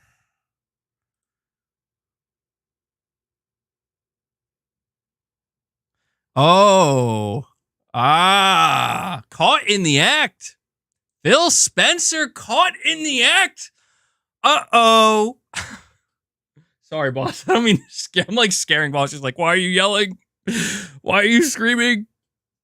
So check this out. Somebody in the chat said, yo, go check Tidix's tweet. He has a killer tweet. He just put out a tweet 2 minutes ago. This was reported by PC Games on March 8th, 2016. Phil Spencer interview. The headline, Phil Spencer says not every Xbox game will come to PC. Get the fuck out of here, Phil. I don't want to hear shit. Good shit, Tidix. Bring that shit back. Remind people. Show the people. Show the truth. Show the fucking truth. Show them the mask that Phil is wearing right now. Expose that shit. I'll go find that fucking article. I'll read that shit too. You'll love it, man. See, this. You see, people think I'm gonna hold an L. No, that's quite all right. You hold it. You save it. Save that L. Save that L. Okay, you wanna listen to Phil Spencer's bullshit? You save that L. You store that shit away. Cause trust me, just like a retired fucking washed up hero has been. Okay.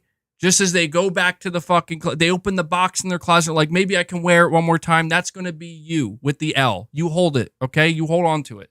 You're going to have to come back to it. You're saying I've changed my mind a lot in the last 7 years. Dude, they're getting so desperate. You're right. I have changed my mind a lot in the last 7 years. But you know what? Here's the thing. I'm not Microsoft sitting here trying to tell you right now just 4 games and asking you to believe that shit. That's not me. So I don't know where you want me to do with what you just said, man. Dude, Microsoft changes their mind. Phil Spencer's changed his mind, of course. But like, this is what I'm trying to say. You can't believe this shit. You cannot believe it. You would be foolish to believe it.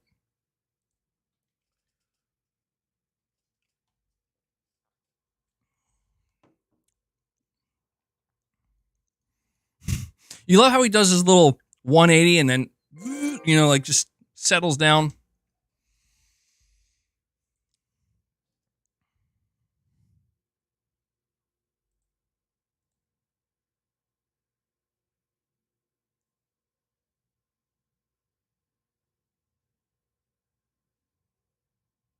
Hold on, guys. I'm trying to contemplate if I should post this. I might post this on my.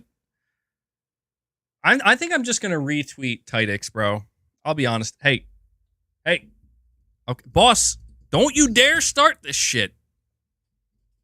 I'm about to just retweet him. No. Come on.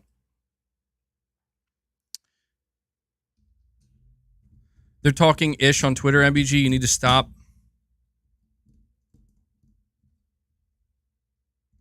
Hold on. Okay, you're gonna, yeah, you're very strong. I know. You have very strong teeth, boss. I'm getting worried. I think boss is actually gonna like bite right through this spring. He has a strong bite.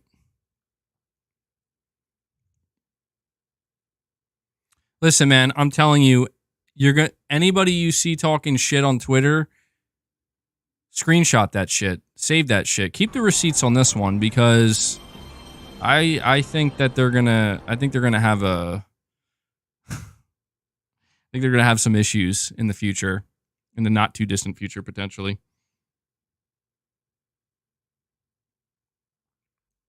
Let's see. We have B Flesher saying, dude, Xbox fans are more hyped now than before because Diablo Game Pass, massive next-gen leap.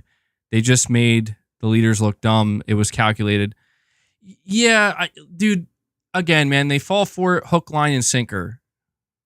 You know, it's like, hey, don't worry about the 4 games that we just announced. And don't read that Verge interview with Phil Spencer. Just be excited. Next gen leap. Like, don't get me wrong. I'm okay. Like, I think it's totally okay and good for the Xbox fan base to be excited that they had another console confirmed. That's good, because that is, in my opinion, something Microsoft definitely needed to address. Listen, all the people fear mongering that Sony wasn't going to have competition. Well, no more fear. Right? Microsoft's making another next gen console. So don't worry, Sony isn't going to... Everybody says that Microsoft's such a viable competitor to PlayStation. Well, okay. Well, there we go. There we go.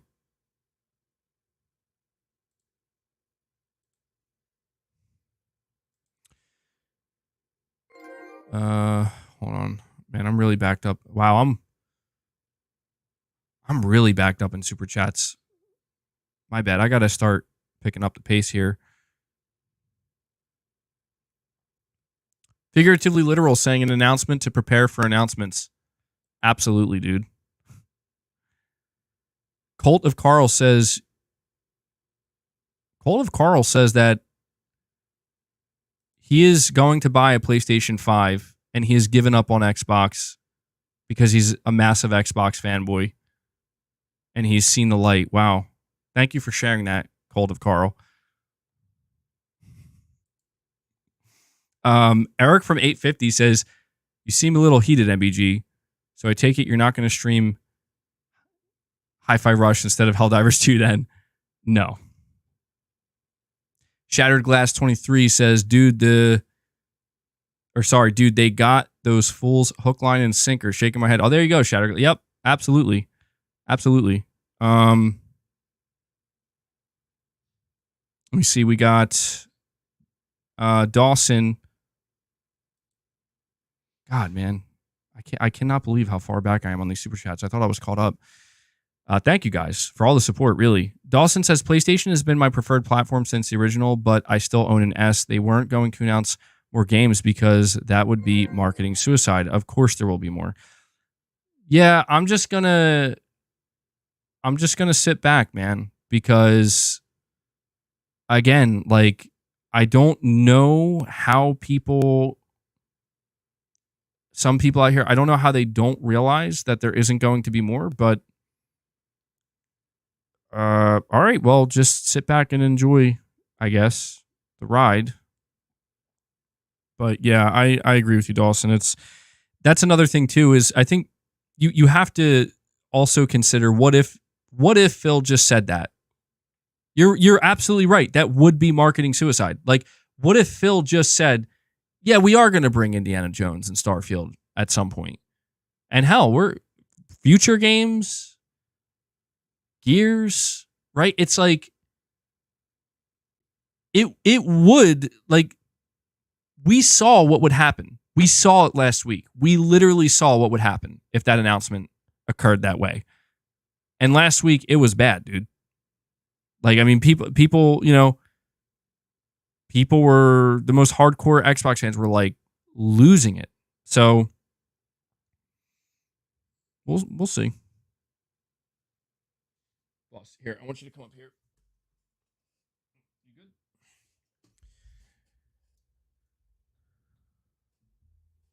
good? All right. Corey Landiga coming in saying Sony basically said, all right, Xbox, catch up, slackers. Y'all got until 2025. In other words, rest in peace. We got Planet Schlorpian saying, I can't imagine Redfall or Starfield will sell a shit on a shingle worth of copies on PS5, given the quality PS5 gamers are used to. I don't think Redfall would. I don't think the one thing that Phil, I think, did address in that interview with The Verge that is true is that they probably do have to think about which games they want to do and when, for the simple fact that it is resource, right? Like, I think the decision has already been made. I think that, it's not that I think. The decision has been made. Like, we will start bringing games to PS5 and Switch. But now the next decision has to be, all right, which ones do we go for? And the reality is, like, I think there's a good chance that some of these games are already being worked on. It's just they're not ready. Because it's going to take some time to port them. Like, it's not just a flip of a switch. And I don't think it's a coincidence that, like, the biggest game of the bunch here is probably Sea of Thieves. Right? Like, outside of, like, I don't even think Sea of Thieves is that massive. It's just, these are relatively smaller games. So it probably didn't take them much time at all to get them up and running on PS5 and Switch. If they want to start doing more games and bigger games, it's going to take more time.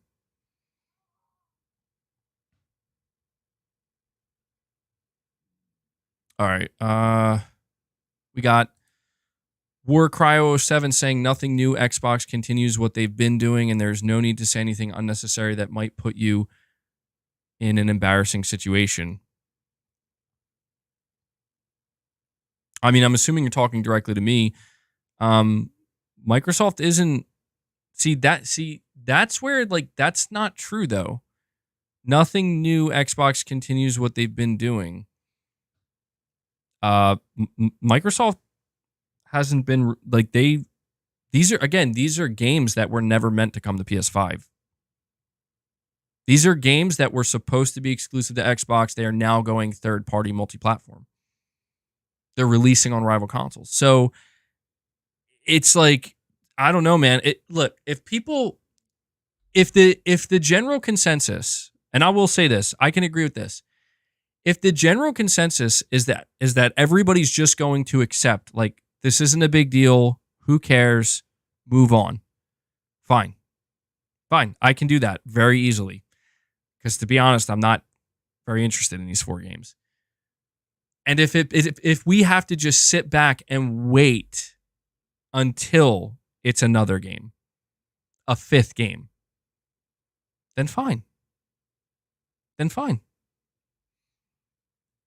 I guess I just feel like I have to express now. I think now is an appropriate time to express. I don't think we're not going to get a 5th game. I think it's crazy to think we're not going to get a 5th game or 6th game or 7th. I think that's crazy. That's all. All right, we got Starscream saying the 34 million Game Pass subs, we're counting the gold subs who converted to Game Pass Core in September. They're spiking the number on purpose for PR talk. What a joke. Yeah, I mean, I will tell you, man, Game Pass was launched in 2016 or 2017?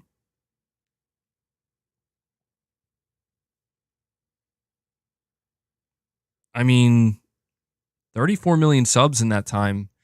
I'm not, like, I'll say this. If Game Pass wasn't getting, like, every game day one, I would say that's not too bad. Like, that's fine. But, you know, the reason why people continually pointed out that the Game Pass model doesn't seem sustainable, it's because the way the Game Pass model becomes sustainable and realistic and practical is you have to have a massive amount of subscribers, like a massive amount. And 34 million is fine, but that's not enough. It's just not enough. And we're going to have to see what Microsoft plans to do in that regard. My big question is very simply, if Call of Duty launches into Game Pass this year, then that will tell me a lot. That'll tell all of us a lot. And what that will tell us is they are still all in on Game Pass. like absolutely all in on Game Pass. And I don't know. Like, to be honest, I don't know that Microsoft is still all in on Game Pass because those numbers do not justify their business practices. It just doesn't. Like those numbers don't justify the budget of probably at least some of these games, right? I don't know. We'll have to see. Again, if there's one thing that I think is ultimately frustrating about this is, being a little bit more calmed down now. The thing that's most frustrating is this just basically created more questions than answers. And it did exactly what I thought it would do, which is it's making the fanboys and the toxic fan base just act like ravenous fucking animals. And it's like, yep, that's Microsoft for you. Somehow Microsoft can come out and they can announce we're bringing 4 of our exclusives to PlayStation 5 and we're going to leave you with more questions than answers and we're going to empower our fanboys and good day to you. Oh, yes, and cross-save and cross-progression. That's what they did. And it's in a new console, by the way. Yeah, we're doing that too, which is good. And it's just like, wow, okay.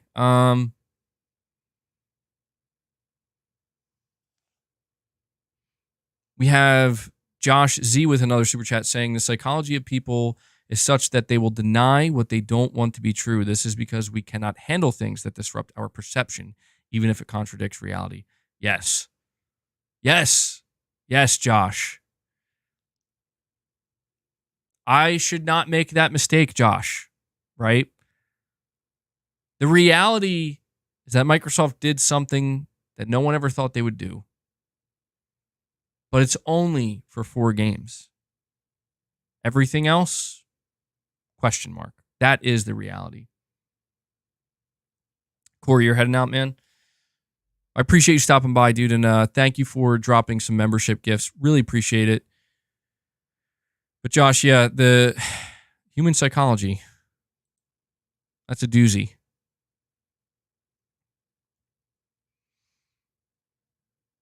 You're saying I talk about this like it's a bad thing. To be honest, it's not a bad thing. Like, it's a thing that is fully expected. It's a thing that's fully expected. And my whole thing is again, man, I know I sound like a broken record, but I just am shocked to see the way some people are behaving where it's like, how much longer can you hang on to every word that these executives speak? How many times can we go through the cycle of they say one thing and do another? They just came out here and tried to appeal to their fan base by teasing. How did they word it, guys? They like teased the next gen Xbox console and they were like a technological leap like we've never seen or just something like that. And it's like, are you kidding me? Like you're really gonna, like, after the disaster that was the 12 T-flops marketing, you're gonna actually go down this road again? And you know why they're gonna go down that road again? Because they know the fans will follow them. That's why they'll go down that road again. And it is just like, okay, there's just no getting through to some of these people where it's like to them it's just about the W's and the L's and the fluctuation and the ups and downs, and they'll take any W they can get and they'll try to dish out any L's they can, when in reality it's like, most rational people can just see right through like what's happening and be like, yeah, I don't know about this, But, Dark Horse, you're saying, peeps, they're not going full on third party. The games they're porting make sense to put on other platforms. Sea of Thieves should be everywhere. What about, okay, that's fine, Dark Horse, but what about Hi-Fi Rush? Again, you're right. Sea of Thieves, I've always said this about live service games. Sea of Thieves is a live service game. I have no problem with that being on all platforms. But what about Hi-Fi Rush? Why are they taking one of their highest rated single player games that should be bringing people to their platform and saying, don't worry, we're going to release it on your console? You should know why that is. I shouldn't have to tell you why that is.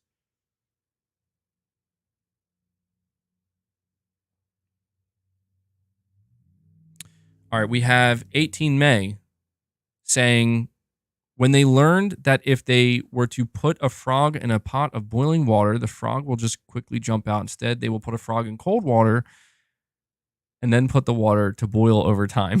Yes, 18 May. Exactly. But you know what the thing is like they've already been boiled once. Again, I just need to reiterate. PC games end March 8th, 2016. Phil Spencer says not every Xbox game will come to PC. They've already been boiled once, dude.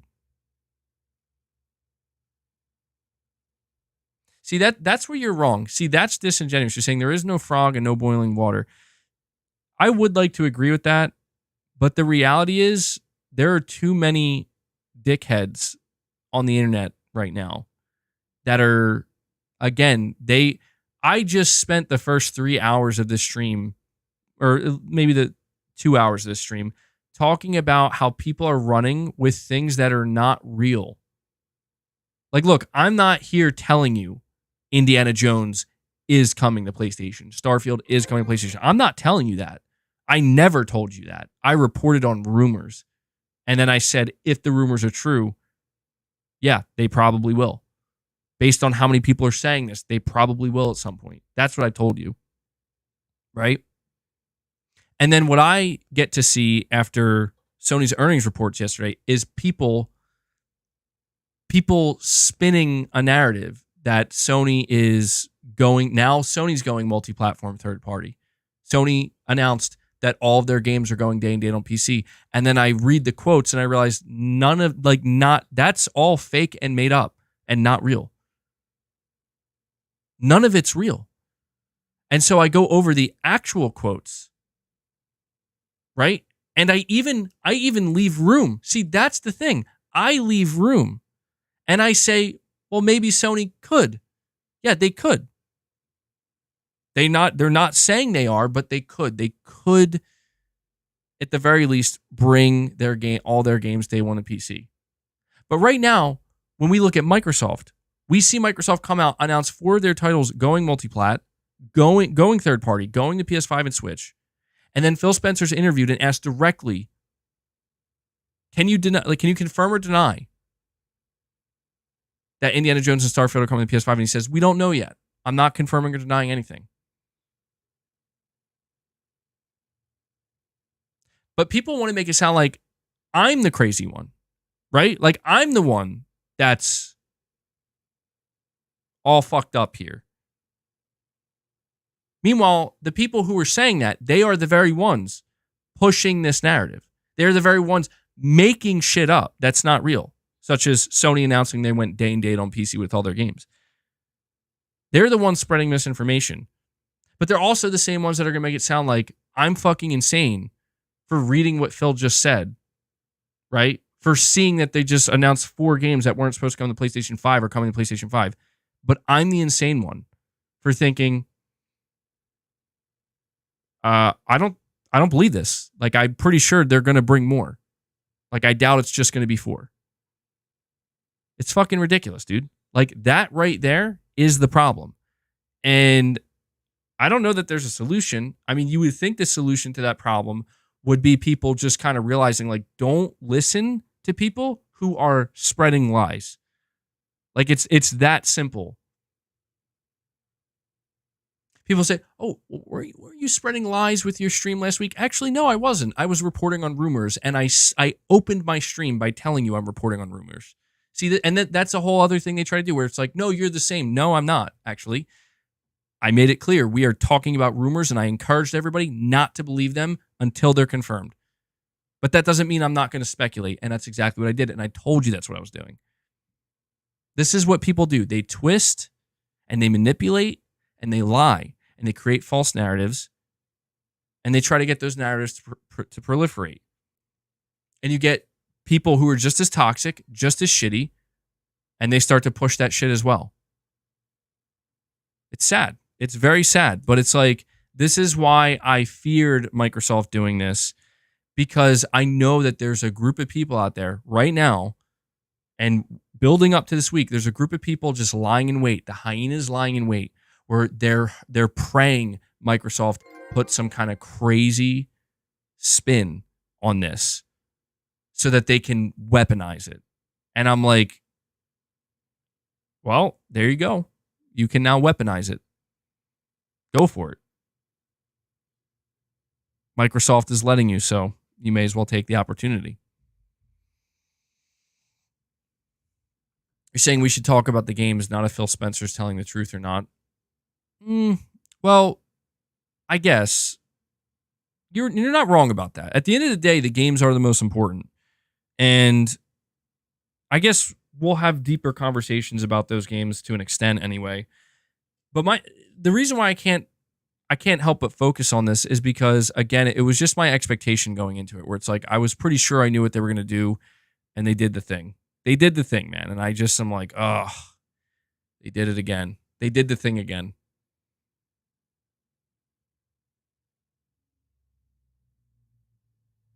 Well, anyway, Adam Curtis says, what does Microsoft need all the PlayStation dev kits for if they already had these ports close to ready?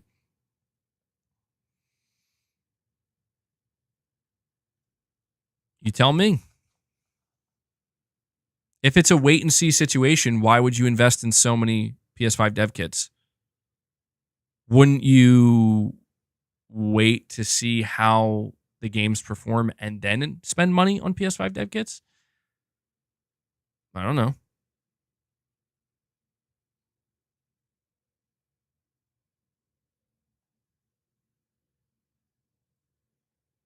All right, let's see. We got Dark Horse saying, bro, it's 2 small games and 2 live service games. Yep, no, you're right, Dark Horse. I'm not fighting it anymore, dude. And I'm reaching I'm over the 5-hour mark of my stream. Like, I'm too tired. I can't fight it anymore. You win, Dark Horse. You guys win. Absolutely. You're right. It's just 2 small games. Oh yeah, Pentiment isn't a live service either. It's just 2 small games and 2 live service. That's all. That's it. So don't worry, guys. Trust in Phil. He will not lead you astray. You can believe what he says. Zay Very Rare, you're saying, hello, everyone. I hope you are all well. Long time no see, MBG. I hope you and your family are doing okay. Thank you. We are. I appreciate that. Your son will do great things on this earth. Well, that's very kind of you. Zay Very Rare coming in with some really kind words. I hope so, man. I hope so. Hope you're doing well too, bro. All right, we got Ice Rezo saying, MBG, Microsoft didn't borrow or use stock to purchase ABK. There's no need to make the money back. These assets that increase value for them. If they don't use the money, then it will go to waste. Interesting, Ice. Yeah. No, I hear, dude. I hear what you're saying. I hear what you're saying, Ice. How the hell are a lot of Xbox here gifted memberships? Yeah, I don't know, man. It's you want to know why? It's because a lot of these guys that show up to my channel, they more than anybody watch the entirety of my streams. Like, they are obsessed with my streams, and they hang on to every word I say, and they think they're winning. I don't know why. Like, they're here giving me watch time and you know, helping my cause here on my channel. But yeah, unfortunately, sometimes some of them get gifted. But to be clear, the membership gifts are given out. There is an order in which they're distributed. It's from the people who watch the most, you know, and who are here the most. So anytime you see somebody who's a troll gifted a membership, just know they truly are like the biggest fans. It's like, you know, they wear it with a badge of honor, but can't really do much about it. Tiago Mueller, you're saying, serious question. Did the body language from them on this interview feel like confident leaders trying to set the record straight, or skilled scared children hiding the bad grades from their parents. Yeah, no, that's what I'm saying. The body language said everything. If you know anything about body language, like, yeah, they very much knew that, like, this was, I'll put it to you this way, like, they look like they were going in truly not knowing the outcome, and they could not speak like they knew the outcome, as in, like, how people were going to react.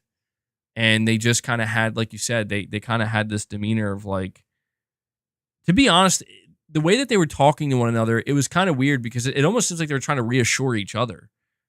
And that was kind of weird, where it's like, all right, like, I was kind of waiting at some point for one of them to high five one another, you know? Like, it's whatever, man.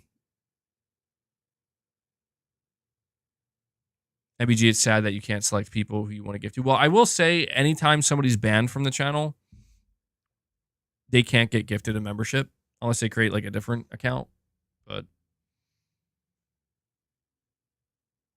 Ice Rezo, you're saying, MBG, if Microsoft don't invest their money that they earn, it loses value because of inflation. They acquire assets to grow the value of their money.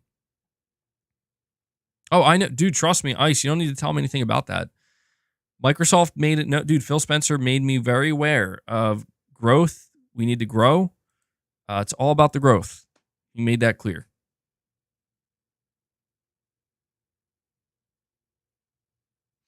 MBG, you said at the start of the video that Xbox are technically right about what they're saying and that they aren't wrong. No, see, that's the thing. I don't think Xbox is wrong for doing what they're doing.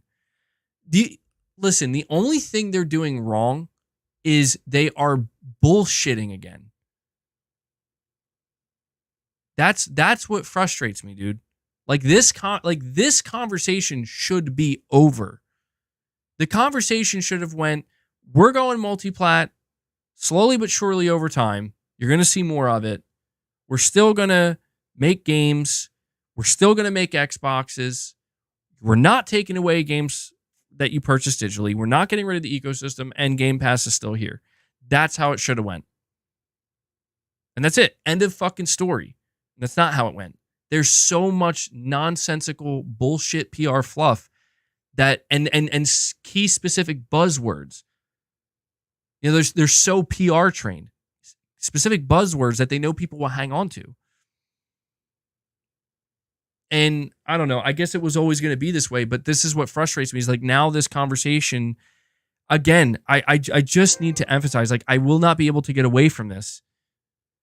The reality, and I'm not saying it's a big deal. I need to make this fucking known. It is the Xbox fan base that made the biggest deal about this. Let's fucking not forget that. Because I know right now people are trying so hard to make it seem like it was, like, dude, the Xbox fan base, a portion of them, they were the most vocal. They had the biggest meltdowns. They were the ones who made the biggest fucking deal about it. And I talked about it in my previous streams where I said, dude, the amount of people I'm seeing saying that they're just, like, happy, right? I've seen Xbox fans saying they don't mind at all. I've seen some Xbox fans saying that they hope Microsoft goes full multi-platform. They don't care. They still want to buy the console because they like it. I've seen PlayStation fans saying, hey, this is cool. I welcome some Xbox games here. I've seen all of this. And my fucking frustration lies in the fact that Microsoft knows exactly who they're feeding with these narratives. That's what pisses me off, is they are actively feeding the fucking people who are willing to spin hyperbolic, false, ridiculous narratives. If not that, weaponize every single word they're saying, every single PR word. Again, why do you think Phil said just 4 games? You think Phil didn't know? As soon as I say just 4 games, it's like, activate, right? Everybody, like, all those people activate. They're like, he said just 4 games. They know exactly what they're doing. And I hate that they're doing it, because believe it or not, this is what's making this shit so toxic. Let me ask you, what would the conversation be like right now? Right? If they just said, yeah, we're going multi-platform. Of course, there would be a tidal wave of initial like Xbox dead, Xbox done, blah blah blah. Yeah, okay. But once that wave passes, what's left? Oh, you're just getting more games. What about all the Xbox fans? They're probably sitting there being like, well, this sucks, but still going to play these games. Still going to buy the next Xbox. Still going to stay subscribed to Game Pass. That's what I'm saying. Like all of this shit that Microsoft just did is not necessary. None of it is necessary. The only thing Phil had to do was put out a fucking tweet with like bullet points. Bullet point number 1, 4 games. Here are the games. Bullet point number 2, other games up for consideration. We're not sure yet. Bullet point number 3, we're making a new Xbox console. It's going to be fucking awesome. Bullet point number 4, Game Pass is staying. 34 million subs. We're fucking still going to drop games day 1. Bullet point number 5, Diablo. I think that was, yeah, they announced that, right? That's it. Oh, and bullet point number 5, if for good measure, to account what was said in The Verge. Starfield and Indiana Jones, we don't know. We'll see. That's it. That's all they had to do. Oh, yeah, and bullet point, add another bullet point, growth. And, yeah, cross saves and cross progression. All right, let's see. We got Brandon White saying they said all Xbox first-party games will be available day 1 on Game Pass. That confirms Call of Duty and Game Pass. So here's the thing about this. You're not wrong. And that's my interpretation of it as well. I'm like, but there's a key factor here that makes me hesitant. Where I'm like, I don't know that we should jump to that conclusion. Simply for the fact that if there was ever a time for Microsoft to announce the next Call of Duty is coming day 1 to Game Pass, this was that time. Like, dude, they are doing the most damage control they've ever had to do since probably the Xbox One launch. This was the time to explicitly say the next Call of Duty is dropping on Game Pass day 1, and they didn't. Now, I'm not fear-mongering it here because you're right. Like, they said all first-party games. But let me ask you this, Brandon. Is Microsoft going to, because this is what I'm saying, you have to understand, man, that like this is Microsoft. And they change how they word shit. They word shit so meticulously. They focus on every single word they say. In this case, and I'm not saying this is the case, I'm just saying we'll see. When they say all first-party Xbox games, are they talking about Microsoft Game Studios? Because I don't know, if they want to fucking play that game, they can play that game. I think that would be fucking insane. That like I think that's taking things a bit too far where it's like, hold on, how are you going to tell your like that would be next level, like whoa. So I don't believe that, but it's just I don't know, man. I'm a little suspicious about this because they're being very intentional about not saying Call of Duty's dropping in the Game Pass. Because let's be honest right now. When it comes to Activision Blizzard, are we really going to sit here and pretend that the biggest question people have is what's going on with Call of Duty?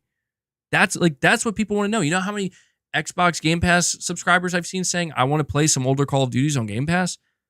I want to know if I'm going to be able to get the next Call of Duty on Game Pass. And like, I'm not saying that Microsoft, again, it exists in that area where they confirmed it and then kind of didn't at the same time. It's annoying. Like, just say it. Just like, is it coming to Game Pass or not? So for now, I'll lean on the side of I think it is. You know, just to be clear. They said all of our first party games, day 1 on Game Pass. Okay, I'm assuming that means Call of Duty 2. Because holy shit, at this point, Microsoft, if that doesn't mean Call of Duty, people are not going to be okay with this. People are not going to be okay with this.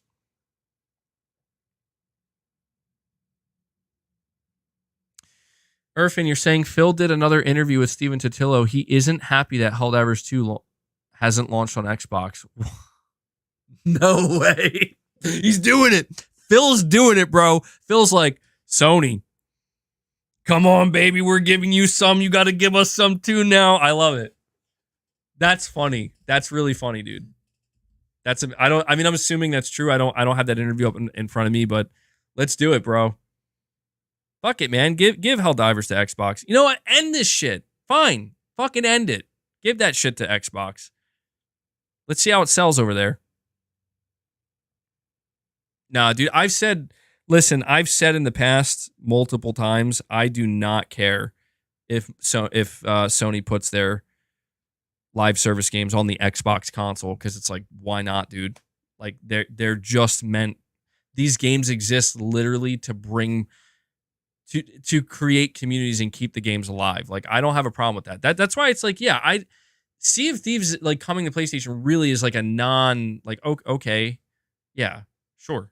Sea of Thieves and Grounded, you know, like it's the single player stuff that I'm like, that's interesting. Helldivers 2 on Game Pass. Oh my God. Yeah, dude. Helldivers 2 on Game Pass. Let's go. That would be funny as hell.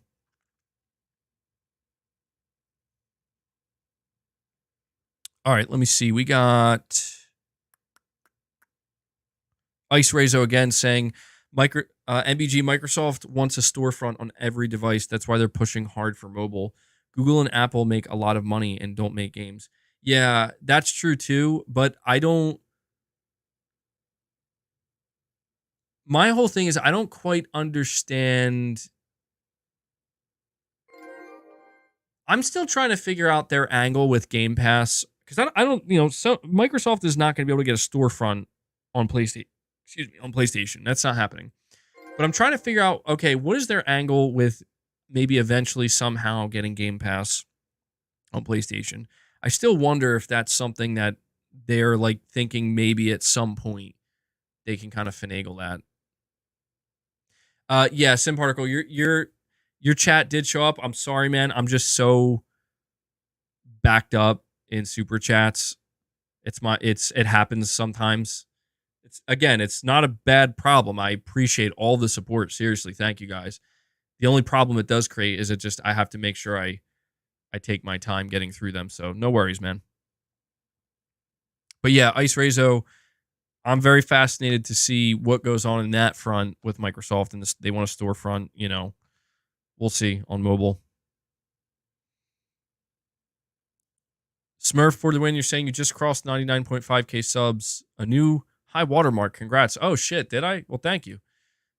Yeah, that's very interesting. Let me go see.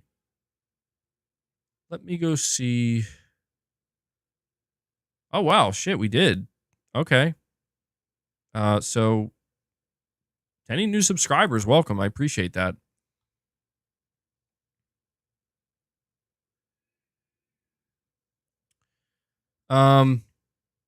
King Sam, you're saying, guys, seriously give Hi-Fi Rush a shot when it comes to PlayStation. Great game that should be supported. Needs a sequel, or just more games like it. Yeah, and that's the thing, man. Like, I think what Xbox fans... All right, so I've been so focused on calling out the PR spin. Let me kind of riff off of what King Sam's saying here. What if Hi-Fi Rush does sell incredibly well on PlayStation? You know what I mean? Like, I think sometimes if we are meant to just accept what Phil's saying at face value, then at face value, what he's saying is if these games perform well, more will come. That's what he's saying. If the games sell well, we will release more games on it. So I'm sitting here thinking, like, I guess the real question, like, truthfully, the biggest question I think that everybody universally should walk away with asking themselves, whether you're an Xbox fan, a PlayStation fan, if you're Microsoft, if you're Sony, anybody, or if you're a Nintendo fan, is how well are these games going to sell when they come? Because the implication that Microsoft is creating right now is that if they don't sell well, we're not bringing other games. I don't know that I believe that. To be honest, I don't believe that. But that's what they're saying. And so I do think Hi-Fi Rush probably has the best chance here. Right? I think Hi-Fi Rush, it is a critically acclaimed game. It's a game that was not supposed to come to PS5, was not supposed to come to Switch, and now it is. And I could, like, I mean, listen, man, I know it's a lot of what ifs, but that's where we are right now. What if the game fucking murders on PlayStation and Switch? What then?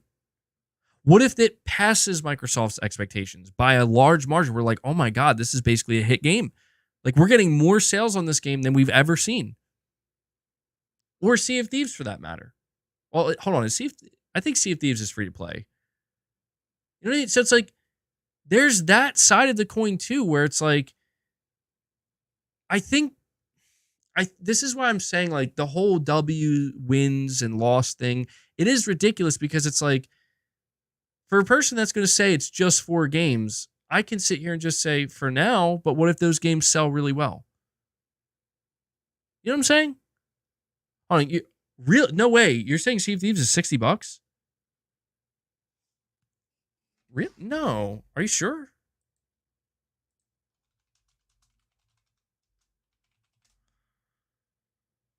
Sea of Thieves 2023 edition.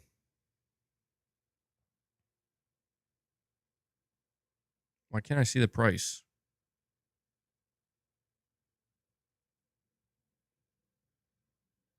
$40, $50 for the deluxe. So it's like $40 on Steam. I did not know that. I didn't. Wow. Okay. So yeah, that's another game. That makes a lot more sense now. That makes a lot more. I didn't know Sea of Thieves was a paid game. Interesting. I played Sea of Thieves when it first launched. I didn't like it very much. It felt too bare bones. Who knows? Fuck it. Maybe I'll give Sea of Thieves another try. I'll give it a shot, bro. We'll see. $40, just like Helldivers 2. Yeah, that's a good price point for it. I think. I mean, I apparently has a lot of content now, so I don't know what's changed. It's been out for a while, but I just think, listen, putting my reaction to what Phil Spencer, the video itself. I think that anybody who is looking at this as there's W's and there's L's and there's wins and there's losses, blah, blah, blah. It's like, I don't think so, man. Like, I don't think it's a loss that Xbox fans are being told that these 4 games are going to PlayStation and Switch. And I think a lot of Xbox fans would agree with that at this point. Where it's like, yeah, it's not a loss. Everything's fine. It's like, well, okay, what does that mean though? Because if you mean everything's fine in the sense that things aren't changing, you're wrong about that. Things are changing, and you need to be like, I think just Xbox, the hardcore Xbox fans that had the meltdowns and are maybe on their high horse today, potentially, I think they just need to realize, like, there's a good chance these games, because here's what I'll tell you about PlayStation and Nintendo Switch players. They buy games. Like, I just think that needs to be stated and emphasized, that they buy games. We buy games. I'm not saying Xbox players don't. I'm just saying Microsoft gave Xbox players a reason not to. That reason is Game Pass. We buy games. And I don't know, man. I just think Phil is kind of, again, it's the psychology of it all, where Phil's like, oh, well, we'll see. We don't even know what they're going to do. It's like, come on, Phil. Don't even pretend like you don't got dollar signs in your eyes. You see the potential of Hi-Fi Rush on PS5 and especially Switch, dude. They know they're going to make that money on that game, and they're not dumb. Sea of Thieves potentially too. So it's like, it's just, it's one of these things where I think right now, Microsoft has the benefit of being able to say, we don't know. I told you guys they have the data. They're not dumb. They want to bring these games over because they know that people are buying games on these platforms. And I think you'll see the conversation eventually transform into, we don't know yet, so we can't tell you. And I think if after these games launch, not too long after, you'll see them say, we do know now, and it's going very well, and this is very good for you guys. That's right. That's right. Hi-Fi, and they're not wrong. Like, they're not fucking wrong, dude. And that's the thing. That's why I just think that it's the fucking fanboy reactions. It's the fucking games that are played, man. And I mean, like, the fucking fake games here on the internet, not the actual games. It's the fanboy narratives where it's like, exactly. They're not dumb. They just act dumb. It's like, look, dude, Grounded is $40 too. Holy shit! Why are these games are like more expensive than I thought they would be? Why am I surprised that Grounded's $40? I'm just saying, it's like when Microsoft inevitably finds a sales hit with Sea of Thieves or Hi-Fi Rush on PS5 and Switch, they're gonna turn to their fans and they're gonna say, "Hey guys, this is good. Like, this is so we can make more games, and we're gonna make more money off of our games." And for some reason, you're still going to see a certain group of people where it's like, if we do get to a point where Starfield and Indiana Jones and all these games, if they eventually, and Gears, if they eventually do come and they do get greenlit, because it's like, fuck, man, make that money. It's like, yeah, no one's really losing. Like, that, to me, that's the bizarre situation here. Is like, listen, if this, I want to frame this in a different way. And really quick, Sim Particle, I meant to acknowledge your chat. You're saying send all the Xbots to Batman Arkham Asylum. They're losing it. They've lost it. Let me frame it this way. What if this was Sony right now? I'll tell you what, if Sony, I don't even know, like if Sony put Herman Hulst out there and Shuhei Yoshida and they talk this way, I'd be fucking cringing. Because I'd be like, Jesus, God, what this, like, please just stop.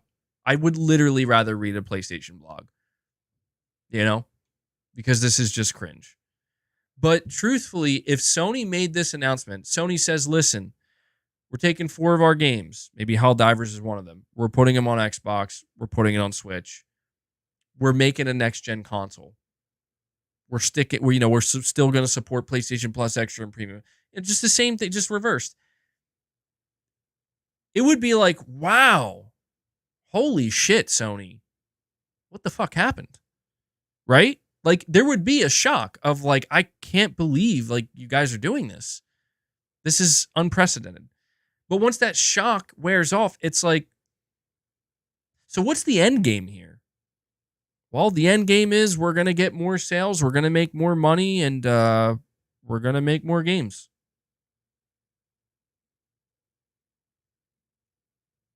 Oh. Okay. It's like, that's what I'm saying, man. Like, that's the thing. We can all have our reactions, myself included, but at the end of the day, man, like, this is just the new normal. To be clear, I'm not saying Sony's going to do this because again, I just had to basically talk about people making false narratives. I think there's just a natural desire right now where people are like, all right, Microsoft, you're giving PlayStation 4 of yours. Sony, you give us 4. And it's like, well, I don't think Sony's going to do that. You know? I don't think they're going to do that. PlayStation fans, listen, we also have to consider how Sony's going to evaluate this. Keep in mind, the age of Totokism, people. CFO, the money man. If Microsoft finds huge financial success, well, I don't know, man. Then again, I don't know that could translate the same way, because what's Sony going to do? Be like, all right. I mean, realistically, if Sony dropped Helldivers 2 on Xbox, how many millions of copies would they sell? If any millions, like how many copies would they sell? It's a serious question. Like, would Xbox fans be saying this should be on Game Pass? Like, I'm serious. Like, that's a serious question. Like, is that what Xbox fans would be saying? Is this should be on Game Pass? This is a Game Pass game. I just wonder, like, if these are the reasons why you're not going to see Sony do anything like that.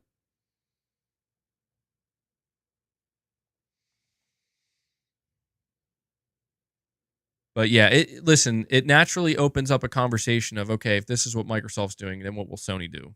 But right now, Sony just seems to be making it, well, Sony did make it clear that they're just still looking at PC as a way for them to make extra money in sales. So, Cypherpunk, you're saying we'll never understand why this community gets so pressed over Microsoft/Xbox. LOL. Who cares about them?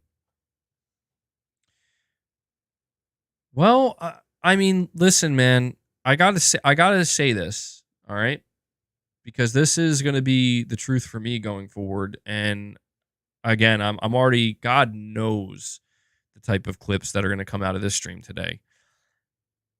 But for me, I said this on my last stream, and this is true.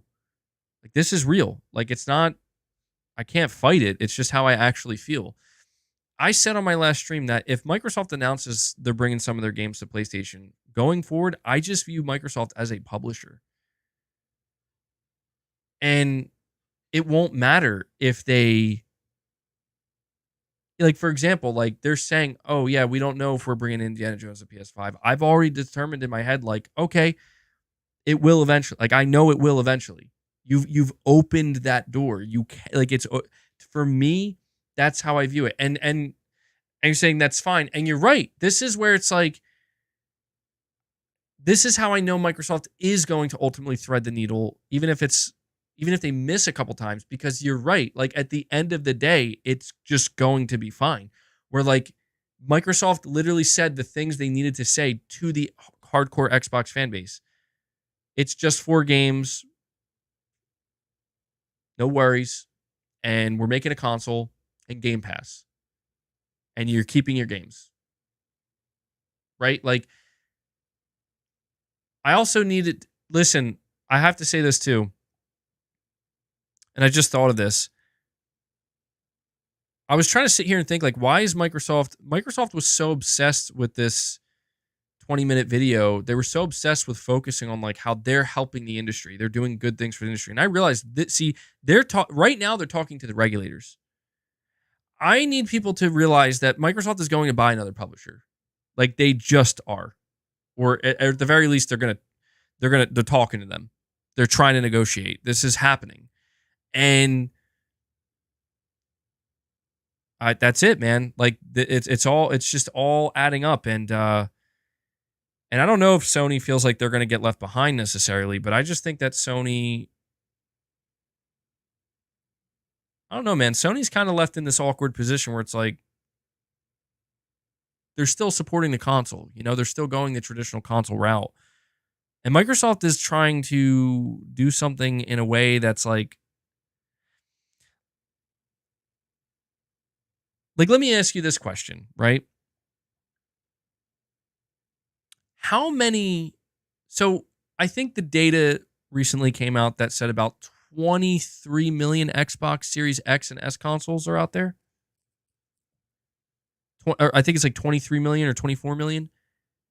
How many of those buyers,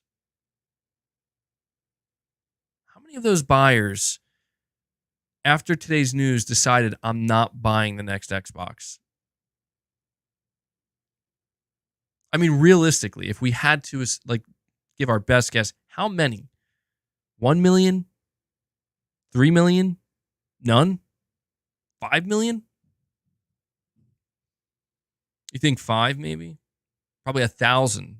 That's a very low number. Probably half. I think the number is very low. Truthfully, I think the number is very, very low. I think the number is probably in the thousands, yeah, at the most. But the question then becomes, okay, what if then we do eventually see Gears? What then? How many people then? I don't know. It's really. The truth is, like, this shit is kind of all over the place. The more I think, like, or maybe it's just because I'm 5.5 hours into the stream. It's hard to determine if it's really as all over. Maybe it's not as all over the place as I think. Obviously, I'm gonna process this and think about it. I got to read the full quote from Phil. Yeah, hold on. I'm rambling now at this point. Tim Despair Bear says the 34 million Game Pass includes core, which is gold. Yeah, a lot of people are saying that. Rich Rod 908. Xbots say this is a W, ignoring that 4 games are gone. Well, the more I think about it, honestly, the more I process what's happening right now, and honestly, you guys see what Phil's doing. Oh man! Suddenly, Phil says, "I want Helldivers 2 on Xbox."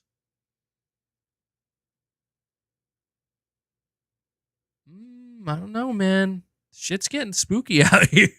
It's like spooky, but not. It's like the whole fear here is, it's not even a fear, but I guess it's like maybe a concern. Like, I feel like Xbox is done with console. And I know that they said they're making a new one, and I appreciate that. That's good. Like, that's very good. But it's like, I kind of just feel like it's like kind of hollow, where it's like, but why? And I just feel like their honest to God answer, like if they were to be honest in why are you making another Xbox, I think their answer would be, well, because we feel like we have to. You know, like we feel like we aren't really gaining much from it, but we feel like we have to. And that's fine. Like, I hope I can respect that. Like, okay, so you're doing it just for the fans that want to buy it. I can respect that. But the question of what happens to the console truly if Microsoft goes third, I mean, if they do bring more than 4 games eventually, what happens to the console? And then you have to think, if Sony were to be tempted by that money, what happens then? I don't know, man. So it'll be very interesting to see how Sony does or doesn't react or respond to this. Because for all we know, Sony is reading, they're reading the fucking headline at Push Square that Phil Spencer says he wants Helldivers on PlayStation, and they're like, they're just laughing. It's a possibility. We really don't know. PlayStation might look at it as, we don't need you to find success with Helldivers. We just need our PlayStation console and PC, and we're doing good. Rich Rod, you're saying Xbox, or sorry, I read that one already. We got 1, 2, 3, 4, 9, 8, 7, 6 saying, why are you jumping on Xbox? You do know Sony always follows suit. Sony needs money more than any platform right now. Not true. They don't need money. They need profit. Guess what? You want to hear something? Did you know that PlayStation still made more money than Xbox combined with Activision? Yeah. I forget what the exact number is, but they still made more money, even when Microsoft added Activision Blizzard into the fold. So it's not that they need more. Well, of course they want more money. Let's make that clear. Everybody wants more money.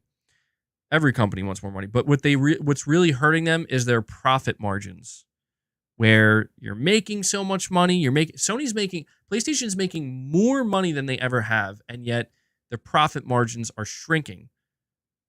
Quite the conundrum. And frankly, that is where the problem lies across the industry. How do you increase your profit margins? How do you mitigate that? I think this dude, Hiroki Totoki, said it flat out yesterday. Live service, PC. He said it. He said it himself. See, I think people might need to realize that what Sony sees right now with Helldivers 2 is money signs, dude. And not just regular money signs, like profitable money signs. Like this could be converted to profit. Because what Sony wants to do now, and what they are absolutely encouraging Arrowhead to do, is Don't be surprised if Sony is the reason why they're like, you guys got to beef up. We'll help you. We'll help you. Because if this game really does turn into like a hit game that's played for like a long time, they can monetize the fuck out of it, dude, in many different ways. And the thing is, it's not 100% profit for Sony because they still will have a certain amount of people playing on Steam, but a large chunk of it will be pure profit, dude. And this is why we should want to see Sony succeed with some live service games that are monetized so they can have that revenue stream, so that way they can go to their shareholders and say, yes, Ghost of Tsushima 2 cost $300 million to make and market, and we sold really well, and the profit on it might not be that great, but guess what? Our game Helldivers 2 is going strong, and we made, we made like $80 million in pure profit or something like that. That would offset that tremendously. It would probably justify it. And if Sony can get that going with multiple games. MBG, so is Xbox going full third party or not?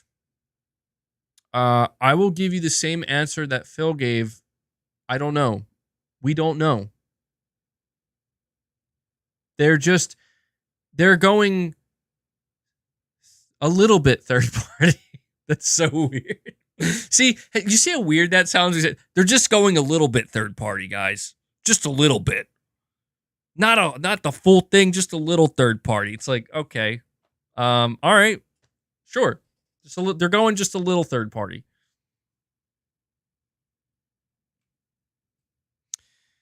I keep going on my tangents here. All right, we got Magnum Gaming saying PlayStation will not go day one PC because PSVR 2 is tied to the console and they need console sales to sell PSVR 2. Their response, Sony doesn't care about VR, LOL. That's true too, but to be fair, Magnum Gaming, I am a little bit concerned about how much Sony does care about VR. I'm not going to say Sony doesn't care. They definitely do. Like, they want PSVR.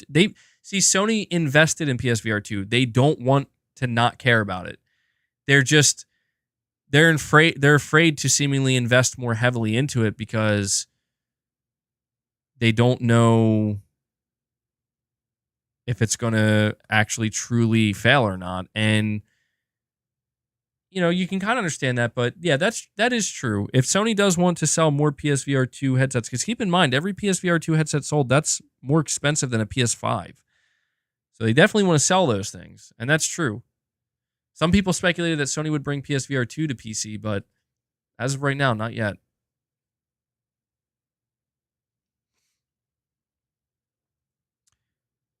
Kendall Fire 22 saying Game Pass only grew by 0.4 million in 2 years when accounting for Xbox Live Gold transfers, which Tom Warren confirmed was included in the 34 million total. See that right there? So we got confirmation from Tom Warren. That right there tells me everything I need to know.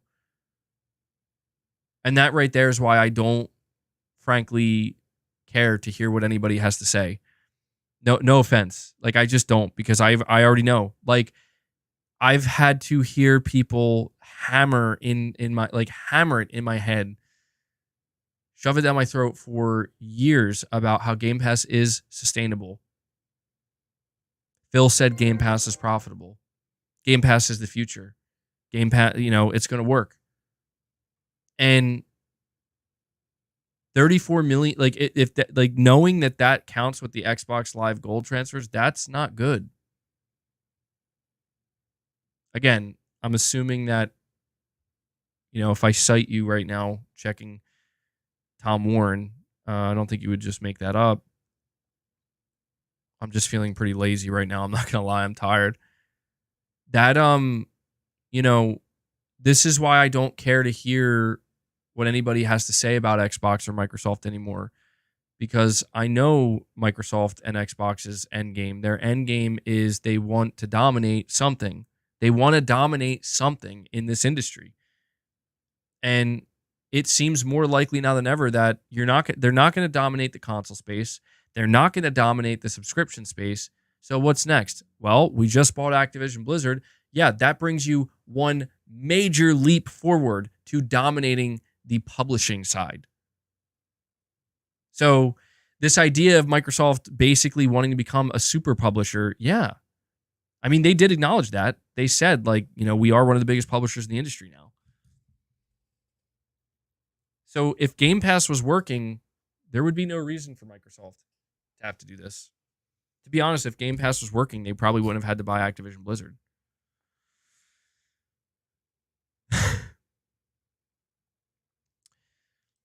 Generic white male says, I took notes on how to PR speak with that podcast. Yeah, man, I think what made that so painful to sit through is I just got this feeling that they knew. You know what I mean? Like, I just feel like when you look at their faces, you look at their body language, especially with Phil, not Phil, with Sarah Bond and maybe Matt, like Sarah Bond and Matt Booty are not used to this as much. And everybody kept kind of pointing out, like, man, they look they look like deer in headlights a little bit here. Like, they look like they're just not really that comfortable. And I think it's because they're not. I think it's because they know, like, yeah, it's just not flowing as naturally and smoothly as you would expect. There seems to be a lot of internal friction there, and it's kind of conveyed. People can pick up on that.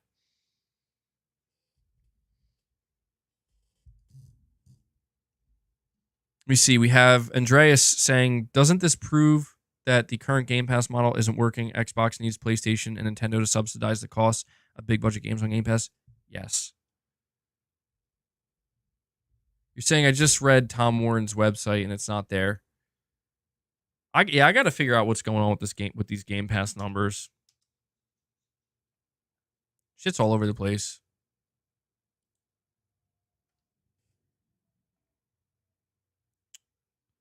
Hold on one second. Maybe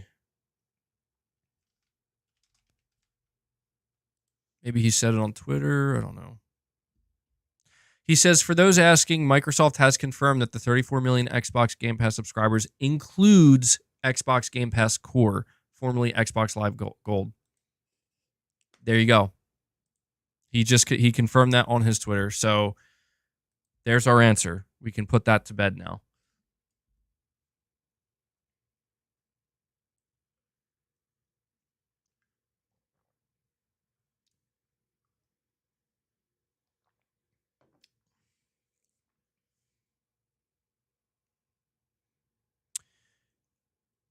So, yeah, to answer your question, Andreas, it does. Yeah, I mean, 34 million subs, the cost of AAA game development rising.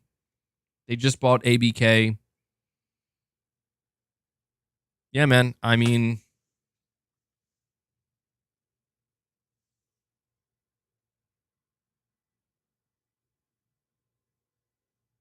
you're talking about the 0.2% growth is not there. Oh, okay. All right.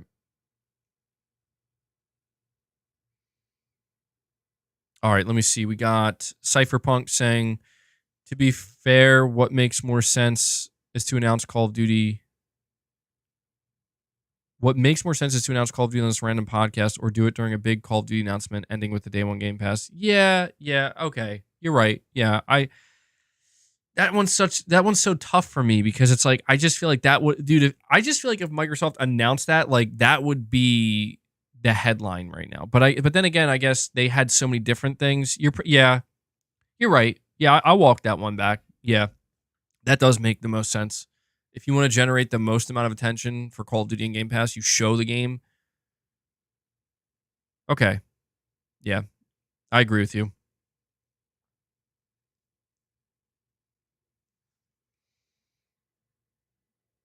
We also have Mark Tech saying Microsoft confirmed 34 million includes Game Pass Core, which makes it likely that there has been pretty much no growth of the higher tiers in 2 years. Yeah, so I tried to talk about this and I got people jumped on me for it, but I was like, guys, what if Starfield doesn't do shit for Game Pass? And it seems like it didn't do shit for Game Pass. And you can see why this makes. Look, I'll be honest. You could see how this maybe gets Microsoft very nervous about Call of Duty, because if you were to ask me, I would have thought. Like, I don't blame Microsoft for. I don't blame Phil Spencer for assuming, like, dude, Starfield's going to do huge numbers for Game Pass. Like, we're going to see like a massive fucking millions and millions of players.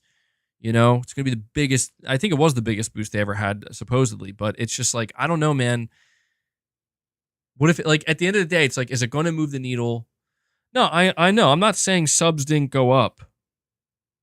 Subs definitely went up when Starfield came out. I'm just saying, like, the question is it going to move the needle or not? Is it going to move the needle or not? And it seems like it didn't. I don't blame Microsoft for suddenly maybe getting a little bit nervous, like, holy shit. You know, like, I have this theory that people are not really going to care that much. I think some people will care about Call of Duty going on Game Pass, but I've also explained that people who buy Call of Duty every year are conditioned to do so. They're conditioned to buy the game, and they have no problem buying it. I think some people will be like, oh, I don't have to buy it. I can just subscribe to play it. And that's fine. But I think most people are still just going to buy Call of Duty. So it's like, if the big play here was we can use Call of Duty to get us to 50 million subs, it's like, I don't think so. Maybe. We'll see, but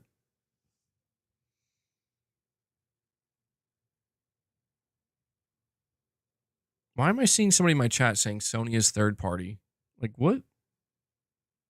Huh? Huh?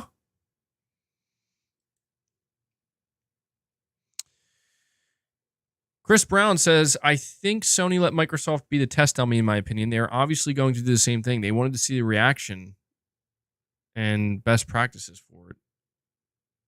Well, what do you mean? Like Chris, are you saying that you think Sony is going to put some of their games on Xbox? I don't think so, dude. I don't know. I'm not saying it's impossible. It's definitely not impossible, but I'm just saying, like, I don't know what value Sony would see there. I mean, listen, it's like, okay, if Sony says let's take God of War 2018 for PC and PC launcher, not Xbox. Okay. Yeah. I agree with that. Yeah, we talked about that a little bit earlier. I do think that Sony is going to, again, just to make it, I feel like I made it pretty clear earlier, but I would not be shocked if Sony eventually does get to a point of all games day one on PC. I wouldn't be shocked at all. The only thing that would shock me is the way people are saying they're going to do it. Like, so many people are saying, like, they're just going to drop that shit. It's just going to happen. And it's like, I don't like, that would be surprising to me. Just one day, new interview with Hiroki Totoki. We're going day and date with all our games on PC. I would be surprised because, like, well, that's all right. Well, that's a total shift. Like, just all at once, you know? So,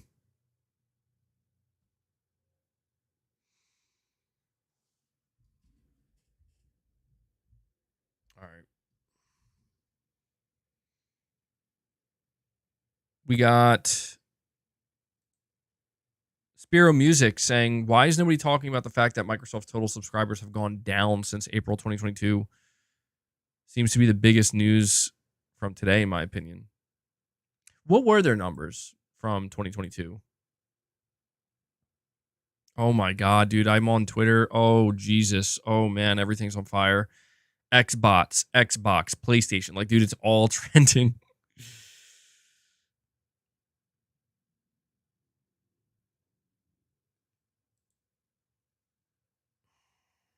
Here's what, dude, check this shit out. Here's what Phil Spencer said.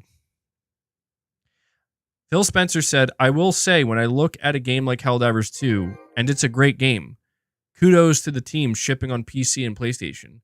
I'm not exactly sure who it helps in the industry by not being on Xbox, he said. If you try to twist yourself to say, like, somehow that benefited somebody somewhere.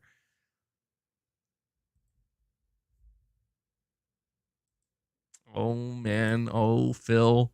Oh, Phil.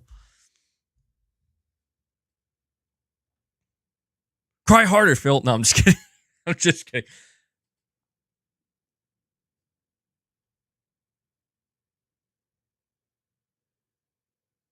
I mean, it's funny to me because it's like, well,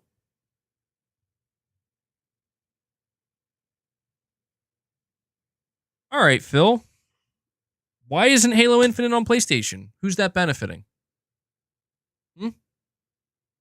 Why didn't you announce Halo Infinite coming to PlayStation today? Who's it benefiting? See, this is why I'm saying like that's an aggressive quote from Phil, bro. That's like I don't think I've ever seen Phil get so aggressive in a quote where he's like, I'm going to read this again. Like, there's so much undertone here. I will say, when I look at a game like Helldivers 2, it's a great game. Kudos to the team shipping on PC and PlayStation. I'm not exactly sure who it helps in the industry by not being on Xbox. If you try to twist yourself to say, like, somehow that benefited somebody somewhere. That's straight up like, yo, Sony, what the fuck is up with you and your exclusive, bro? Huh? What are you doing? I mean, that's like, he's like straight up. I'm not saying he's attacking, but like, he kind of is, bro. And you know what makes that so interesting is you have to ask yourself, yo, why is Phil getting all up in his feelings suddenly about Helldivers 2 like suddenly not being on Xbox? Because what Phil desperately needs. Listen, yeah, I mean, it's like, how dare you, Sony? Dude, do you see what I'm saying? Where it's like, dude, oh my God, their marketing is so smart. He's not, I hate to fucking say it, he's not wrong, dude. He's fucking not wrong. And he knows he's not wrong. And Phil knows that what he's doing is Microsoft is going to shed the toxic fanboys. Like, they almost just killed them this past week with the rumors and not replying to them.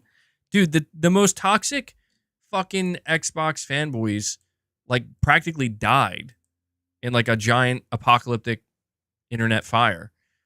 And when I think about what he just said, like, would you turn, like, seriously, Phil, would you turn to your core Xbox fan base, you, not fucking rumors, you, and replace the word Helldivers 2 and PlayStation with Halo Infinite Xbox / Microsoft? You would say that to your community? And maybe he would. See, maybe he would. And if he would do that, it's because he's turning to the hardcore Xbox fanboys that care about exclusives and saying, fuck you. I don't care. That doesn't help anybody. Phil is here to eradicate exclusives, people. Phil is going to create that utopia. That's a crazy quote, though, dude. I didn't think... That's so interesting to me.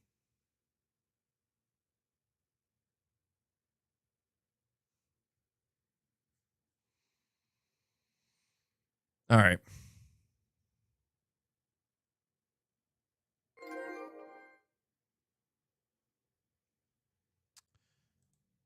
Let me see. I still have more super chats here.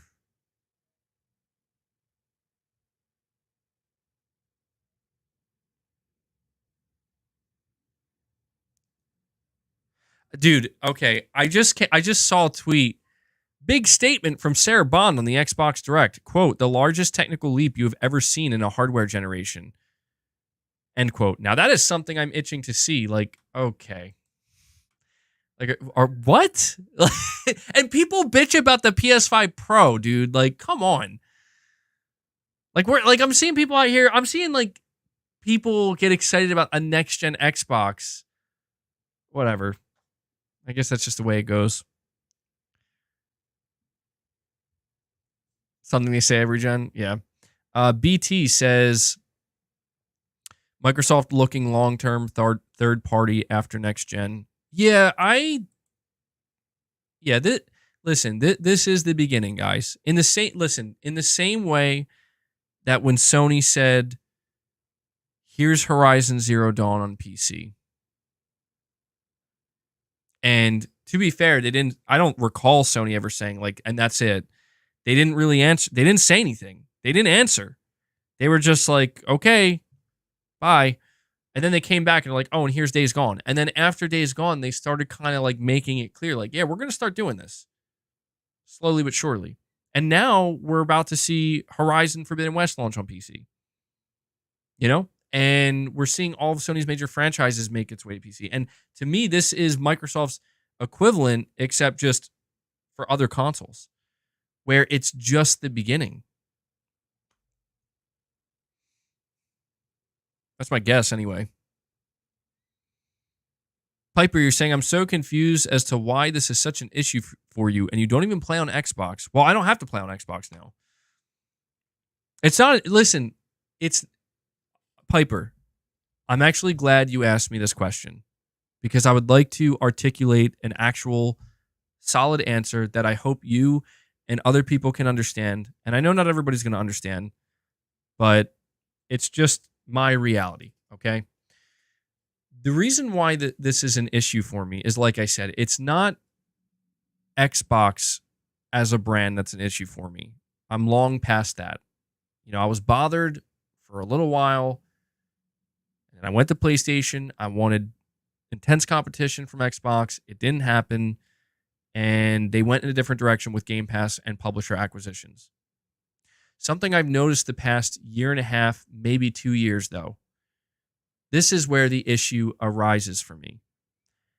The issue arises because there are groups of people who, for some reason, in the same way that they believe I am hyper-focused on Microsoft, they are seemingly hyper-focused on me being hyper-focused on Microsoft.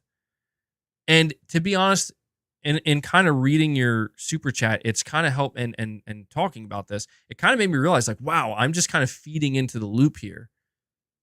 So that's actually interesting. I just kind of realized that. I guess maybe just talking about it out loud like this, the reality is, for me, I get annoyed at the shit that I see. And I feed into that loop.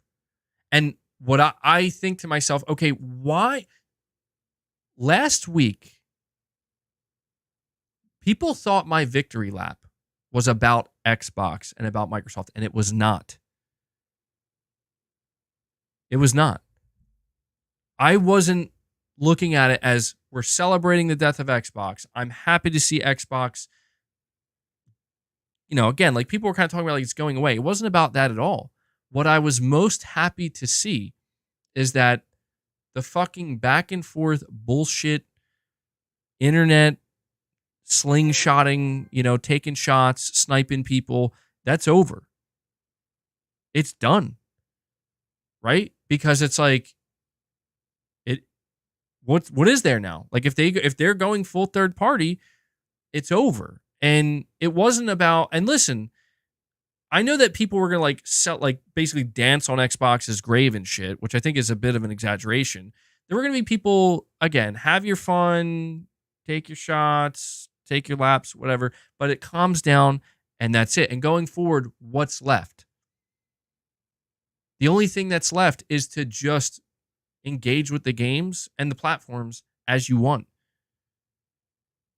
And I maybe the only thing at that point that's left is to talk about a fear of lack of competition. But I just need it to be understood that, like,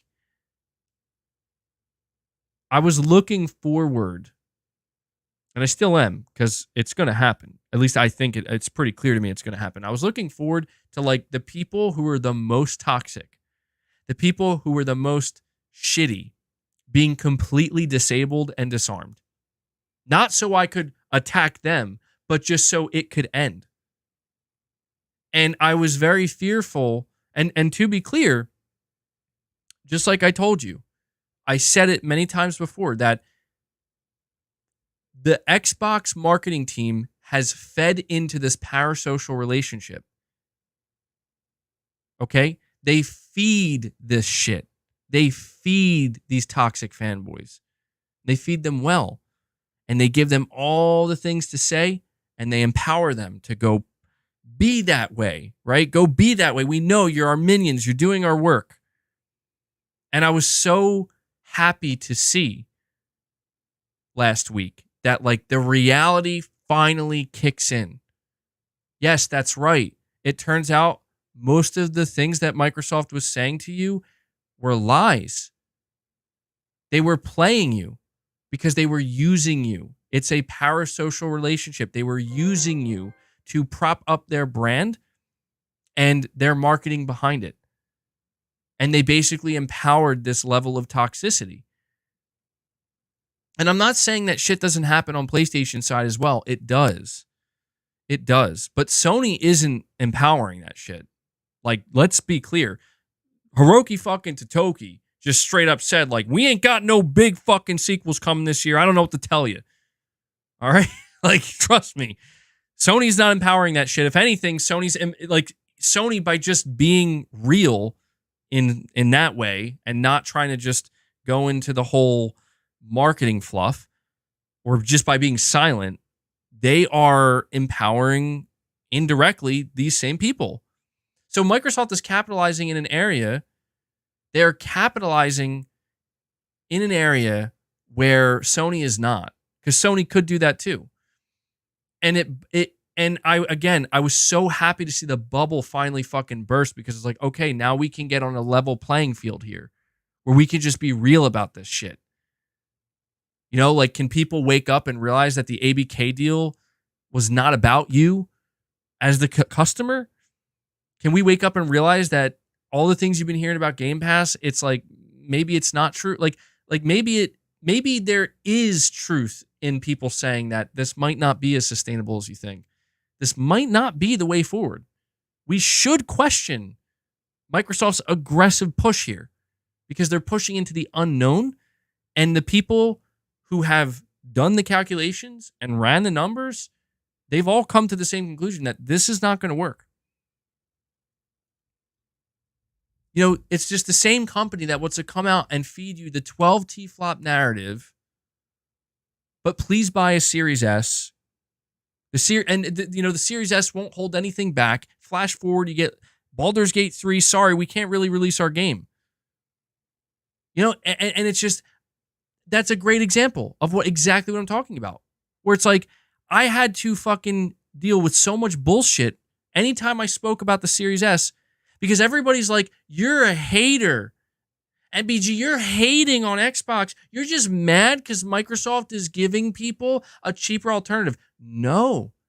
I've said over and over again that I'm pretty concerned this could hold back certain games. This could hold back the generation and its potential. And we've seen even developers had to deal with this bullshit. It wasn't about hating on it. It was about calling out a potential real fucking problem. And guess what? I had to deal, and so did the developers, with all this fucking toxic bullshit from this from a portion of this fan base. And we were fucking right. We were fucking right. And they were wrong. And it turns out, yeah, the Series S did eventually become a thorn in the side of developers, and still is. And you know what Microsoft had to do? They had to come out and be like, okay, we'll make an exception when we have to. That's the shit I'm talking about, man. And that's why I care so much, because I don't care about what Xbox is doing. I care about who the fuck they're empowering out here. They talk so much about, we're empowering creators. We're empowering the fucking gamers. No, you're not. You're fucking feeding your toxic fan base. The toxic fanboys in your fan base. You're giving them constant ammunition because you know Sony isn't doing that shit. Sony's not fighting back against that. And it was just so amazing to see, like, so many people last week woke up. Like, I saw the comment from Jez Corden on Twitter where he quote tweeted himself, and he said, like, sometime last week that he thinks people are going to feel a little bit silly of their reactions. And he quote tweeted himself and he said, yup. And it's like, yeah, because that's how you guys, like, that's how, not Jez Corden, I'm not calling him out specifically. I'm just saying what he's saying, that, yeah, many people in that space, guess what? You should feel that way all the fucking time because that's how you're behaving all the fucking time. So I understand I'm just feeding into this vicious cycle by even acknowledging it, but it is truly frustrating. I mean, like, next level frustrating that I just wanted to see Microsoft come out and just fucking do not give us the PR bullshit. Give us the fucking facts and give it to us straight. Because if you do that, you are disabling and disarming the toxic fucks. And I get it. Maybe you are enabling, to a small extent, the toxic fucks on the other side. But that's a very small price to pay because that storm calms down very quickly. And when that storm calms down, everybody kind of comes together and says, okay. And you know what? What the fuck is this comment from Phil Spencer? Why is Phil Spencer out here getting aggressive over the fact that Helldivers 2 didn't launch on Xbox? You know? This is and why do you think Phil's doing that? Because he wants the fucking fan base to replicate that. That's what pisses me off. Hey, yeah, Sony, what the fuck is wrong with you? Why the fuck isn't Helldivers on Xbox? Like, are you kidding me? That's the narrative that we're now going to start pushing. He's absolutely trying to push that narrative now. Because don't people realize that I said it so long ago, and it's totally worth bringing up here. I said Microsoft is not trying to play the same game as Sony and Nintendo because they fucking lost. Okay, they lost that game. And in fact, they're not even trying to change the rules of the game anymore. In fact, what Microsoft and Phil Spencer are trying to do is make a whole new game themselves and then force Sony and Nintendo to eventually play by their rules. Their game, their rules. That's exact. What do you think this comment from Phil is insinuating? That's exactly what it's insinuating. Hey, we're changing things out here. We're giving some of our games. Now, why don't you? Why don't you, Sony? You know why? Because Sony wasn't the one who made a $68 billion acquisition. Because Sony wasn't the one who said, you know what? We couldn't fucking sell consoles. We're fucked. Let's make Game Pass. And now Game Pass isn't even doing good enough. That wasn't Sony. That was you, Microsoft. So when Phil wants to ask that question, why isn't Helldivers 2? And he tries to twist it. Who does that benefit? It doesn't fucking matter who it benefits, Phil. Okay? Like the people who are buying PS5s, the people who are playing on PC, they're not fucking worried about Xbox players. That's your fucking job, not ours, not Sony's. Sony's worried about their players. And what Sony said is, here's Helldivers 2 for you guys. It's fucking bullshit. Like, this is why you want to see why I get so mad? This is why. Because what Phil just said is going to be fucking weaponized beyond belief. And he knows it. He fucking knows it.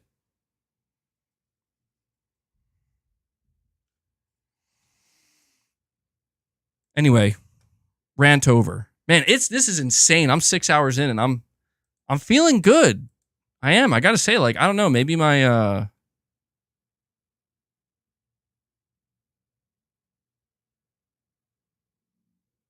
my fucking my streaming endurance is increasing. Saying chill, bro. Well, yeah, I mean, I guess. I don't mean to get, I know I get fucking I know I get like ranty. But it's so infuriating, dude. Like, I just fucking wish somebody at Sony would clap back at Phil to shut him the fuck up. Okay, so, all right, maybe not Shuhei Yoshida. Shuhei Yoshida's too nice. Herman, instead of fucking playing nice with Phil, right? After your showcase that his entire toxic fan base is fucking shitting on. By the way, Got to give a shout out to BBDW. I'm sorry, man. I'm so heated in my rant.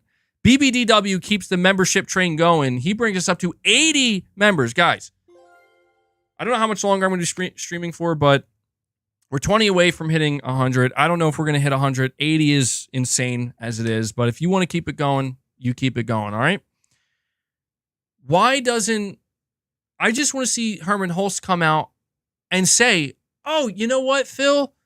Yeah, you're right. We didn't put Helldivers 2 on Xbox, but you didn't put you didn't put Halo Infinite, and you didn't announce it. You're not putting Halo Infinite on PlayStation. Now, obviously, Sony will not do that because then Sony puts themselves in a terrible position where it's like, turns out Phil was planning on putting Halo Infinite on PlayStation this entire time. So once he announces it, he can then turn to Herman and say, hey, Herman, we did it. Now time to bring Helldivers. See, this is what I'm saying, man. It's changing the game, changing the rules.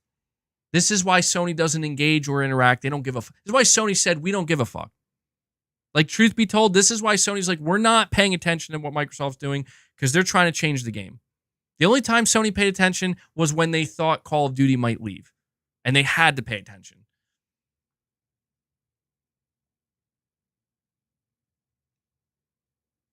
We need to bring an end. You know what, Sony, fuck it. I'm just at a point. Sony, go third party. Do it. Just do it. Just, you know, if that's what it takes to end this shit, then Sony, just go third party. Tell me you'll always make a console, and we can just move on with our lives. There we go. And that's my conclusion for today, guys. I'll catch you in the next stream.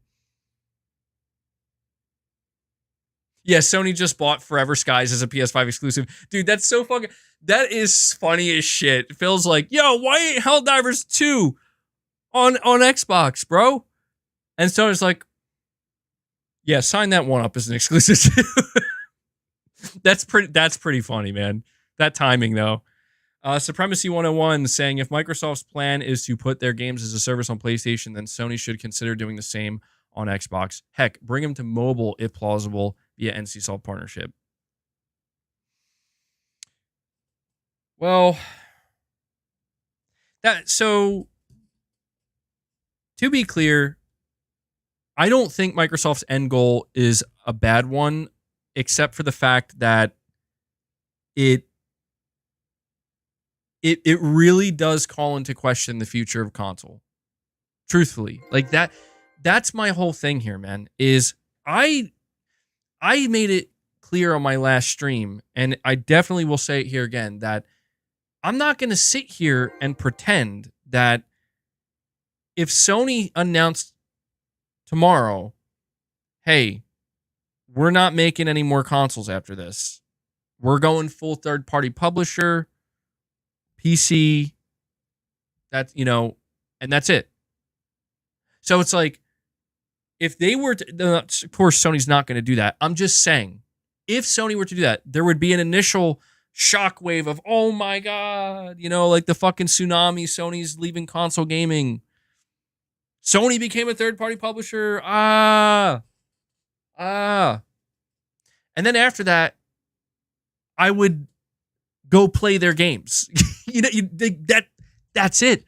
That's the whole thing. Is it's just, I can't lie to myself or to anybody and make it seem like if that is the distant future where you're going to play Ghost of Tsushima 5 on your PC or your fucking little stick or whatever, you're going to stream that shit. Who knows? Who knows by that? I mean, Ghost of Tsushima 5, Jesus, that's, who knows how far in the future that is. I'm not going to sit here and say, well, if I can't play it on console, I don't want to touch it. I'm good. No, I'm going to want to play. I'm going to say, oh, yeah, this isn't how I thought I'd be playing it. This isn't how I wanted to play it, but I want to play that shit. Because at the end of the day, putting the business of it aside, putting the hardware aside, putting it all, it is the games, dude. And I can't get away from that. I can have all my opinions here now in the moment and all my thoughts because I know what I know about what is now. I don't know what is tomorrow or 10 years from now. But I do know one thing for certain, and this will never change, is that the reason why I'm here for PlayStation, it is because of the games that they make. But I cannot ignore the fact that the reason why I ended up discovering their games is because of their console that they made the games for. And so there is this inherent love of the console where it's like, I'll be honest with you, man. If we were to reverse the roles and Sony did what Microsoft did today, I would genuinely be very nervous about, holy shit, what is happening to the PlayStation console? Because it's great that Sony could tell me, just like Microsoft told their fan base, we still have a next gen console we're making. And that's yes, okay, and it's going to be powerful, sweet. But I would be saying, like, you guys can't even sell 30 million. You guys can't even sell like 28 million of your current gen console.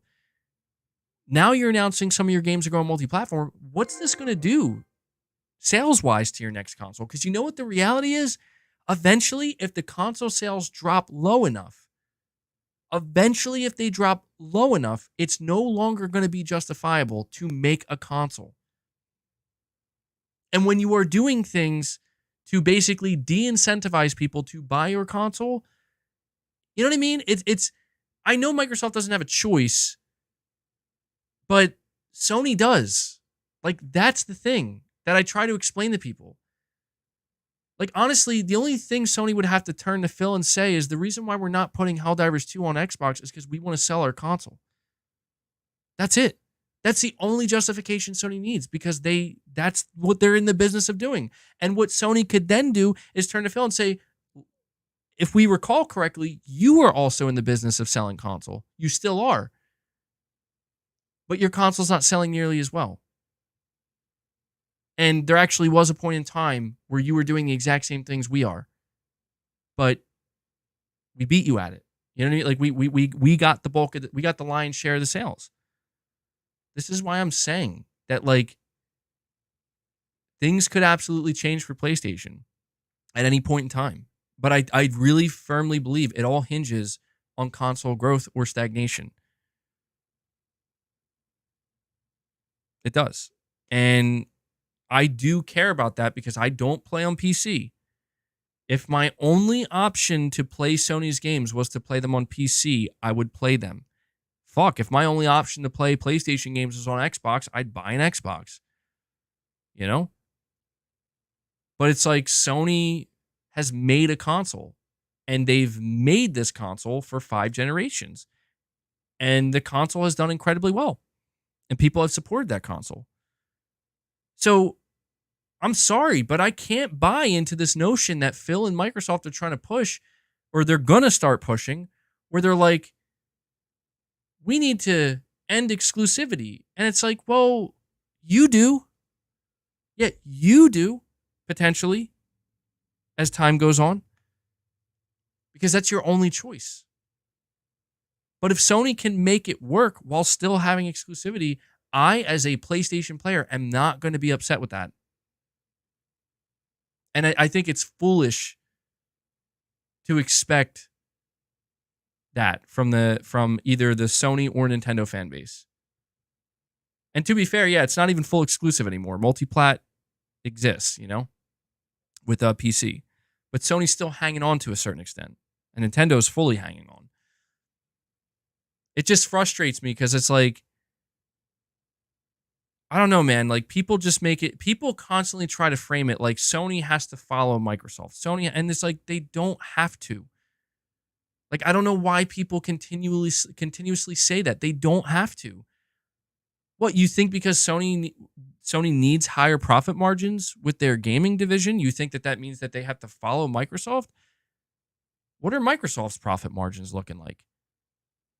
What's their total revenue looking like? What's their net revenue look like? You know what I mean? It's like, I'll tell you this.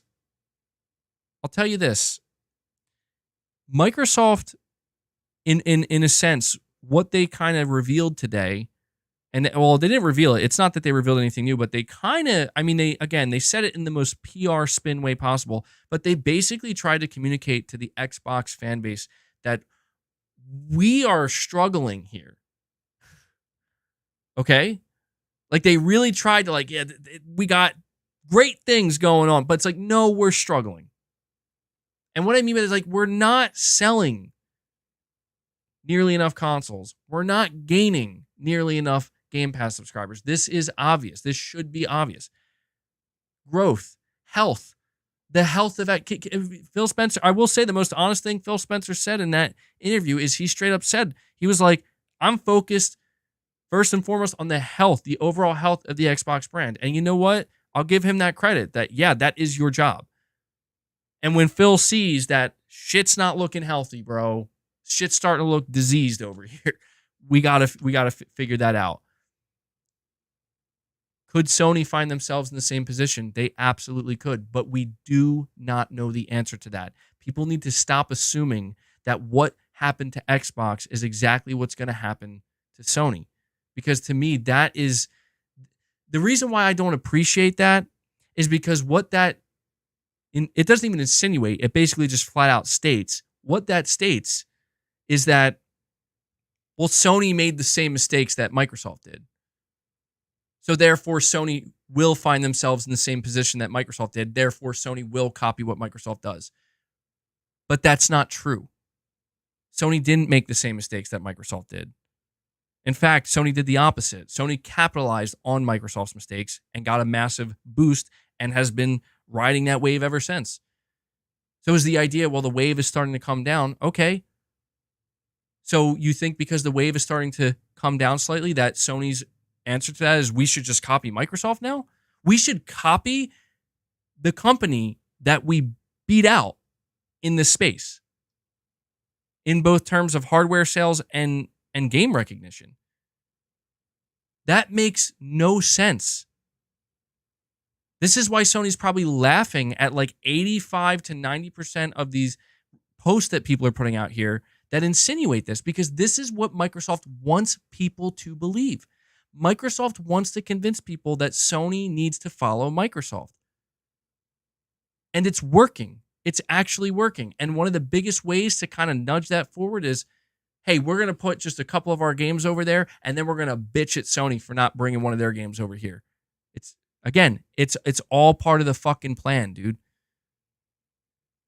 And we'll see what Sony does. We'll see, because you know what? Sony could fold, man.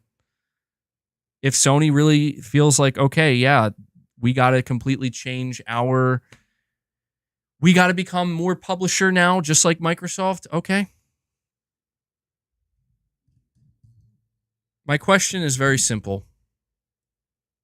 This is my only question, because I'm going on 6.5 hours, and if I keep going, I'm gonna wear myself out to the point where I'm not even gonna be able to stream on Sunday.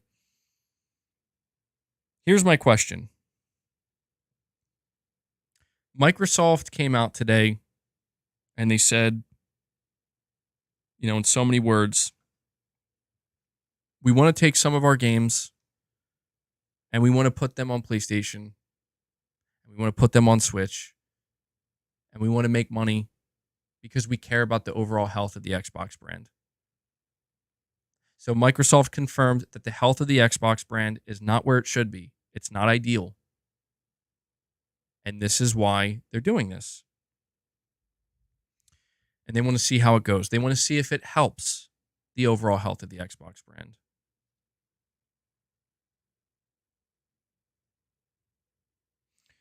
I guess my question at this point is simply, why would Microsoft be willing to do this? Right? Why would they be willing to do this and talk about the health of the Xbox brand publicly? See, this is where I feel like the PR doesn't exist. Why would they be willing to ask, or sorry, not ask, but tell their fans this is what we're doing? And it's because we care about the health of the Xbox brand. Why do people think they are leading anything?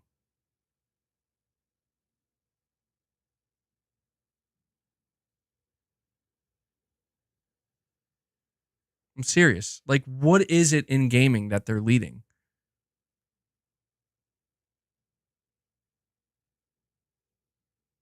You see, another thing that's total bullshit about Microsoft that they're not talking about is that Sony could never buy Activision Blizzard, nor could Nintendo. So with that in mind, who the hell is Phil Spencer and the Microsoft team to kind of call out this Helldivers 2 situation and be like,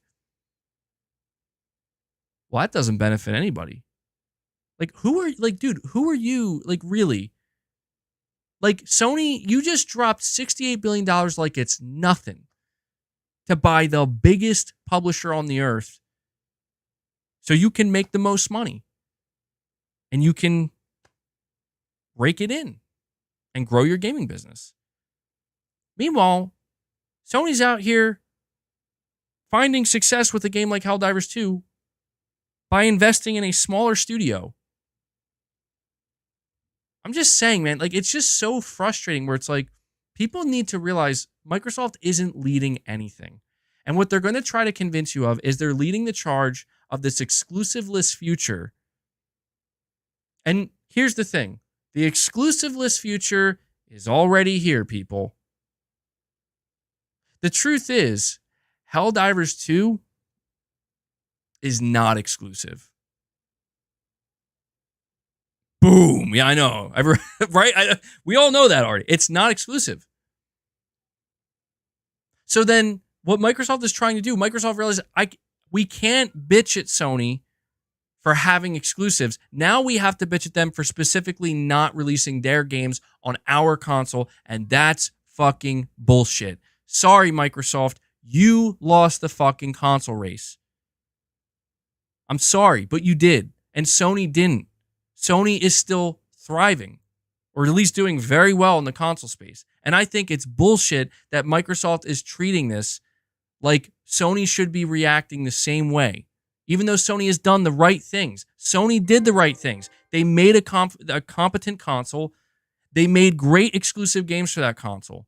They sold people that console on the promise you'll get these great games.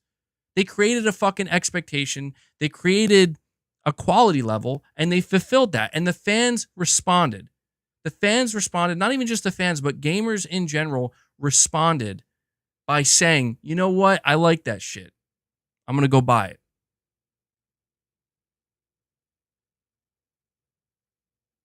This is what pisses me off. So for some reason, Sony has to be labeled like the fucking villain of this made-up fucking plot because they won't bring Helldivers to Xbox? Get the fuck out of here with that shit, dude. And you know what? If Sony does go in that direction, then so be it. But I'm just, let Sony be the one to announce it and say, you know what? We want to bring Helldivers to Xbox. Not because Phil Spencer's bitching about it, but because that's what we want to do.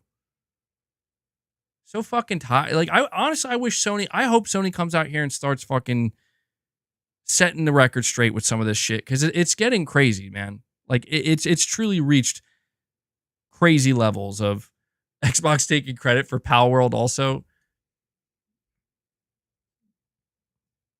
That's insane, dude. Microsoft is nothing has changed with Microsoft. Why is it an issue for me? It's an issue for me because, dude, Microsoft, again, they sit here and they have the audacity to talk about the health of the fucking industry. And it's like, what have you done for this industry? What have you done?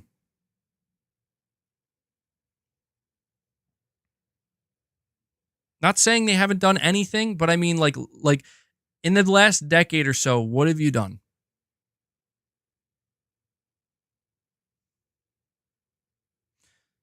All right, I'm sorry, I kept you guys hanging with these last couple super chats. We have Supremacy 101 saying Sony should bring Helldivers 2 to all platforms. Cash. Now I just think they shouldn't. I would have said before, yeah, but now that Phil's bitching about it, no. Don't let Phil have it.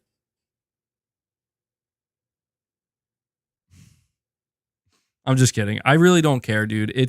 That's disingenuous of me to say. I do care. I guess I'm just saying, like, I wouldn't be surprised if Sony reads a comment like that from Phil and gets pissed off. And like, 'cause think about it, like, because they're not, dude. Sony's not stupid. At least, their marketing and PR team, like, they know, they're watching very closely right now everything that's going on. They're not stupid. Like, they know, like, you know what? Fuck that. Like, we're just gonna stay on our course. We're gonna keep the course. We're gonna focus on our console and for now PC.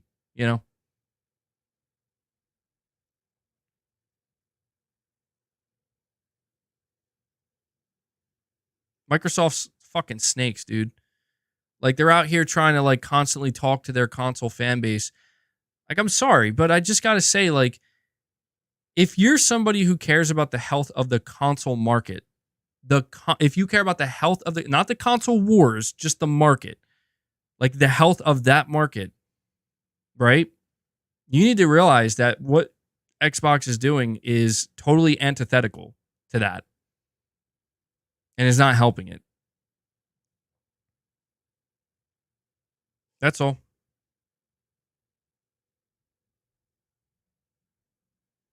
I know. You're saying it's business, man. Xbox and Microsoft are doing what's necessary. I know. I guess a part of me just gets frustrated because it's like, I wish they weren't so fucking good at constantly, dude. Microsoft, they're so good at pulling the wool over people's eyes, dude. It's crazy. Like, I've never seen anything like it. It's actually fascinating. It's just as fascinating as it is frustrating. Where it's like, dude, they are pulling the fucking wool over people's eyes. Where it's like, they're too good at it. They're too good at making people just be like, oh, this is okay. This is okay. Microsoft is fine. Like, okay. All right, we got King Sam saying Xbox Game Studios could turn to Phil and say, why can't our games also go to other platforms? Why just these games? We want more people playing our game. And the reports claim that that's exactly what they're doing. And don't get me wrong, I'm sure Arrowhead would love to be on every platform with Helldivers 2. I'm sure of that.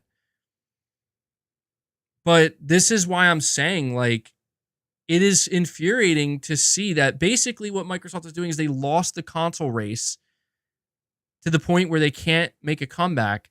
And their whole idea is let's just convince people that like the console can just be some kind of fucking third seat, back seat thing that if you want it, it's there. But they're not even doing that. They're still they just straight up told their console fan base, we're bringing 4 of our games to the PS5 and Switch. By the way, we got a next-gen console, and it's going to be a technological leap. And it's like, what the fuck? Like that's crazy to me. We're going to see, man. Look, at the very least, Nintendo ain't doing shit. We know that. No matter what Sony does, we can at least look at Nintendo. Nintendo is going to be that stubborn son of a bitch that's just sitting there and being like, yeah, no. We're making consoles. You buy our console. You get our games by buying our console. And you buy our games. And I'm just curious, everybody's pushing so much, making it seem like Sony has to do this and has to do that. It's like, how come nobody's saying Nintendo has to? That's a serious question. I mean, I guess Nintendo's games sales are higher than Sony's, so maybe there's that. I guess maybe their profit, their profit margins as well. I bet you, I mean, I don't follow Nintendo's financials, but I wouldn't be surprised if Nintendo's profit margins are well above Sony's because Nintendo isn't making like, and this is not a shot at Nintendo's games. It's just true. Like they're not making, I don't think Nintendo's making $300 million games, right? Like, am I wrong on that? And so maybe Sony just might have to take a step back and relax a little bit and be like, all right, Sony, like here's a question I have. How much was Helldivers 2 to develop? Don't get me wrong, it's got AAA, but I don't think Helldivers 2 is like a $200 million game, right? Nintendo immunity totem activated. Nintendo, see kids, I fucking told you this would happen. Yeah, Nintendo's just sitting back like, the fuck is going on over there?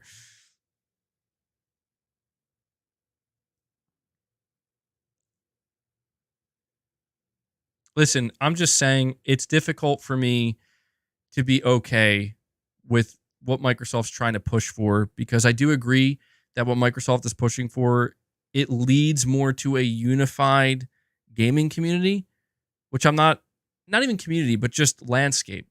Like, we could all hold hands and we can all play each other's games and it's all great.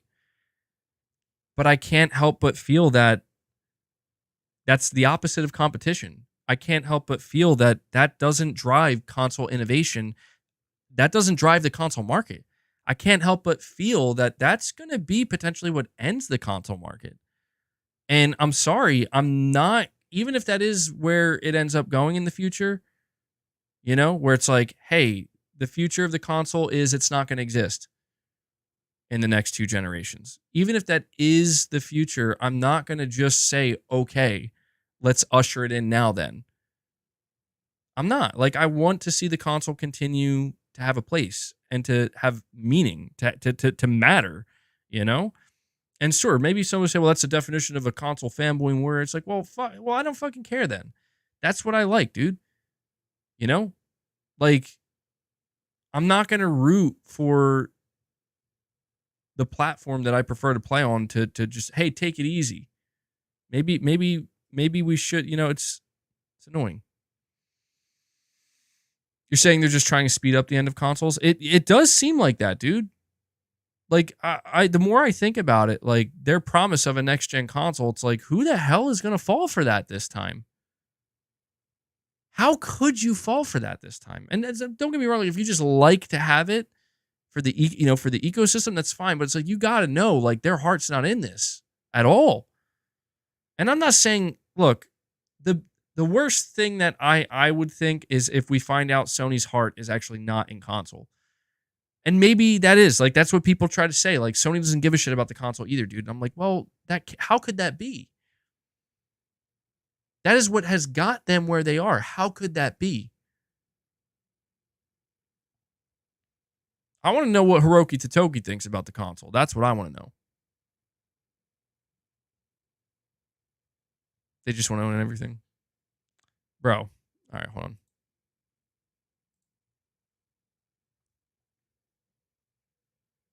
All right. We got the Batosai saying Phil is the most toxic individual in gaming. He starts all the drama and breaks all the promises. Then he bashes Sony for its success. Scumbag. I mean, I know it sounds like maybe a bit dramatic, and I guess it is, but it's like, you're not totally wrong, dude.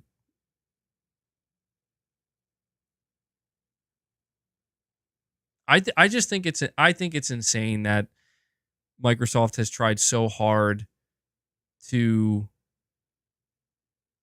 try to instill this mantra or this kind of notion into the Xbox fan base that, like, it's about the console. We care about the console, but then just doing everything that goes totally against the console.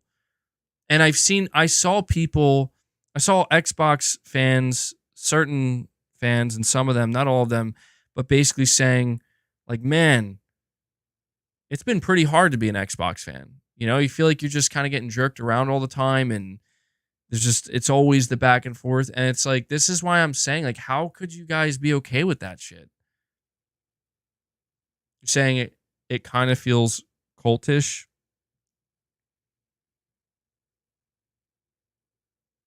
I mean, my whole thing is, like, it doesn't have to be cultish. It just has to make sense.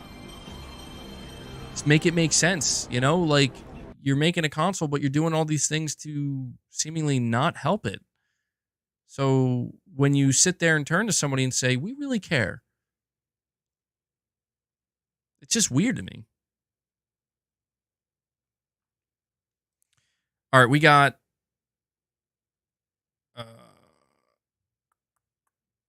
Mark Tech saying Phil's comments is exactly why I wanted Xbox to exit the console space. They do not compete. They buy shit and they whine why nobody plays nice with them. Yeah, it's just ridiculous at this point, man. Where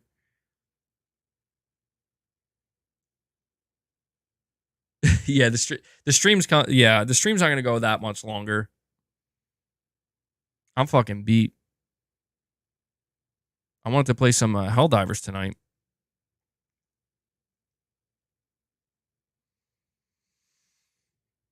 Supremacy 101 says, who is benefiting? Clearly the ones enjoying it.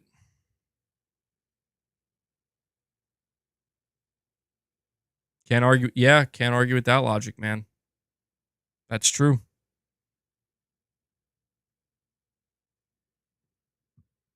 You're saying, why can't it be both about the console and the platform as a whole, be it on PC or mobile or handheld? Rumored it's beyond console alone at this point, but still includes it. I mean, I get that, and I'm not against that. I guess it's just, I just smashed my elbow. It fucking hurt. I hit my funny bone. God damn it. I guess it just kind of comes down to, oh God, that's such an awkward feeling, bro. I just hit my funny bone. Oh, I fucking hate that feeling.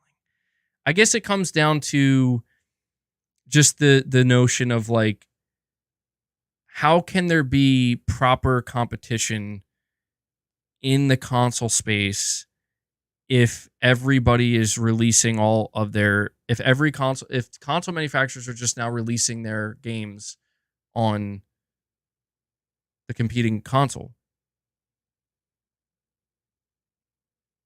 I mean, everybody's saying, or at least so many people were saying, like, yo, if Xbox does eventually go third party, there's going to be no reason to buy an Xbox. And I agree with that. I say that as somebody who likes console gaming. Like, there's no reason, dude. Like, there is another console that gets all the games, not just some of the games. You know? And it's just like, I'm not saying Microsoft is there yet,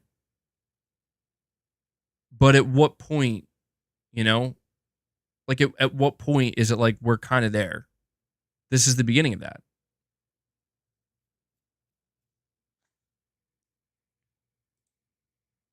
All right, let me see. All right. Kirby Shaw, you're saying, I bet companies like Disney have a hand in this. Disney doesn't have to worry much about Sony Marvel exclusives because they know money will come. Xbox's Blade, though, bet that won't be an Xbox exclusive. Yeah, I doubt Blade will be an exclusive because you're not wrong. That's the thing about having a big console install base, it's all about the install base, you know? Even when you look at something like Game Pass was supposed to replace the console install base, where it's like, okay, if we can only hit 30 or 40 million consoles sold, that install base isn't really big enough. Maybe we can grow this thing called Game Pass and we can get that to like 50 or 60 or 70 and really see some substantial growth there. And then that starts to stagnate. Yeah, I mean, it's why I'm trying to say, like, it's all about the install base, and Sony's doing a pretty good job with their install base so far. Dark Horse, you're saying, I would like to point out that the games that were chosen to go more than likely are games that drive via from the player base, meaning live service games. Well, you're you're half right, you know? Sea of Thieves is live service and Grounded is live service. And they've been out for a little while now, so they probably do need a boost. But again, Hi-Fi Rush and Pentiment are not. So it's, you know, this angle of just live service, it doesn't add up or make sense in the case of the games that Microsoft is bringing over. Supremacy 101, you're saying it's not about the box or doing what Microsoft is doing. Really is, you can't view Helldivers like an Uncharted to PlayStation. Two different games. You just can't cage it. Games as a service need a bigger audience. Fortnite. You're saying Fortnite. I'll say money. Yeah. I'm in agreement with that mostly. Again, it's the fact that if Sony does this, right, like, you know, you're going to have Microsoft being like, oh, see, they're doing it too. And it's like, but it is kind of different. It's somewhat the same, but still different. And we'll see, man. We'll see. Look, my gut tells me Helldivers 2 is not making its way to Xbox. My gut tells me that Sony and Arrowhead are perfectly happy knowing that Helldivers 2 is doing way better than they thought it would. My gut tells me that right now Sony is eyeing PC with money symbols in their eyes for their live service games. They're not. I don't think Sony's looking at Xbox. I mean, we are at a point now where like Microsoft is even trying to appeal to Sony themselves to get Sony to put some of their games on there. I just don't think it's going to happen. If it did, hey man, you know, that at that point, yeah, if Sony did that, the conversation then immediately shifts to, oh shit, now Sony and Microsoft are doing the same thing. And then we have to take it from there. So, all right, let me go check the poll. 4,060 votes on this poll. Do you think Sony will release all of their games day and date on PC in the near future? 52% said yes, I think they will. 47% said no, I don't think they will. So it's 50-50. Well, I mean, slightly more people believe they will, but it's basically 50-50. So I guess we'll have to wait to see what Sony does next in the PC space. All right, come on, boss. I got to end my stream now. All right, guys. Hell of a stream. Nearly 7 hours. This is where I am going to bring it to an end. I'm very hungry. I'm tired. And I want to go play some Helldivers 2 at some point, hopefully. Hopefully. So, before I head out, though, I do just have to give a massive, massive shout out to my viewers, to my community. We are sitting at 80 members. I know boss is in my way. We are sitting at 80 members on the day, which is huge. That's basically 3 different goals that we blasted through, and a lot of you guys helped contribute to those 80 members. So big shout out and thank you to everybody who supported the channel today in that way. And I also have to make sure I give a massive shout out to all of you guys super chatting. Massive amount of super chats today. Couldn't even really keep up with all of them.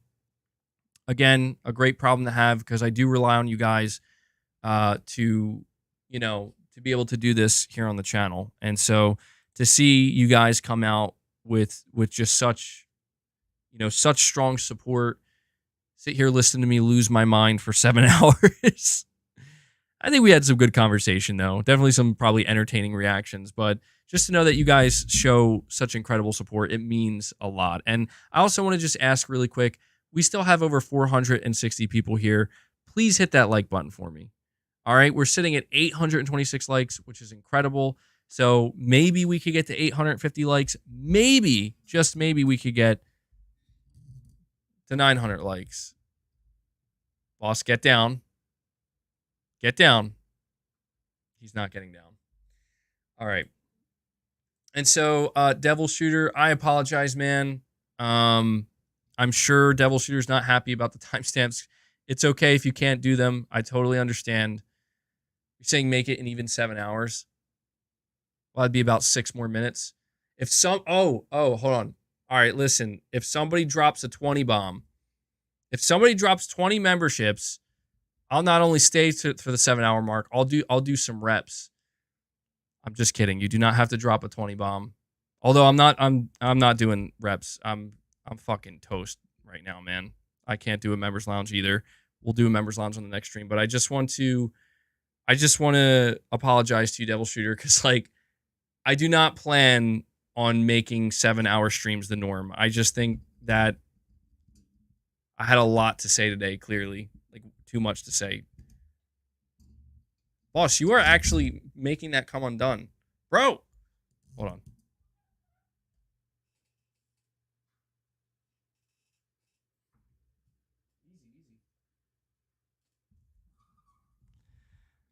All right. Boss is I'm trying to calm him down. I'm just going to do what Devil Shooter said and just go to the even 7. So here's what I can do. I'm going to go to Twitter, see what's going on. Gee, I wonder what I've missed on Twitter.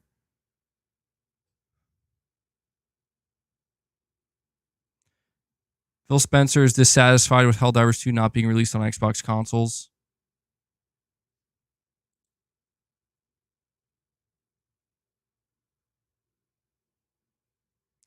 Somebody says the one making Hellblade 2 exclusive when the original was multi-platform. See, this is where I'm saying, like, yeah, Phil, why is Hellblade 2 exclusive and that game originally came out on PlayStation? I'm pretty sure like Phil's gonna like come out and be like, yeah, Hellblade's coming to PlayStation. So can't really use that against us.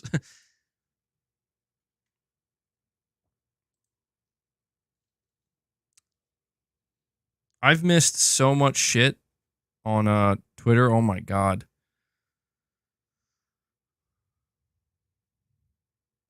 You're saying this one backfired on him so far? It has to, because it's like, dude, you can't, like, to be honest, putting my own personal feelings aside, you can't come out and call out a console and platform holder for not really, for making a game exclusive or keeping it off your platform while you're still doing the same thing. It's almost like when Phil did that interview, he did it under the assumption that Microsoft did announce they went full third party. You know what I mean?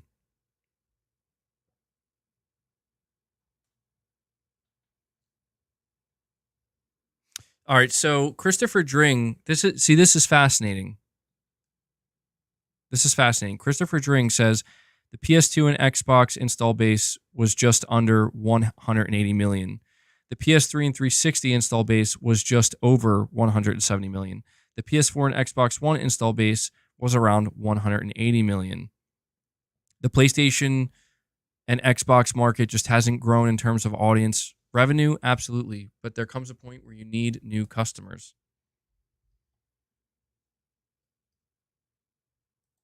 I hate that mentality, though.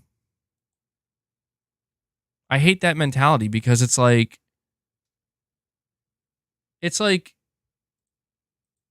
why? Why is it just never enough, man? Why is it never enough?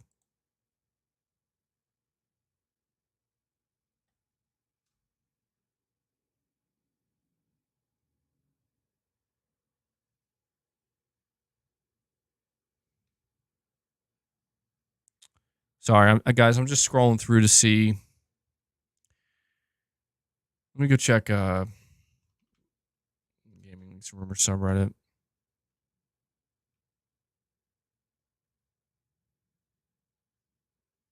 Oh, holy shit. That's huge. Bandai Namco is no longer the IP holder of Elden Ring. What?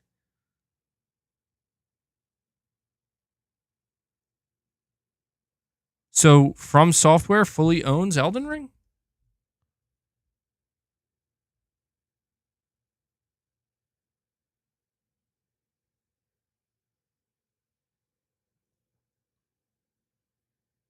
Wow, okay. That I didn't see that one coming, dude. Interesting. How does that happen? How does Bandai Namco let that go? Something must have happened. Sony's invested in From Software, bro. Yo, Phil's getting upset about Elden Ring. Phil's going to get upset about Elden Ring 2 not coming to Xbox.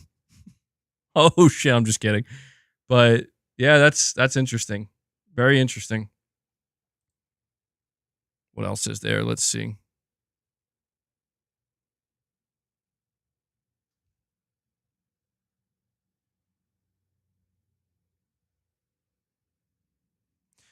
Tom Henderson is reporting that Respawn is working on a Star Wars single-player game that many people have been waiting for a long time. Okay.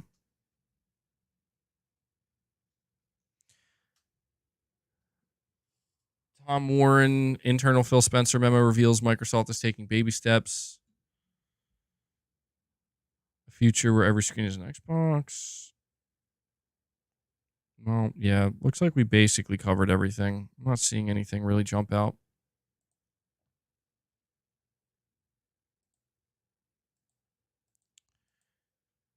All right. Well, I think that does it. Let me see, where am I at? I'm at the 7-minute. Yeah, 7-minute stream. All right, so I'm about to hit the 7-hour mark, guys. We did it. I wanted to get it right at 7 hours. So with that being said, I'm going to end the stream. Thank you guys so much for all the love you've shown, for all the support. Boss is in my way.